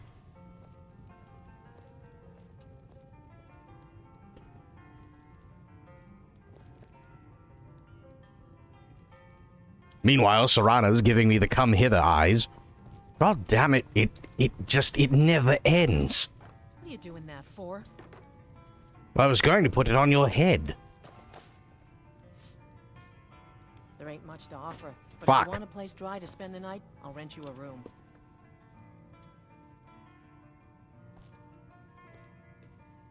Your skin's as pale as the snow. You scared of sunlight or something? No. Running an inn weren't my plan, but Follian decided to move here. Damn it. I joined him.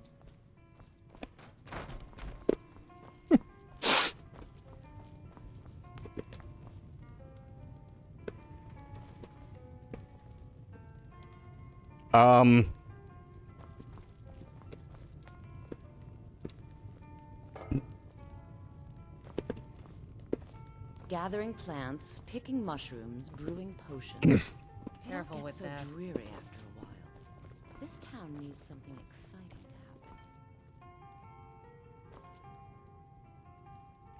happen. Damn it.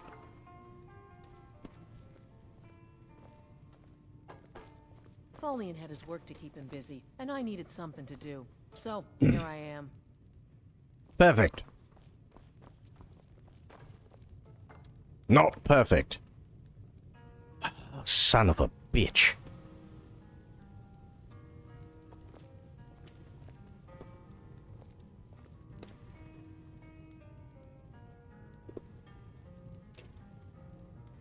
Yeah, but the bucket didn't last either.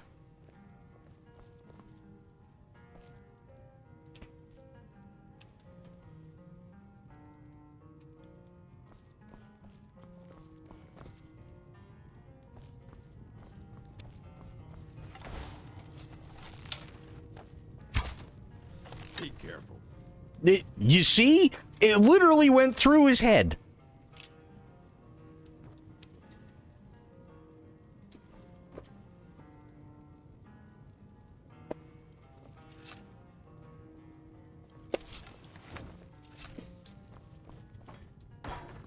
And now the bucket is off her head again.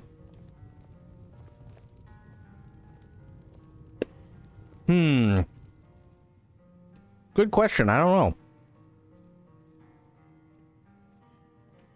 I do have poison.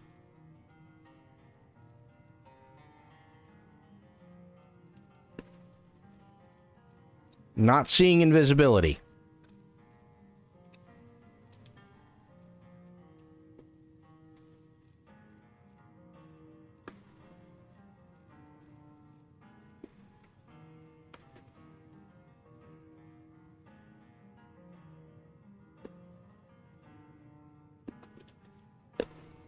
Let me see, what time is it? 12:40 a.m.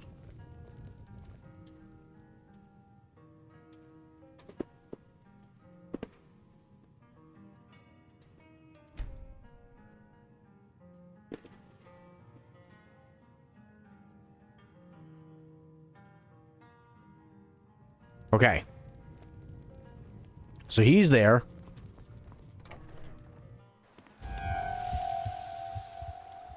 Ow.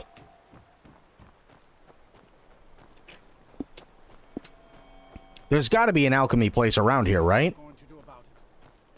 How are we supposed to feel safe in our own homes? What is it? Dragons? Yes, it's totally dragons.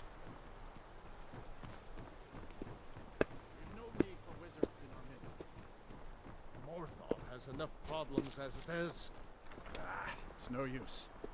Let's get back. The people here work so hard, and they never allow themselves a moment of fun. It's such a pity. It won't last forever, though. I think she likes me.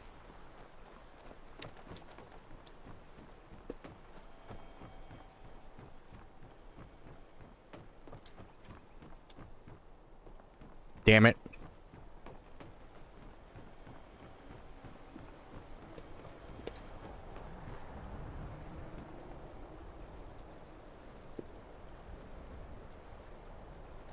Ooh. Wait a second. Finally, someone comes in. Kick off your boots, stay a while. Let me know if there's anything I can help you with. I got... Magic. Here. Not that one. That one. Nothing but time these days.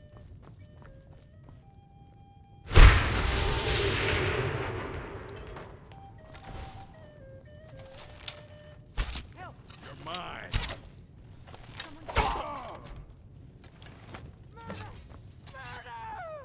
Shh. Don't. No. Who's there? Fuck. I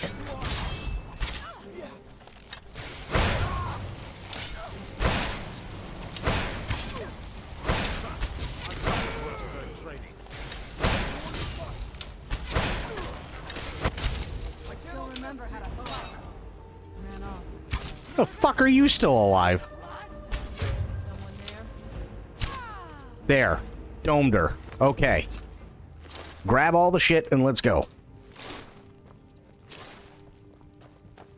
And no, it didn't work. It was you do have to admit though, it was a pretty good idea.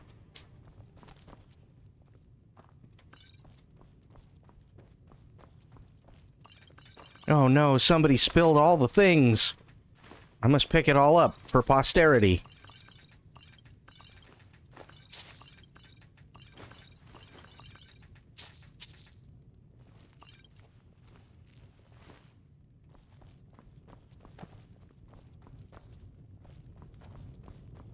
Oh no, all the cheese and all the meat, it's gonna go bad. I'm actually doing this place a service right now, making sure that all this food doesn't go to waste. Because it's just all over the place right now. Especially after the ruckus that they caused.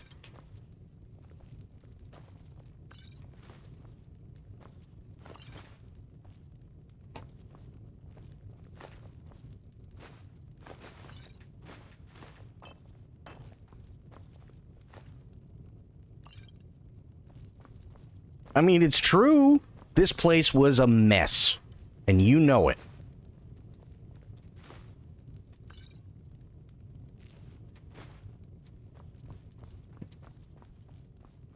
Like, look at this. It's all disheveled. This isn't how you run a bar.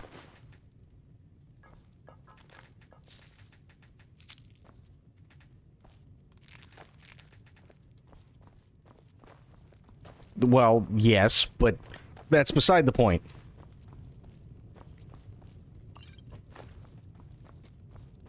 Can I get encumbered? Normally, I would say yes. However, my carry weight is a lot.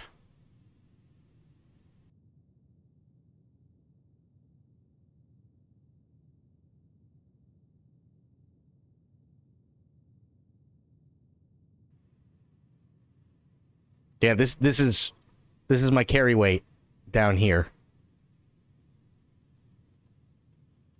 Start calling you Mule.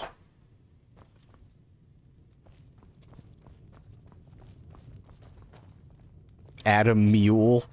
Listen. Okay. Oh, wait. Hang. Look at this. Look at all the mess they made.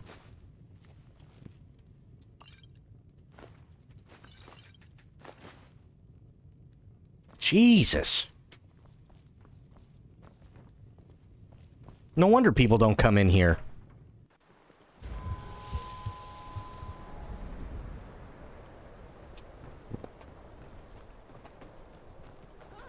Listen, when it comes... What? Oh, God, what is she doing? Why? Brudius? More like Dedius.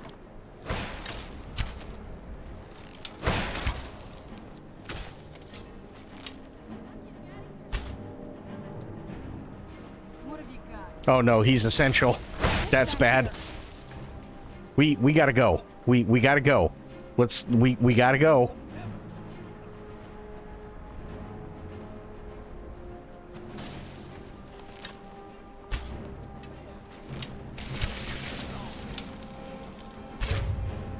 There.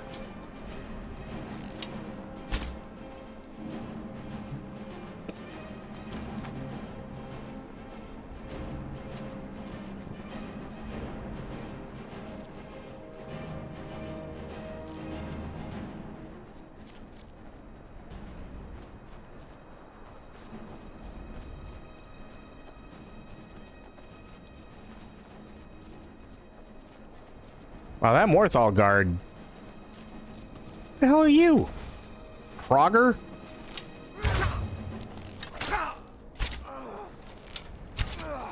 Now you're dead, Frogger. And I took all your shit. In the meantime, Crit, why are we running? Things happened.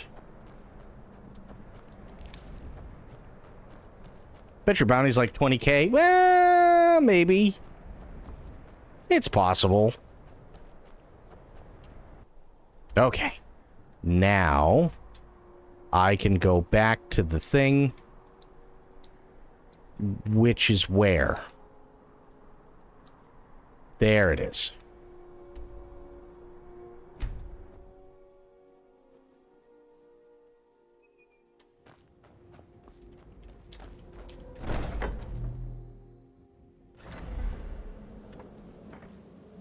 See, all better. Hi. We need to talk. Okay. Of course, Astrid. What is it? Look, something is happening here. I'm not sure entirely what that something is, but... well, we need to find out. Right. If the Night Mother really did give you an order to talk to a contact, we'd be mad to ignore it. True. And I think we'd both agree Cicero's brought quite enough madness to this sanctuary. Mm-hmm. So go. Go to Vollenrude. It's a crypt, pretty far to the northeast. Talk to this Armand Motier, and let's see where all this leads, Absolutely.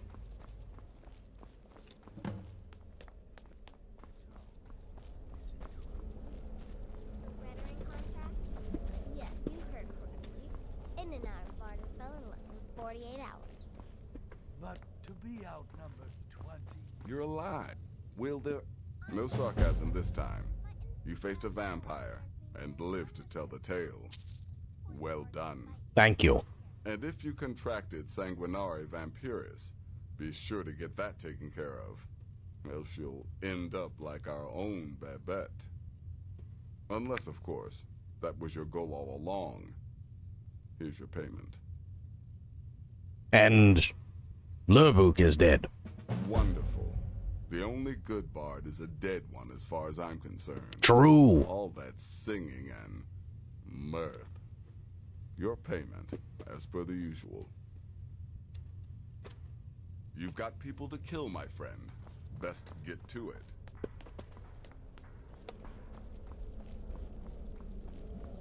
I serve Astrid and this sanctuary.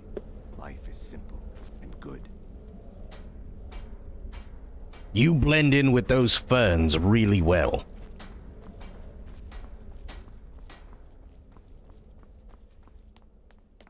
Brother?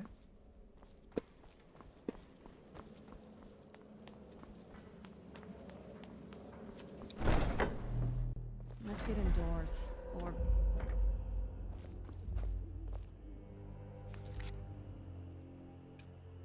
Okay. Damn it. Of course it's on a mountain.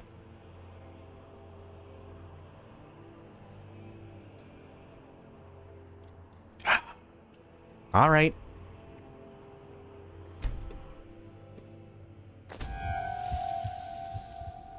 Where'd you come from? You're done and done. Where'd you come from?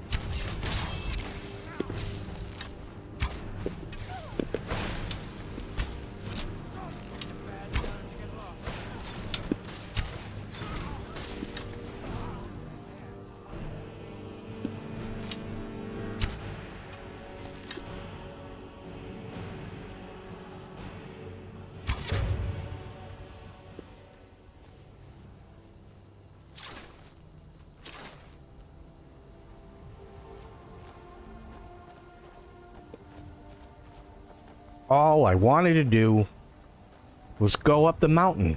That's it. What was that? Did you hear something?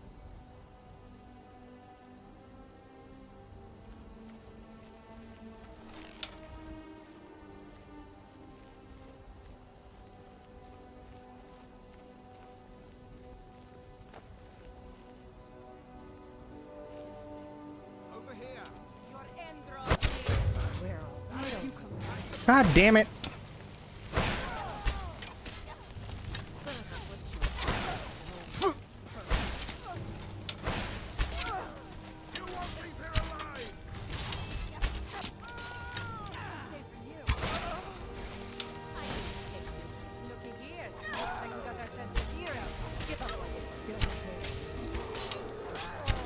Is that a bear? It's a bear.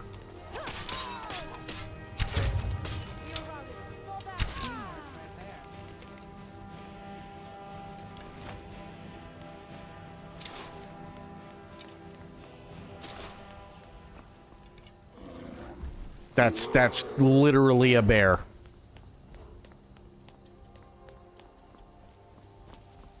Why does everybody hate me?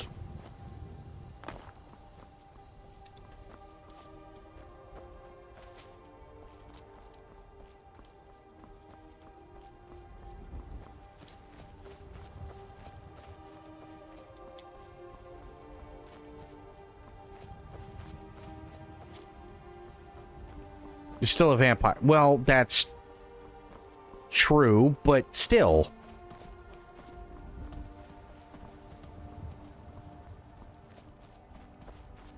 Oh, god damn it.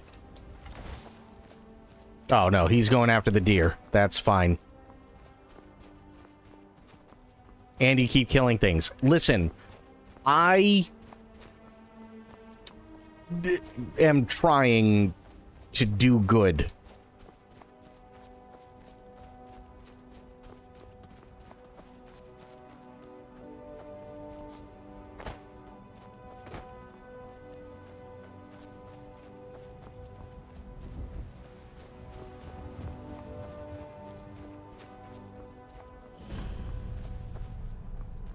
Trying being the operative word. Hey, listen. Okay? Things happen sometimes. It's not my fault.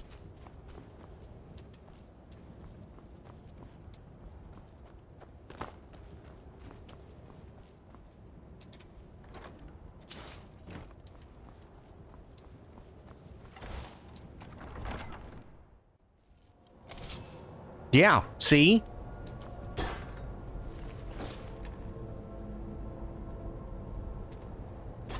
I fucking knew it.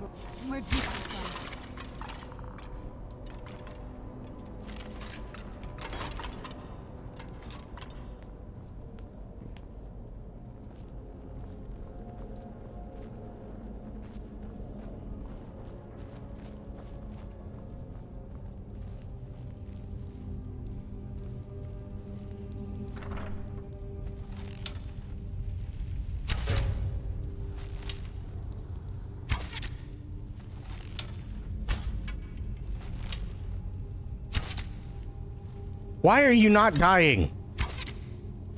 Oh, wait. I'm supposed to talk to him. I got overeager. I'm sorry. Hi, buddy. By the almighty divines, you've come. You've actually come. This dreadful black sacrament thing. It worked. Night Mother heard your pleas. Yes, so it would seem. Well, I won't waste your time. I would like to arrange a contract. Several, actually. I dare say, the work I'm offering has more significance than anything your organization has experienced in, well, centuries. Go on. As I said, I want you to kill several people. You'll find the targets as well as their manners of elimination quite varied. I'm sure someone of your disposition will probably even find it enjoyable. But you should know that these killings are but a means to an end, for they pave the way to the most important target. The real reason I'm speaking with a cutthroat in the bowels of this detestable crypt, for I seek the assassination of the Emperor. Oh, right. You want us to kill the Emperor? Tamriel? That is correct. What I ask is no small thing, of course. But you represent the Dark Brotherhood. This is what you do, no? You must understand. So much has led to this day. So much planning and maneuvering. Now, it's as if the very stars have finally aligned. But I digress. Here, take these. They need to be delivered to your superior. Rexus? The items. Oh boy.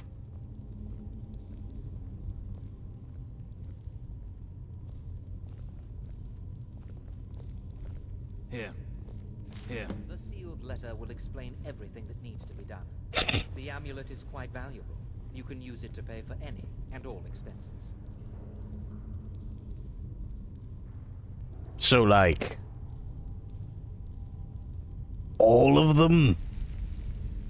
All of the expenses, really?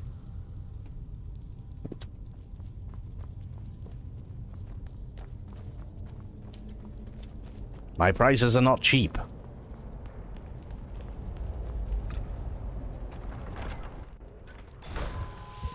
Yeah, she's just sneaking. She's doing the Serana thing. She's just making sure.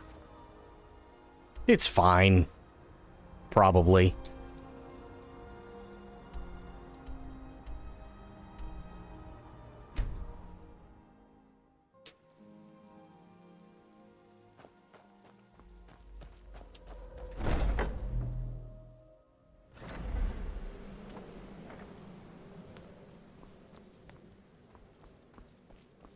You're back. Good. All right, so, did you meet this Motier? What did he want? So, he wants us to kill the Emperor. You're joking. No, take a look. What's this? The letter explains it all. The amulet is for expenses. By Sithis, you're not joking. To kill the Emperor of Tamriel. The Dark Brotherhood hasn't done such a thing since the assassination of Pelagius. As a matter of fact, no one has dared assassinate an Emperor of Tamriel since the murder of Uriel Septim, and that was 200 years ago. Surely the Night Mother wouldn't misdirect us. No, she certainly wouldn't. And, for whatever reason, she chose to relay Motier's information to you. I don't know exactly what's going on here, if you're the listener, or this is some fluke, or what. But what we now have before us... So we'll accept the contract. You're damn right we'll accept it. If we pull this off, the Dark Brotherhood will know a fear and respect we haven't seen in centuries. You think I'd abandon an opportunity to lead my family to glory? But this is all so much to take in. I need time to read the letter and figure out where we go from here. And this amulet. What are you thinking? I'm thinking we need that amulet appraised. I want to know where it came from, how much it's worth, and if we can actually get away with selling it. And there's only one man who can give us what we need. Delvin Mallory. He's a fence, a private operator. Works out of the Ratway in Riften. Give me the letter. Bring Mallory the amulet. Find out everything you can and sell it if he's willing. He'll offer a letter of credit. That's fine. Delvin Mallory and the Dark Brotherhood have... history. He can be trusted. Right. So, plot thickens. Didn't realize that this was the same Dark Brotherhood that killed Captain Picard.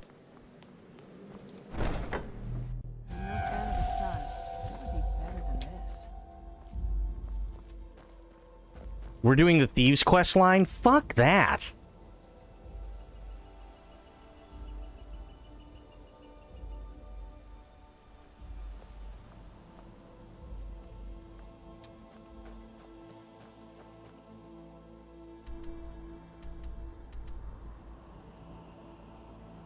No, I totally said that.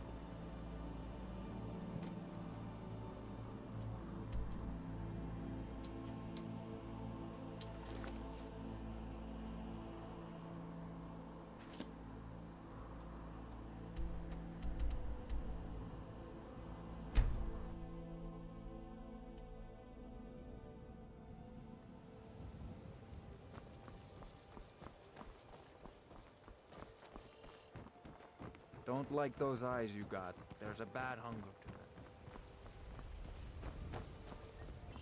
them. I've never seen me all this upset about gemstones over here. Another uncounted casualty of this war. Here you are. Buy some armor. Take my advice. Don't listen to that talk of the face sculptor down in the Ragged Flagon. Face Butcher is more like it from what I've heard.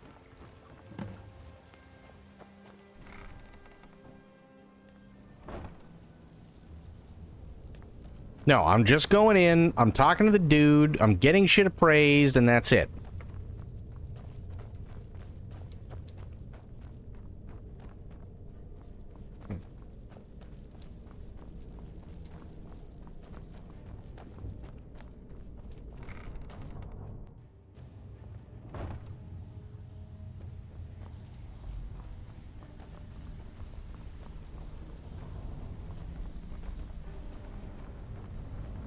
Have anything for us yet?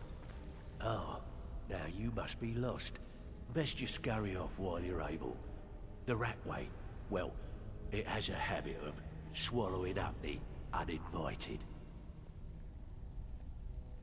The Dark Brotherhood requires your services. Oh, I see.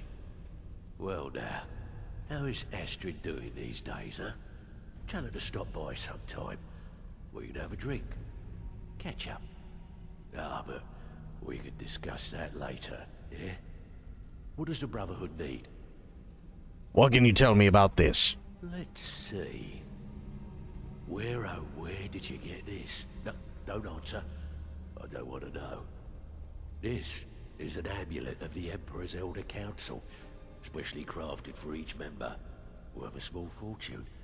Ain't something you give up lightly. Look, it ain't my business to tell the Dark Brotherhood its business, but if you killed a member of the Elder Council, you'd better believe. Will you buy it? Buy it? This? An Elder Council amulet? Oh yes. Oh yes indeed. Oh, wait just one moment. Here is a letter of credit, usable by Astrid only, for any service or item I can provide. as per our standard arrangement. You bring that back to your lovely mistress, with my regards. See, look at that. Done and done. No more Thieves Guild bullshit. Nope.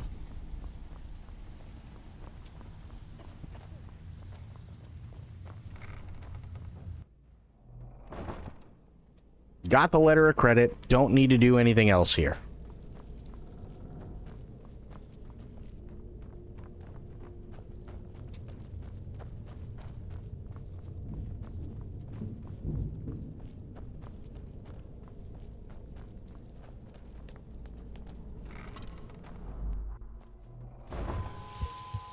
Ta-da!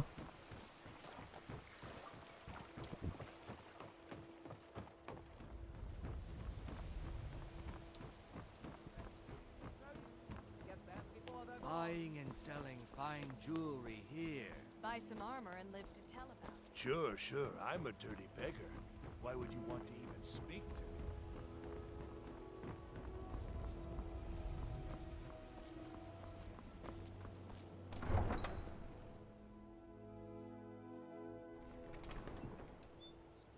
That old woman who runs the orphanage has been murdered. Say, didn't I see you coming out of there? Would you look at that? I didn't do any Thieves Guild shit. How amazing is that?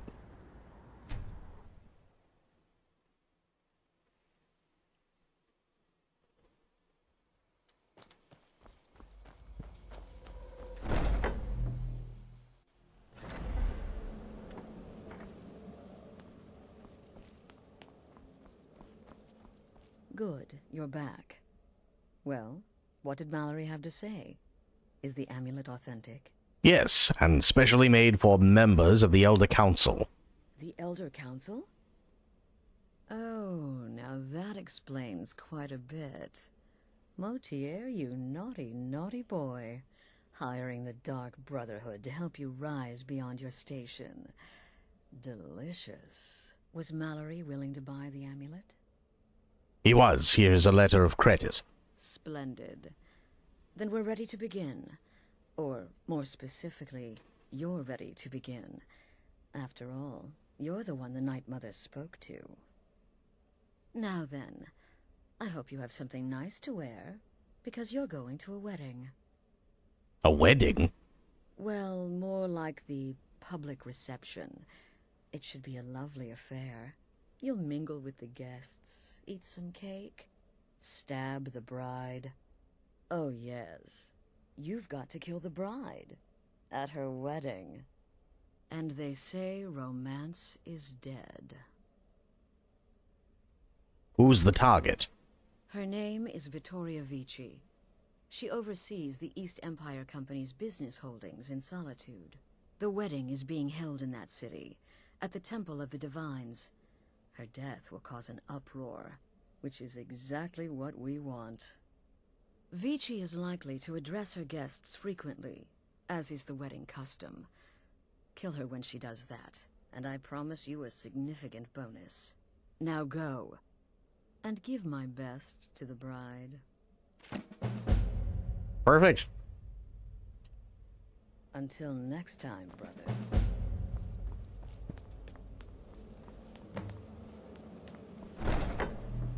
This must be...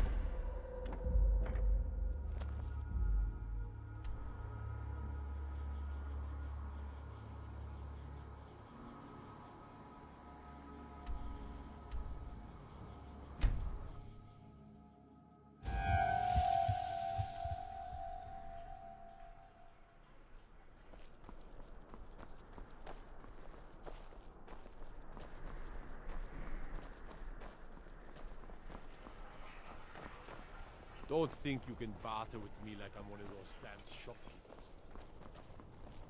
Arms and armor. I've got a little work if you're interested.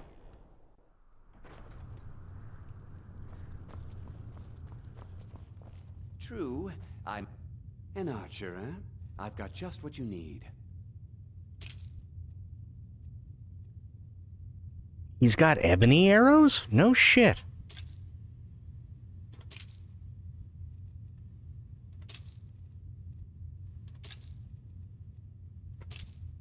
There we go. Got all the arrows.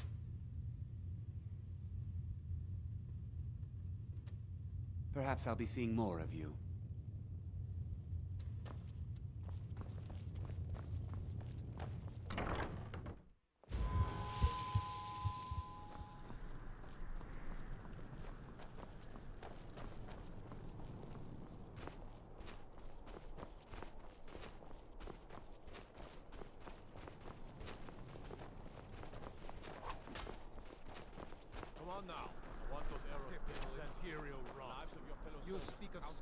I'm so glad Vittoria and Asgir chose a public reception. You're from That way the Cyrodiil. entire city can share You know in their holy nothing bond. about us.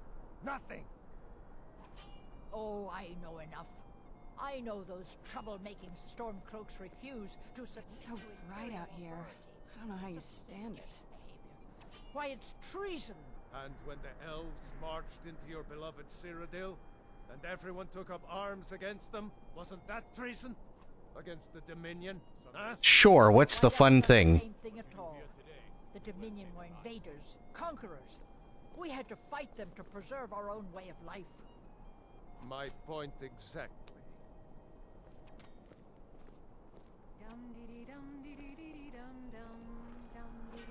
Vittoria may be pretty, but does she have the right hips for the job? I want grandchildren, and lots of them. Wow. I was not expecting that.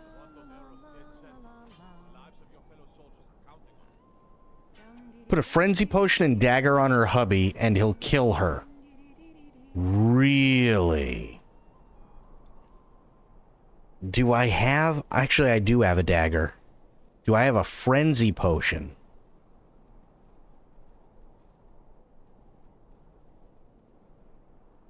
I don't think I have a frenzy potion, but where could I get one?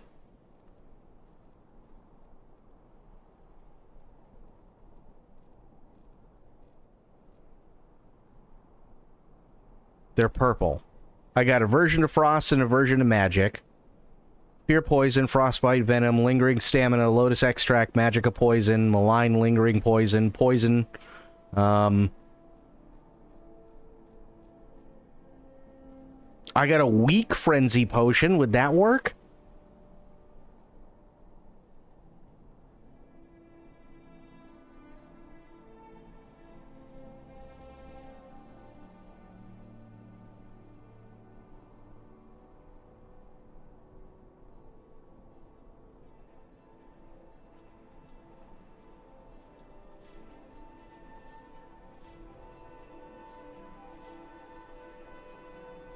Well, I don't know if he's higher than level 5. How the hell would I know?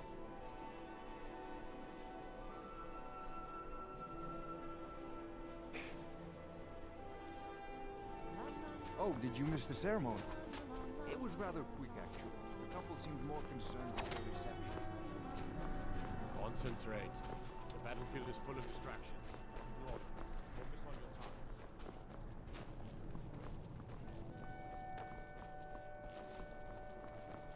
Don't like those eyes, you... Take a look. You don't have any potions. Go fuck yourself. Return anytime you need arms or armor. My full... Good friends and neighbors. Are you all enjoying it?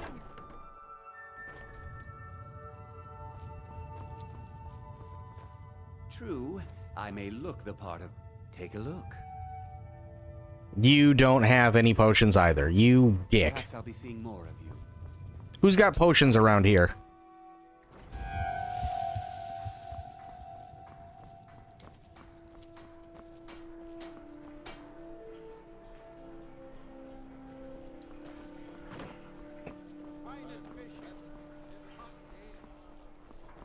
This is aromatics. There's got to be a potion dealer around here, right? I've got a little work if you're interested. Maybe bits and pieces? Maybe? I don't think so, but... Huh. You know, you've got us trinkets, odds and ends. Oh, aromatics is potions. Well, fuck me running. I don't think we're going to have anything here, but I might as well take a look, because she's also got arrows, which is nice.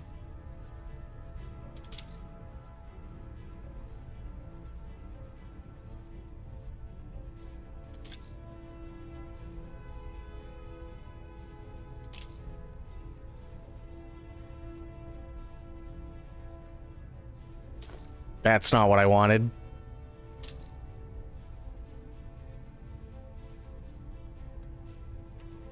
Come back to bits and pieces anytime. Aromatics is potions. Okay.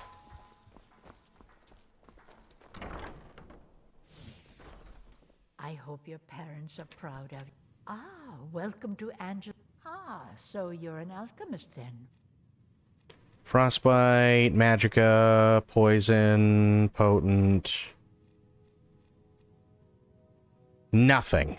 You old bitch.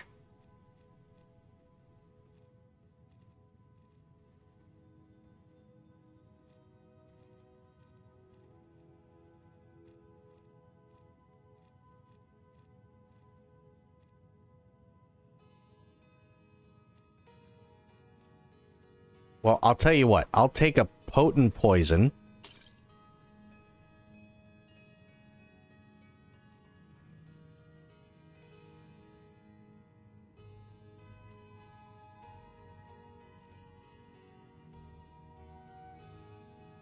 Yeah, she's only got weak poison. That's it.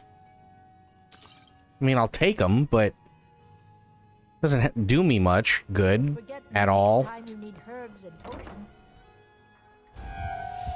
Well, hello. Jesus. Huh?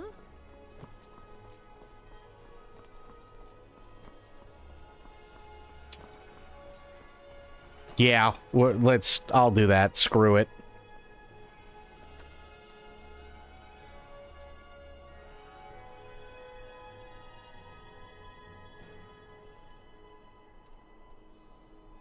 Oh, God damn it. There.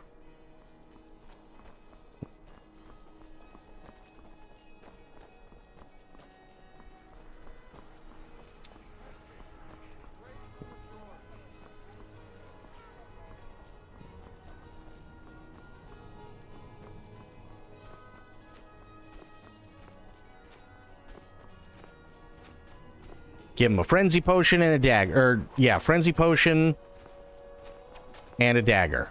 Where the why? I'm so glad Vittoria. Oh, she's indoors now. Shit nuts. Sharing their holy bond. To thank you for sharing this wonderfully happy day with myself and my new.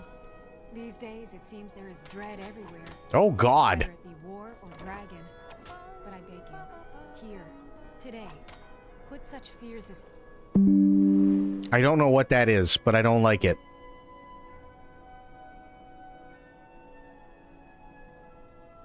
We'll do an elven. Ah, shit, fuck.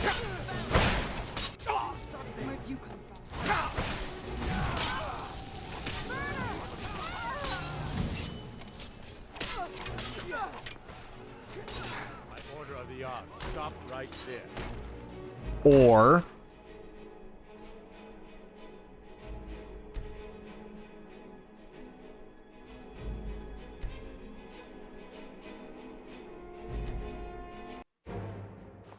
Where'd you come from? hey, did you know that's the wrong one? Let's try that again. Much better. I just have to add the item again. Need something? I was like, it's awfully quiet. Somehow stop stream. Oh boy. There. Now, hang on. Potion of invisibility.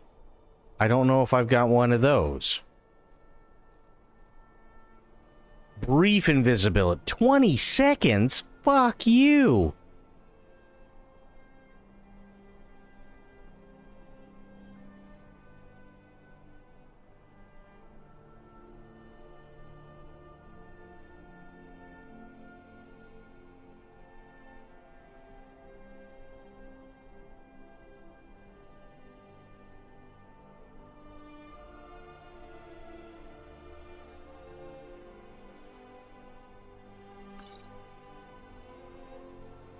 Extended invisibility. Okay.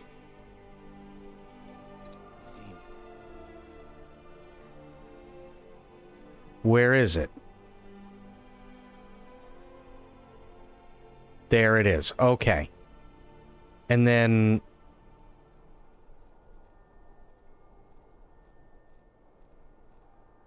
I'm not seeing Potion of Pickpocket.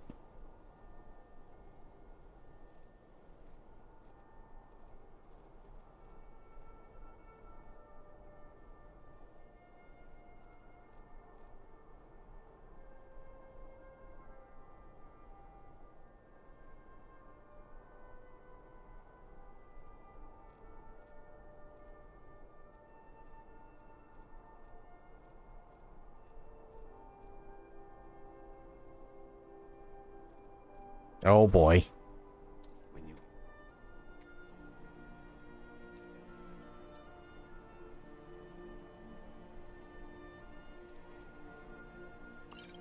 There. Bored, stranger.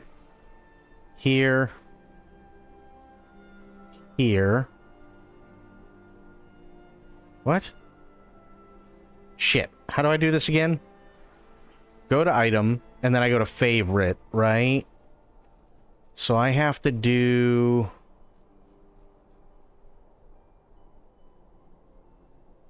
What was it called? Okay, extended invisibility, that's favorited. Nice.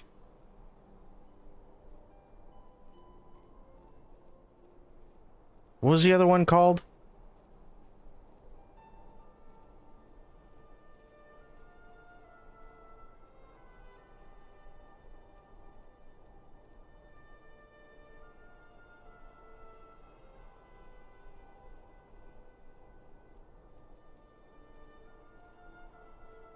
Elixir of Pickpocketing, that's the one. Okay. Now, go out of here, hit Q. Here. And here. Let me guess. Someone stole your sweet roll. And I'm going to do the not dumb thing and save before I do it.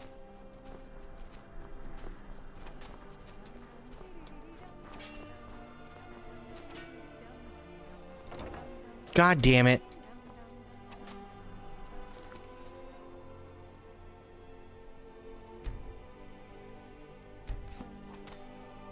Good people of solitude, are you all enjoying yourselves? Please eat, drink, and make merry on this most happy of days. In this courtyard, there are no stormcloaks. There are... Okay.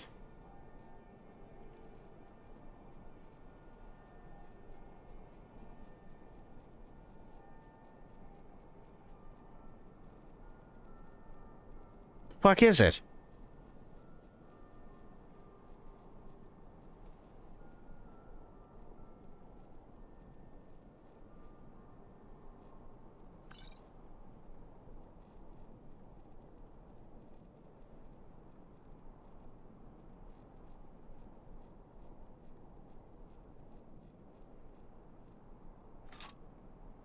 Imperials.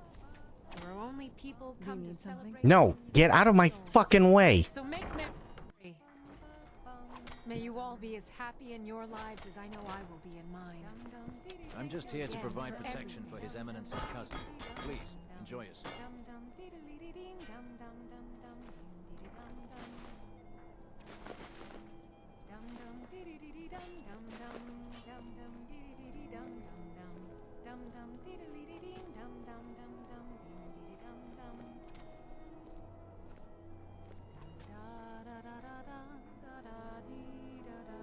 And now we just sit back and wait.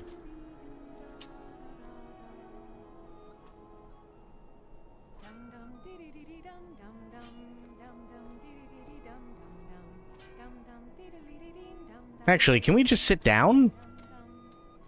I'm so glad Vittoria and Asgeir chose a public reception. That way the entire city can share it. Vittoria did pretty well for herself, marrying that Asgeir.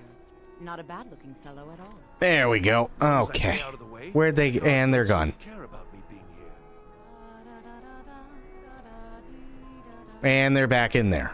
God damn it. I've eaten more in the last 2 hours than I have in the last 2 weeks. Good people of solitude. Oh shit, they're up there. If I'm really lucky, I'll get to kiss the bride for good luck. We thank you for sharing the love we have for each other. Today, If I'm really lucky, I'll get to kiss the bride for good luck. If you're really lucky, I won't sew your asshole shut. so please. If I'm really lucky, I'll get to kiss the bride for good luck. Holy shit. I know I will be in mine. Thank you again for everything. I love weddings, don't you? If I'm really lucky, When the hell does he kill her? kiss the bride for good luck. I hate that guy so much. My nephew, the Emperor, too busy to attend the wedding of his beloved cousin. We won't stand for this slight, I assure you. I have no idea.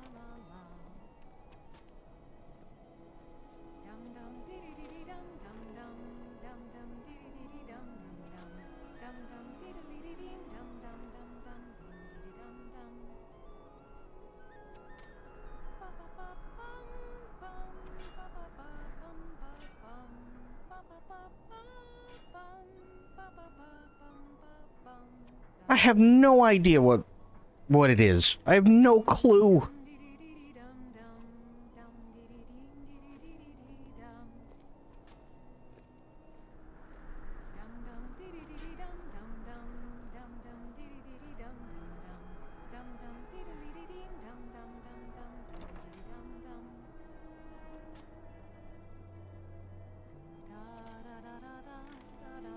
Is there...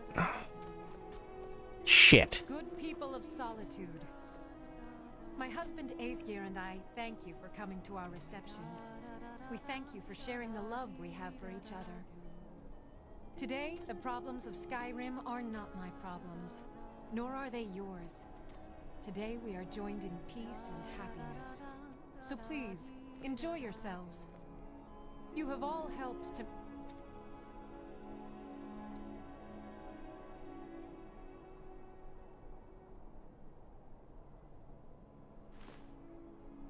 Scroll of... Oh, God. Extraordinary wedding. Balls. Okay, wait a minute. Scroll of Frenzy. Creatures and people up to level 10 will attack anyone nearby for 60 seconds.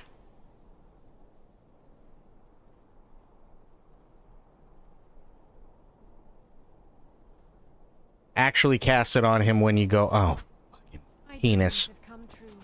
I'm so glad Vittoria and Asgeir chose the public. Which means I'm gonna have to reload, right? Because I'm not invisible anymore.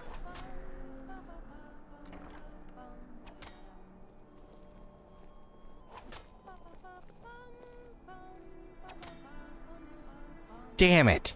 Okay.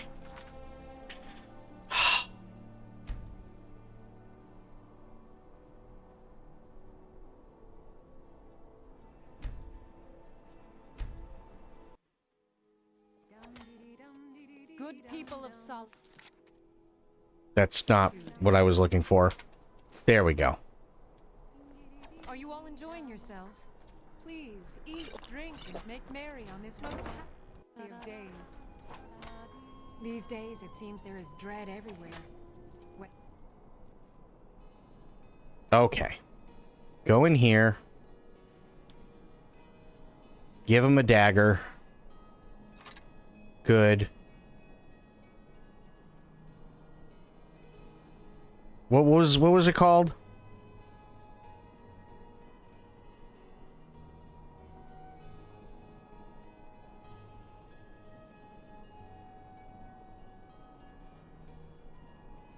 Just in case.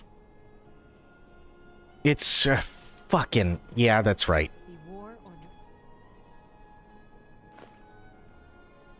So how do I use the scrolls?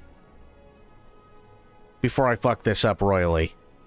Again, but I beg you, here, today, put such fears aside. Enjoy yourselves.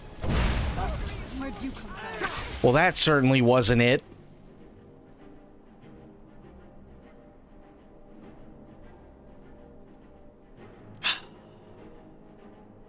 God damn it.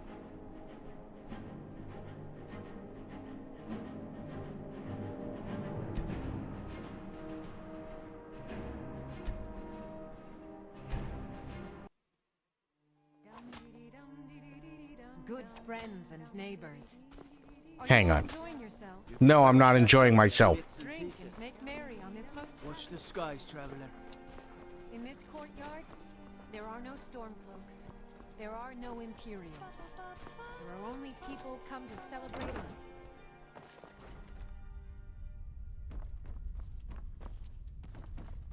How the fuck? It just, I want to... oh god, okay. This whole fucking place makes no sense.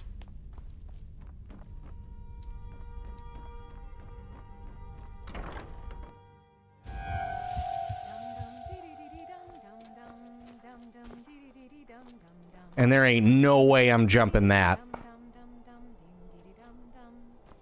I want those arrows dead center. The lives of your fellow soldiers are counting on it. No matter what else happens, the guards will always be grateful for everything you've done.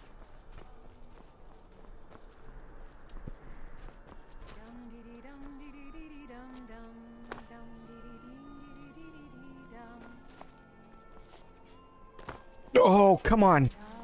Please. There. Concentrate. The battlefield is full of distractions.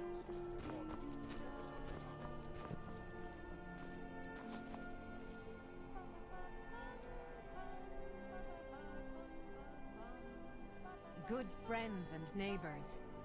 Are you all enjoying yourselves? Please eat, drink, and make merry on this most happy of days. These days, it seems there is dread everywhere, whether it be war or dragon. Victoria! No! The bride Screw has it. been murdered! Somebody help!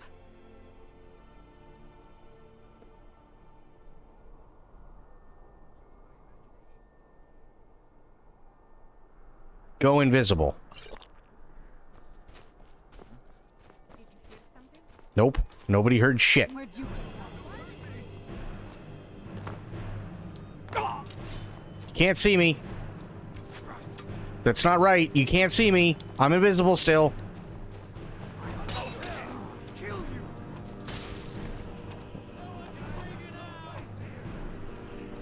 Astrid ordered me to keep an eye on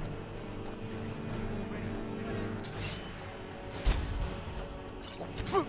Healed, and I may still show mercy. I don't... Okay.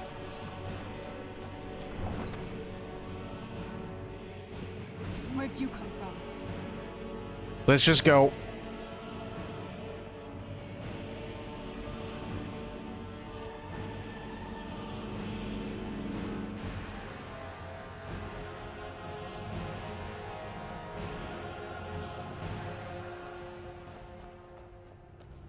Perfect. Get the fuck out.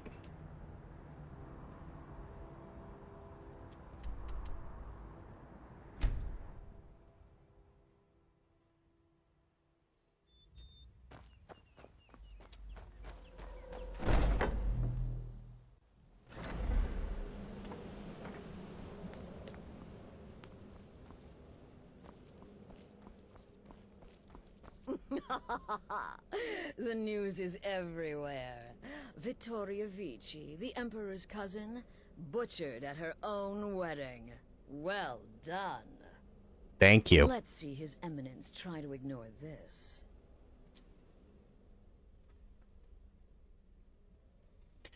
She bled like a stuck pig. With Vici's murder, you've started us down a path the Dark Brotherhood hasn't traveled in centuries. The assassination of an emperor. And now your reward. A unique spell to summon a legend of the Dark Brotherhood. His soul serves us now in death, as his body once did in life. Ah, and of course, a bonus for killing Vici while she addressed her guests as instructed. Gold. Simple and pure. Spend it as you will. Now then, time to proceed to the next stage of the plan. Go and speak with Gabriella. She's been helping me arrange your next contract. Right.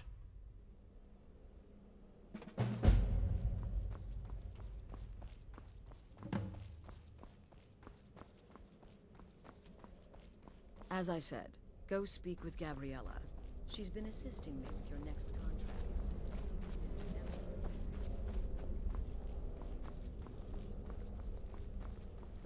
Dear brother, I've been waiting for you.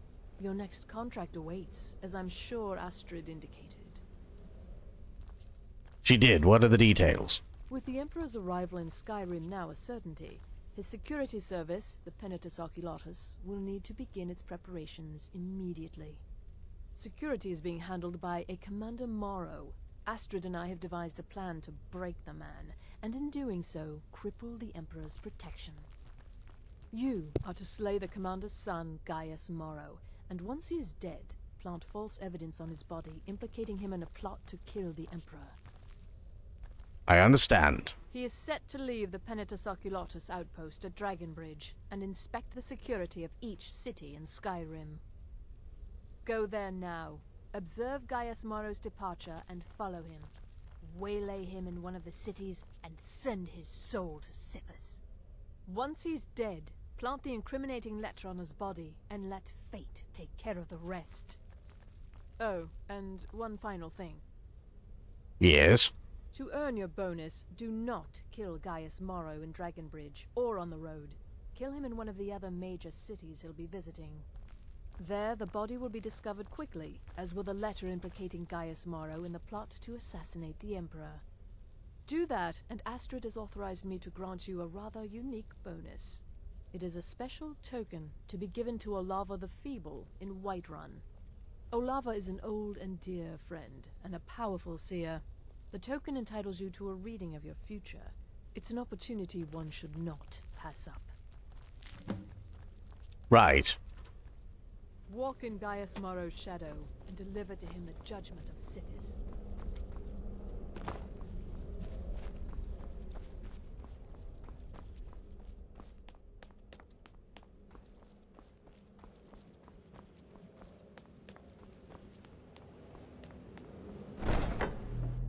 Let's move faster. The sun is...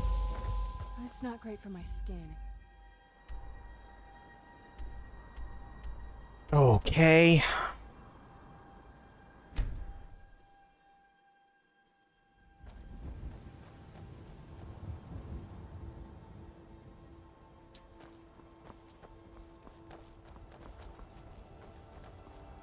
So that's Gaius Morrow, right?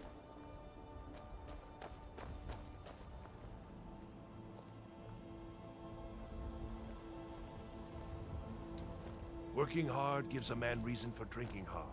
Well, Father, that and worried putting so up with much. a wife like Be mine. I know you will. All the same, remember everything I said. Stay alert. When you get to the cities, make your observations and move on. I understand. You're being paranoid. I'm inspecting security, not charging off into battle. There's not a lot that can go wrong. Son, when the Emperor's safety is concerned, anything could go wrong.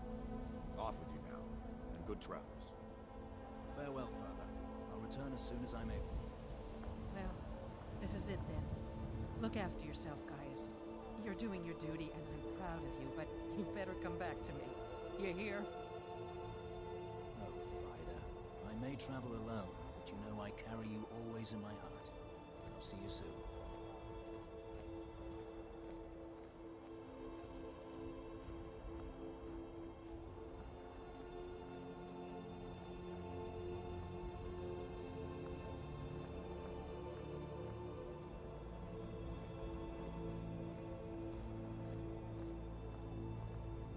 So I have to waylay him in another city.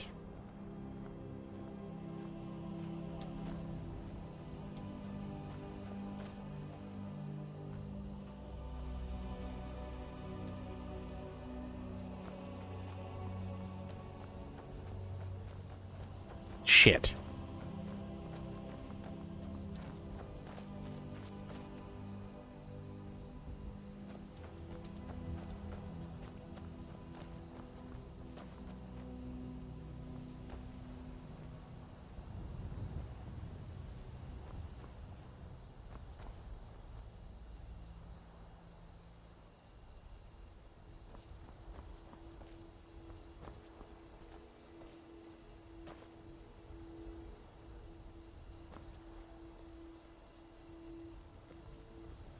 Guess we're walking for a bit.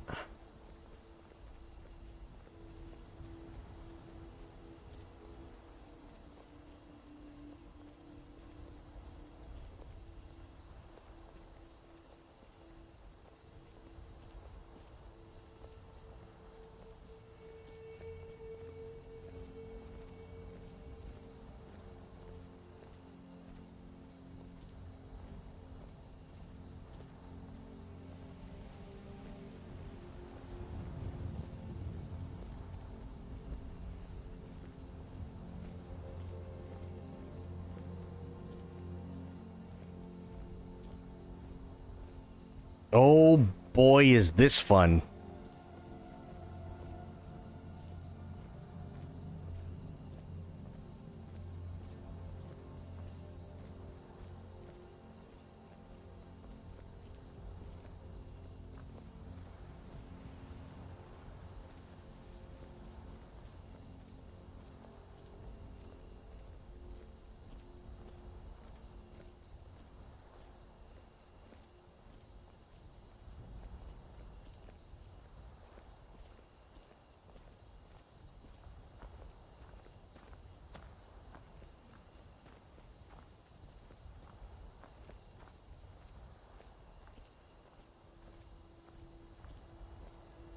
You know, in all honesty,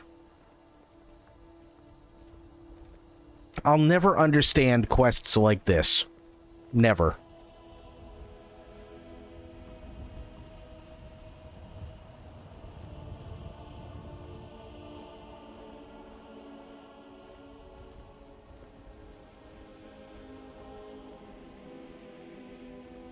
The quests like this are like, oh, what do you call them? Guarding quests. Or babysitting quests, whatever the hell you want to call them. They just take forever.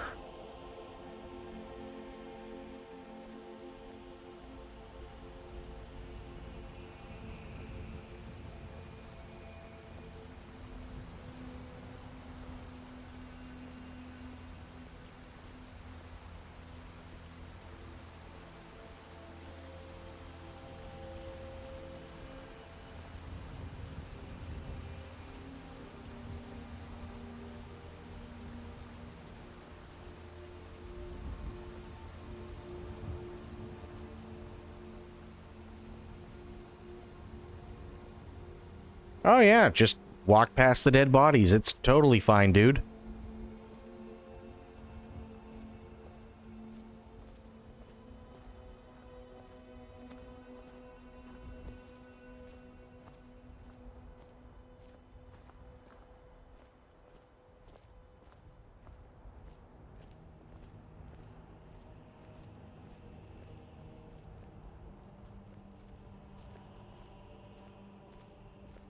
So I can't kill him in Dragon Bridge. I can't kill him on the road. And it'd be perfect to do it right here.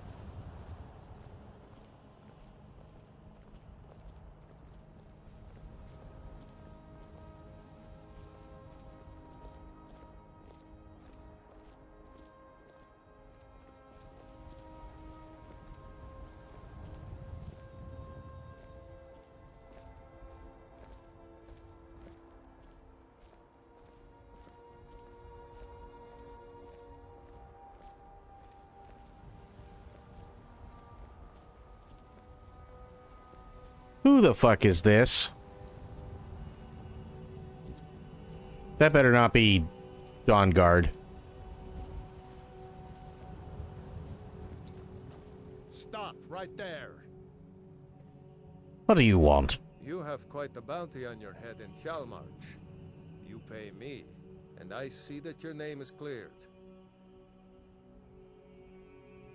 Fuck it, why not? I will make sure this gets back to the Jarl. Minus my cut, of course. Consider your name cleared. For now. Great, thanks, asshole.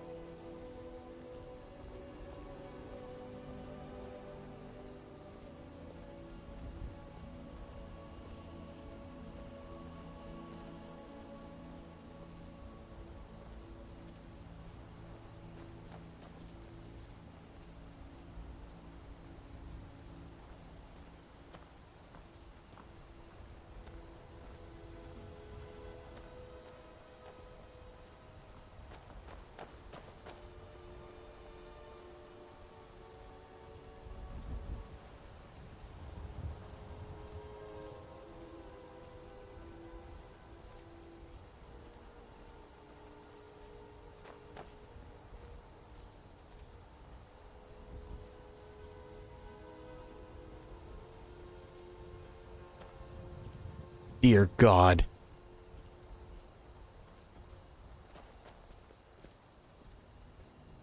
If you were some random other asshole, he would have just tried to cut your ass down. That's true.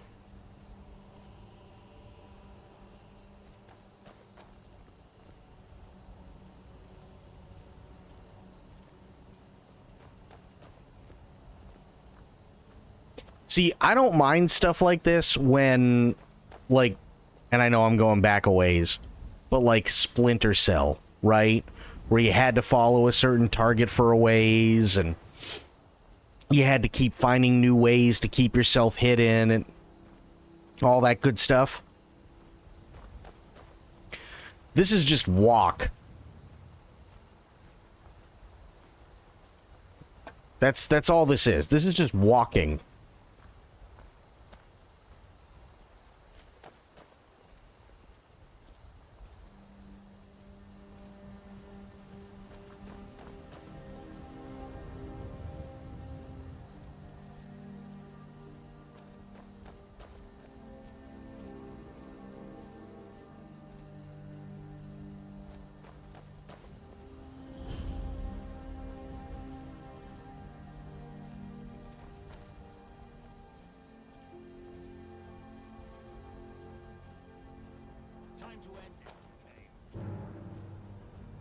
Oh, and he's going right in. You know what? I'm just gonna watch.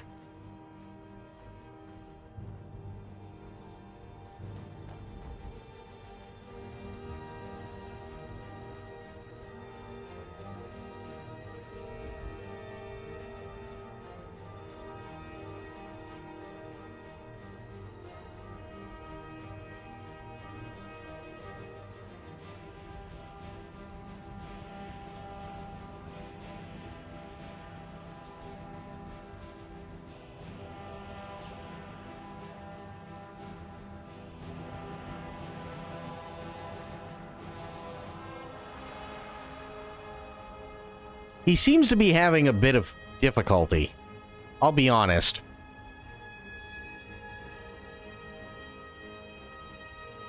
Who's there? I knew I heard something. God damn it.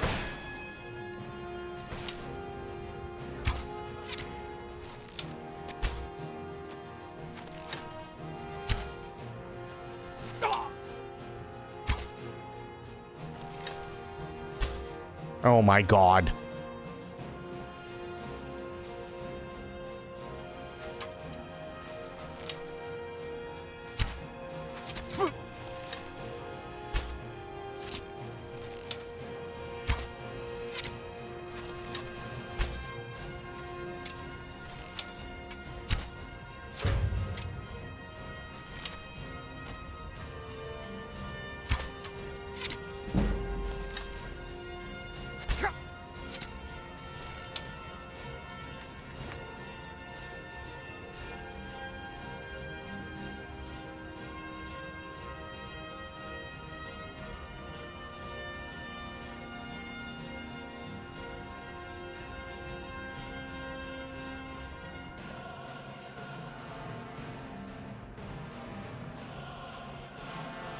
Did he really just get downed?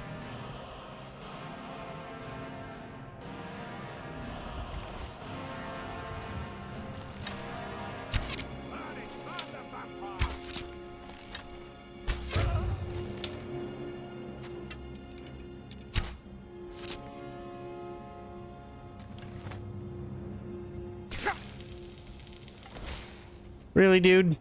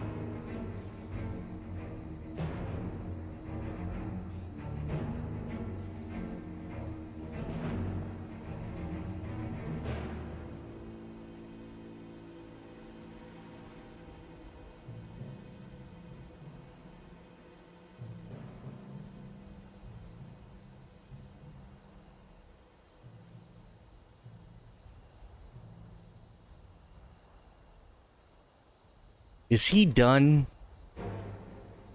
No. And neither is Serana. Fantastic.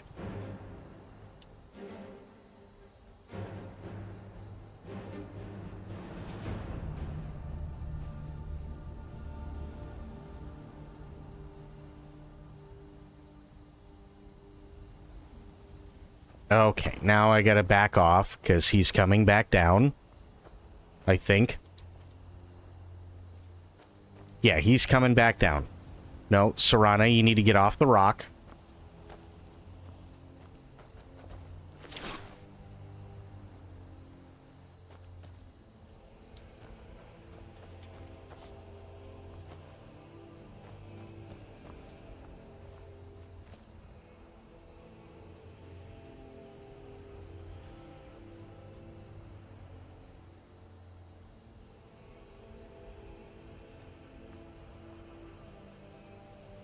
Yeah, I know. You want to be the eye candy. I get it. And you are. You're amazing eye candy. However...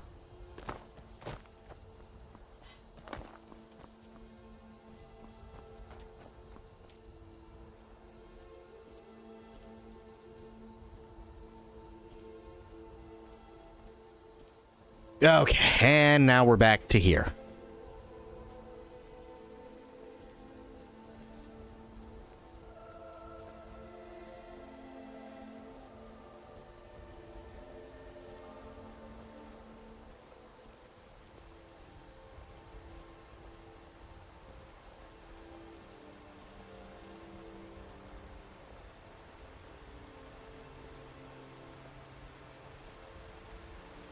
I don't like the look of this.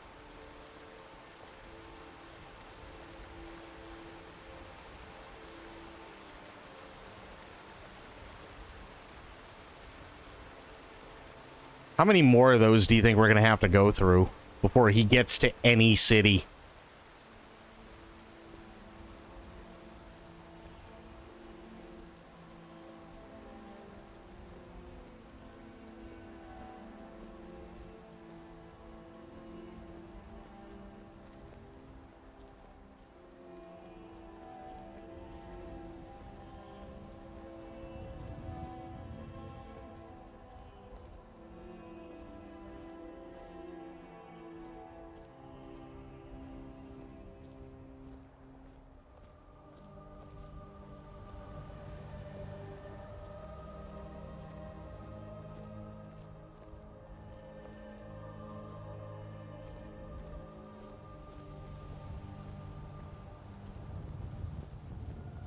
Dear God.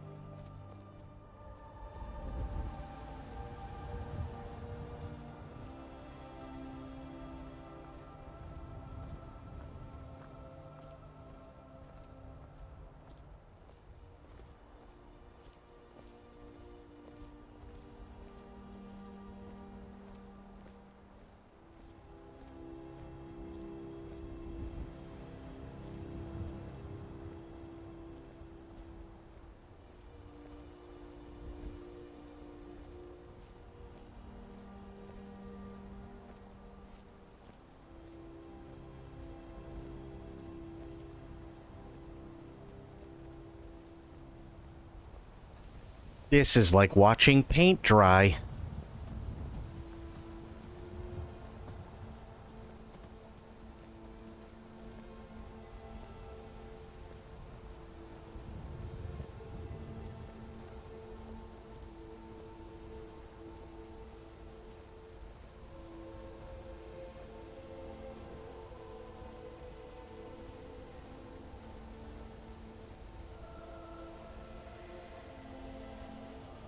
Oh boy.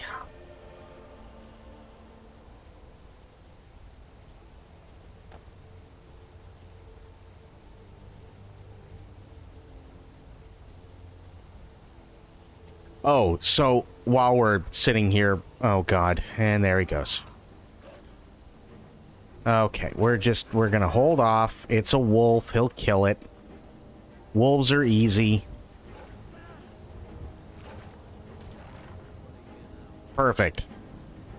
So, been watching a couple of videos recently.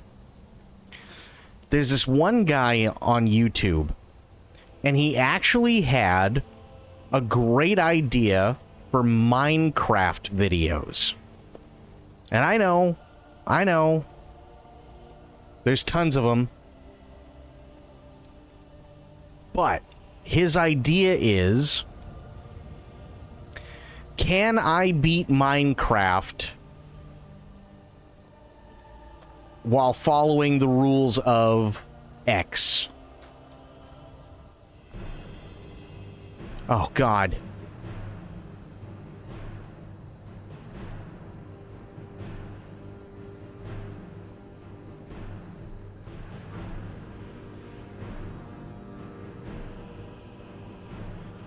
So, like, for instance, what I mean is, he came up with one, and it was, can I beat Minecraft while following the rules of,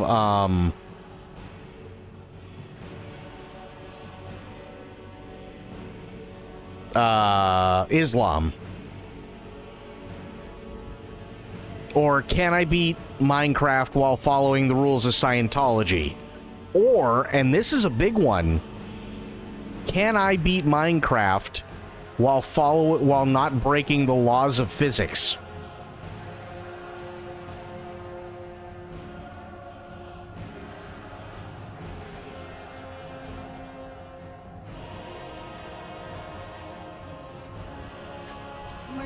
And he's down. God damn it.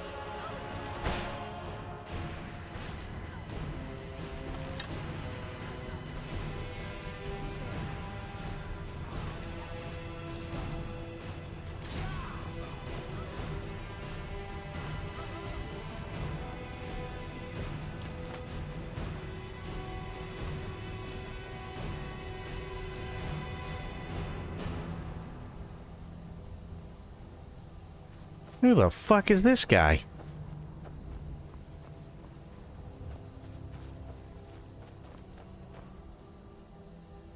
Is this a side objective? No. I really wish it was, but it's not.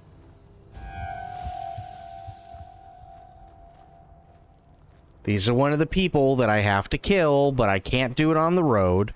I couldn't do it in Dragon Bridge. I have to waylay him in a city, and then I have to plant a note on him that talks about killing the Emperor.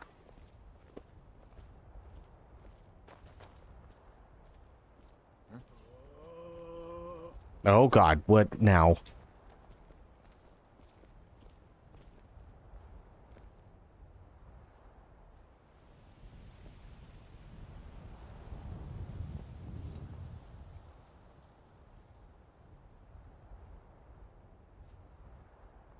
Watching the Islam one made me not want to watch the rest of his videos. Honestly, though, like, it's actually, if you think about it, it's not easy.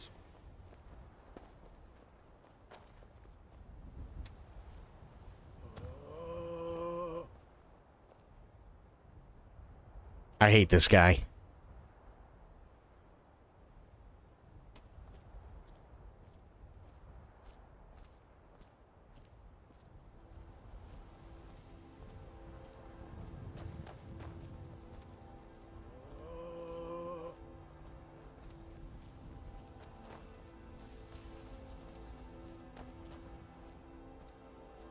Like, if you actually stop to think about what he's trying to do... Who's there? It's not easy. Oh, God damn it.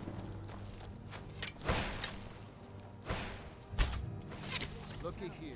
Looks like we got ourselves a hero.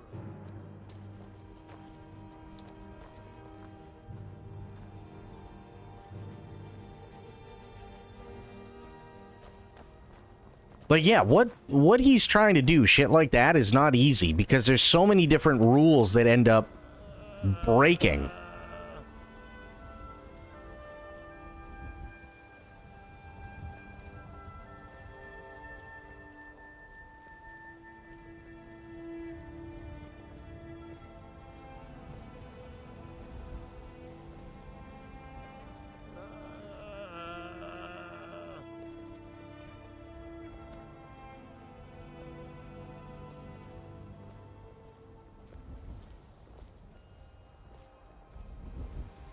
Oh, great. Now we're off the road. Fantastic.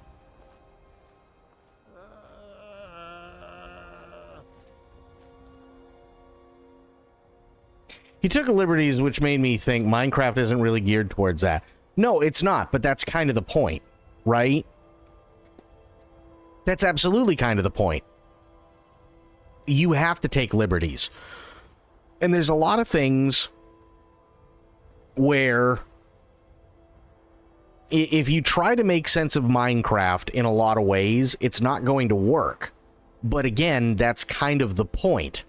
Is that Minecraft, like, there's so many people that are like,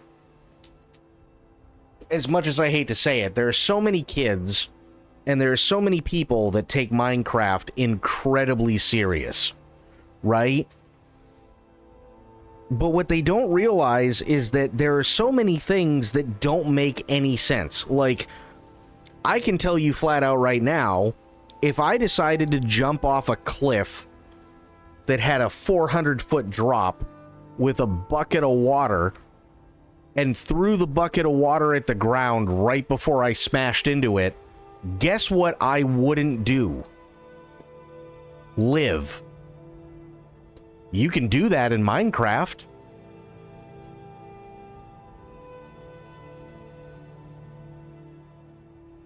So there's a lot of, like, things in Minecraft that, like, yes, you do have to take certain liberties. You do have to do certain things. But at the same time, the stuff that he's actually bringing forth is educational. So yes, he's using it as entertainment, and that's all well and fine. But you can also sit there and go, okay, well, so Islam, you know, these are the tenets of Islam, or I think he does like another one where it's the tenets of Judaism, like, you know, can I beat Minecraft following the rules of Judaism? I think there's another one for Christianity. There's one for following the rules of North Korea. There's one for breaking the laws of physics, or not breaking the laws of physics. Like, he's got a bunch of them, and in all honesty, there's a lot of things. Like, a lot of things in Minecraft. Like, for instance, one would think, oh yeah, breaking the laws of physics, that should be easy. Really?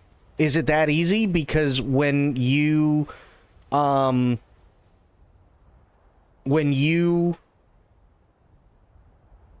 beat a tree, right? Or when you start chopping away at a tree, if you hit leaves, those leaves don't give you leaves, right? If you hit grass, like tall grass, it doesn't give you grass. So you automatically break the laws of physics doing that, because there's nothing given in return. You're not taking energy and putting it into something else. It just vanishes. Right? It's stuff like that where you're just like, I never would have thought about that. Never would have thought about that whatsoever. But see, this is why I think it's fun, because it's better than what most people do when it comes to Minecraft shit, which is, oh, let's watch a streamer for the 200 millionth time try and speedrun Minecraft and have all this crap on their screen so that they can get, like, the most accurate times and they know where everything is and, like, all this other shit. And hey, listen, there are some people that like that stuff. I don't. I really don't. Like, if people want to sit around and play Minecraft, whether it be creative or survival, that doesn't bother me. It's when literally all you see are, oh, well, here's insert big streamer again, and they have all these things on their screen, and they're bunny hopping all over the place, and they're trying to do this as fast as they possibly can, and like it just gets boring. It gets really boring. Unfortunately, it kind of runs into the same thing when it comes to Elden Ring, right? There are only so many things that you can do when it comes to Elden Ring before everybody's like, yeah, but we've kind of already seen this because either A, you did something similar, or B, because somebody else already did it.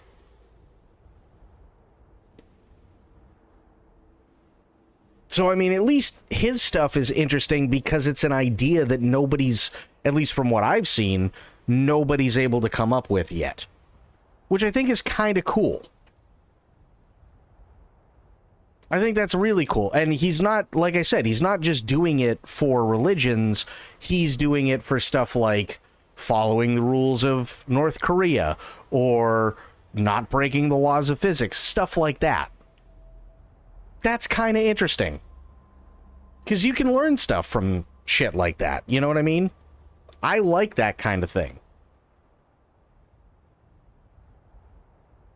I think that's always really cool. When somebody comes up with a brand new idea and they go with it, to me, that's always good.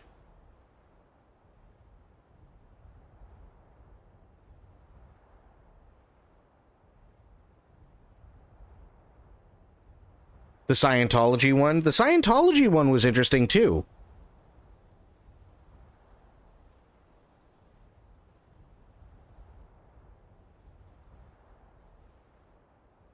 I mean, he's done more than a few of them. So it's like, you know, I gotta give credit where credit's due. I definitely have to give credit where it's due. You know, like, he's not just, let's play Minecraft. It's like, okay, yeah, but literally everyone can play Minecraft. That's never been an issue. You know what I mean?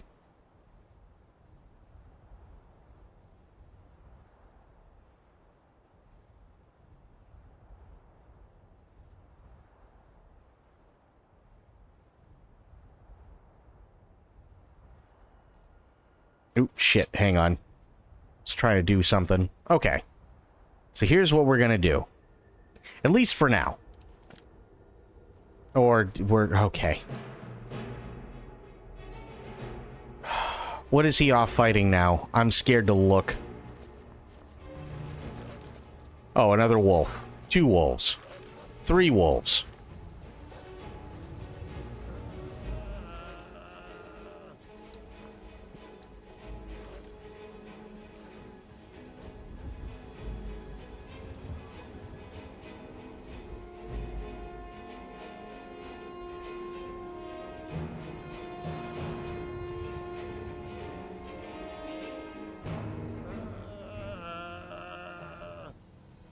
Okay.